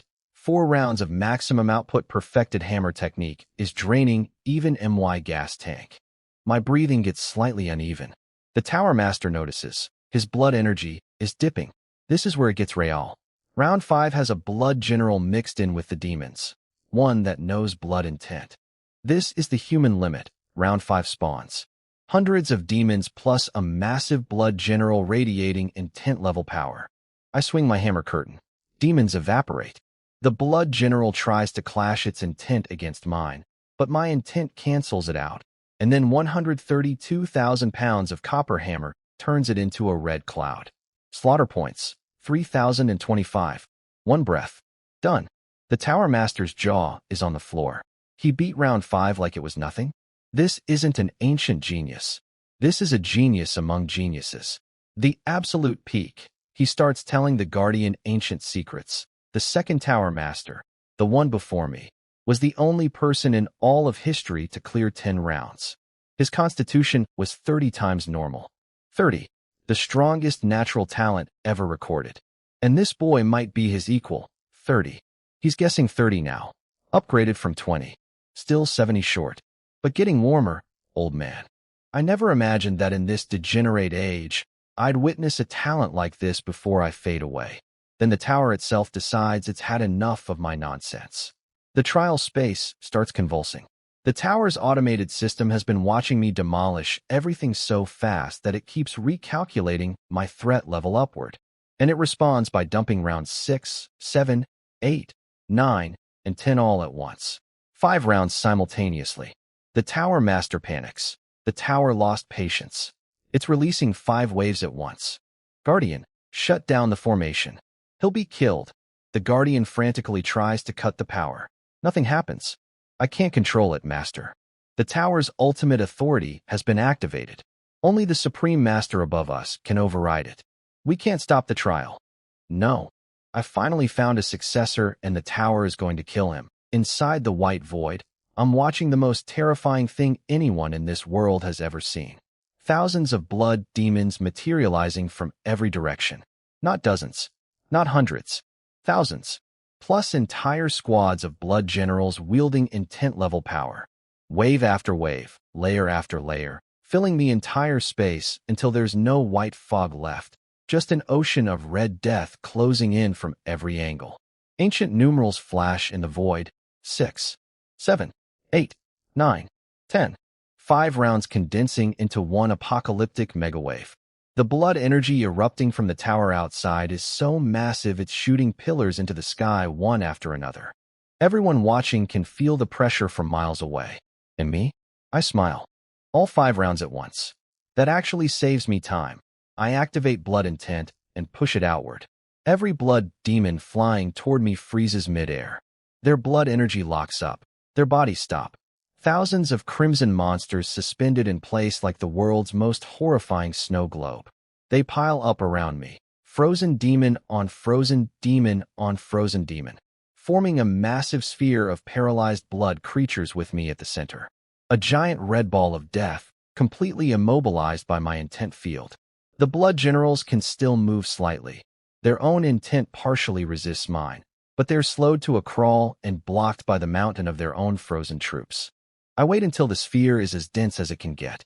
Every demon the tower can produce, packed tight around me in a perfect kill zone. Then I raise my copper hammer and grin. That's enough. Wild Storm Hammer. Hammer breaks all weapons.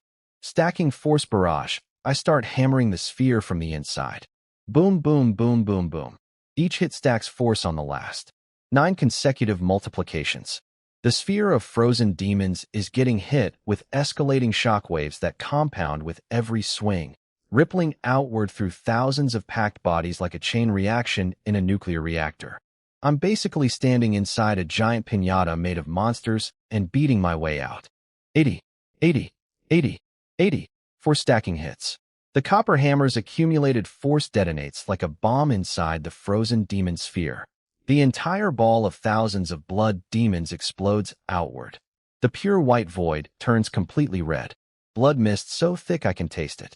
The Tower Master and the Guardian are standing there with expressions that suggest their souls have temporarily left their bodies. 5 rounds, including multiple intent-level blood generals. And he just popped them all like a balloon. This exceeds 30 times body constitution. This exceeds the ancient geniuses. I've never seen anything like this in my entire existence, and I've been alive for longer than most mountains. The Tower Master is re-evaluating his entire understanding of human potential. I thought 30 was the absolute ceiling. The second Tower Master, the greatest talent in all of history, was 30 times normal. But this boy makes that look like a starting point. Maybe I was just too sheltered. Maybe I never saw what a true peak genius looks like at full power. Outside, everyone is still watching the blood pillars shoot up and immediately vanish, over and over, and there, still running the same cope script. The tower keeps trying to restart and failing. It's like a broken light bulb flickering on and off. Lu Xiao, smugly. Just give up already, stupid tower. That pig isn't worth the effort. Silver foam. Hopefully the tower breaks completely and cuts off all his opportunities. The silver fox, stroking his fox. Ancient structures decay. This one has finally reached its limit. Commander Long sends a message to Hu. Tells you to get out of there before the tower collapses on him. If the trial can't function, there's no point risking his life. Everyone thinks the tower is having a seizure. Nobody considers the possibility that the blood pillars keep appearing and vanishing because I keep killing everything in under a second. Meanwhile, Fire Arrow Blackscale delivers some very concerning news to the Silver Fox. Master, the pig tribe has been informed about their traitor. They're furious. A warrior with Royal Pig bloodline is coming to Black Cliff Ridge to personally deal with Vice Captain Zhu. And there's more. The Left-Wise King is fed up with the losses. He's sending a blood-refining level barbarian strike force to wipe Black Cliff Ridge off the map.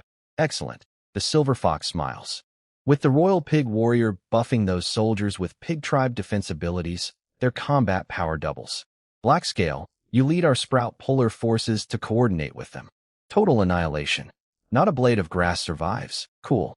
So while I'm in here farming demons, an army is being assembled outside specifically to murder everyone I care about, including Fatty, who they think is me.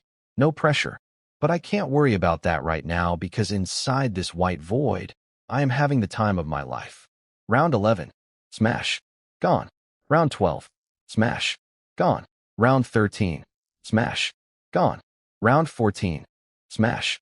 Gone. Round 15. The ancient numeral floats in the void. 15. The Tower Master whispers to the Guardian. 15 rounds. Speed cleared. The second Tower Master, the 30 times genius, took his time and struggled through 10. This boy is blazing through 15 like morning exercises. The Guardian asks the question with trembling lips. In the ancient era, what would someone who speed clears 15 rounds be ranked? Good question, old man. Because I'm not slowing down. My slaughter points are somewhere in the stratosphere. Every round dumps hundreds more into my bank. My blood intent experience is climbing steadily from all the intent-level blood generals I keep pulverizing. And my body, even at 100 times normal, is starting to feel the burn of sustained maximum output. But here's the thing about being tired when you're 100 times stronger than everyone. Tired me is still 50 times better than peak anyone else. Outside, the tower keeps shooting blood pillars that vanish instantly. Every observer in every faction keeps nodding and going, yep, broken tower, sad. They've built such a comfortable wall of denial that an earthquake of truth couldn't crack it. and I'm standing in a void that smells like a slaughterhouse, surrounded by the fading mist of 15 rounds of annihilated demons, twirling my little copper hammer and thinking, so. Round 16. The Tower Master declares I'm comparable to the second Tower Master, the greatest talent in the Tower's entire history, a 30 times body genius who lived in the primordial era. Then he drops the ultimate lore bomb. Above the second Tower Master, there was only the first. The first Tower Master existed in the realm of gods. He was the beloved disciple of the Supreme Master who created this entire tower. In all of infinite time, across all civilizations, only one being was worthy of becoming that master's student. And to qualify, you had to be a god. The Guardian gets full-body chills just hearing the word. Anyway, back to my problems. Rounds 16 through 20 appear simultaneously. The void fills with blood generals, not demons anymore. Every single one is a 10-demon fusion with familiar-level blood intent. These are the real deal. And I'm tired. For real this time. 15 rounds of maximum output hammer massacres have drained my gas tank. My chest is heaving. My blood energy is dropping. For the first time in this trial, I don't immediately swing. The Tower Master is getting worried. He's at his limit. He was too aggressive. Instant killing everything for 15 rounds has depleted him. He can still probably survive round 20, but that's IT. Beyond that is the realm of gods. He's already preparing a rescue blast. White energy pooling in his ghostly hands, ready to yank me out the second things go south. The Guardian agrees. His breathing is labored. Blood energy declining. He cannot instant kill anymore. Everyone outside sees the blood pillar finally not vanishing and thinks, oh, the trial is just now starting properly. The tower finally fixed itself, 20 rounds in, and they still think round 1 hasn't happened yet. The cope is load-bearing at this point. Remove it, and their entire reality collapses. Blood generals are surrounding me, closing in. A ring of ancient horrors tightening around one exhausted golden man. The Tower Master is sweating ghostly sweat. Why isn't he fighting? If he waits for them to form up, he's dead. He should be picking them off one by one while they're still spawning. Good question. Why am I waiting? Because I'm doing math. Slaughter points, 6,025. Current cultivation, body tempering level 10. Experience, 997/1000.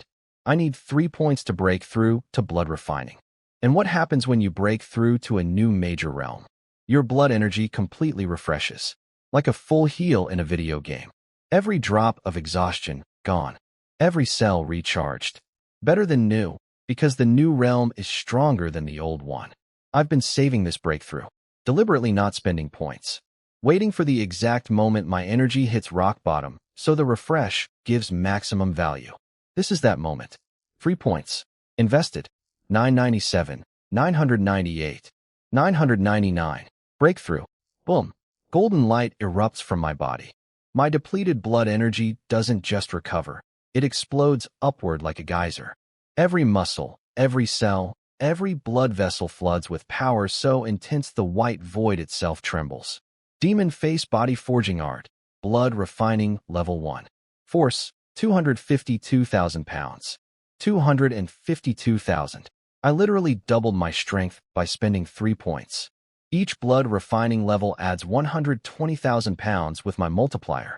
I just went from scary to mathematically unfair. The tower's suppression field immediately kicks in, crushing my destructive output back to body tempering level. But that's fine. I don't need raw destruction right now. I need stamina. And my blood energy just went from empty to overflowing. Wild Storm Hammer. Stacking force. 6th multiplication. My hammer becomes a universe of impacts. 6 consecutive force multiplications rippling outward through the entire ring of blood generals simultaneously. Bang, bang, bang, bang, bang, bang. Blood generals pop like soap bubbles. Every single one. The white void fills with crimson fireworks again. The Tower Master and Guardian are staring at me like I just pulled a rabbit out of a hat. Except the rabbit is a nuclear weapon. His blood energy fully recovered. Not just recovered. It's stronger than when he started. He's more powerful now than at the beginning of the trial. How is that physically possible? How? Because I just leveled up mid-fight. I sandbagged my breakthrough, waited until I was completely empty, then popped the world's most perfectly timed power-up and used the full refresh mechanic to go from 0 to 200% in one heartbeat. The Tower Master thought 20 rounds was my ceiling. The realm of gods, where even 30 times geniuses can't tread. I just walked through it with a fresh tank of gas and a hammer that won't stop singing. Their worldview isn't crumbling. It already crumbled. They're standing in the rubble, trying to remember what solid ground felt like. So this is blood refining. My body feels reborn. Every cell is buzzing with power. 252,000 pounds of force. I literally doubled overnight. Captain Liu, that man I was scared of? I could probably flick him into next week now, but I don't have time to gloat because I just discovered the most broken exploit in the history of cultivation. Here's how it works. I kill blood demons, I get slaughter points. My energy runs out, I level up using points. Leveling up fully restores my energy. I kill more blood demons, I get more slaughter points. Repeat forever.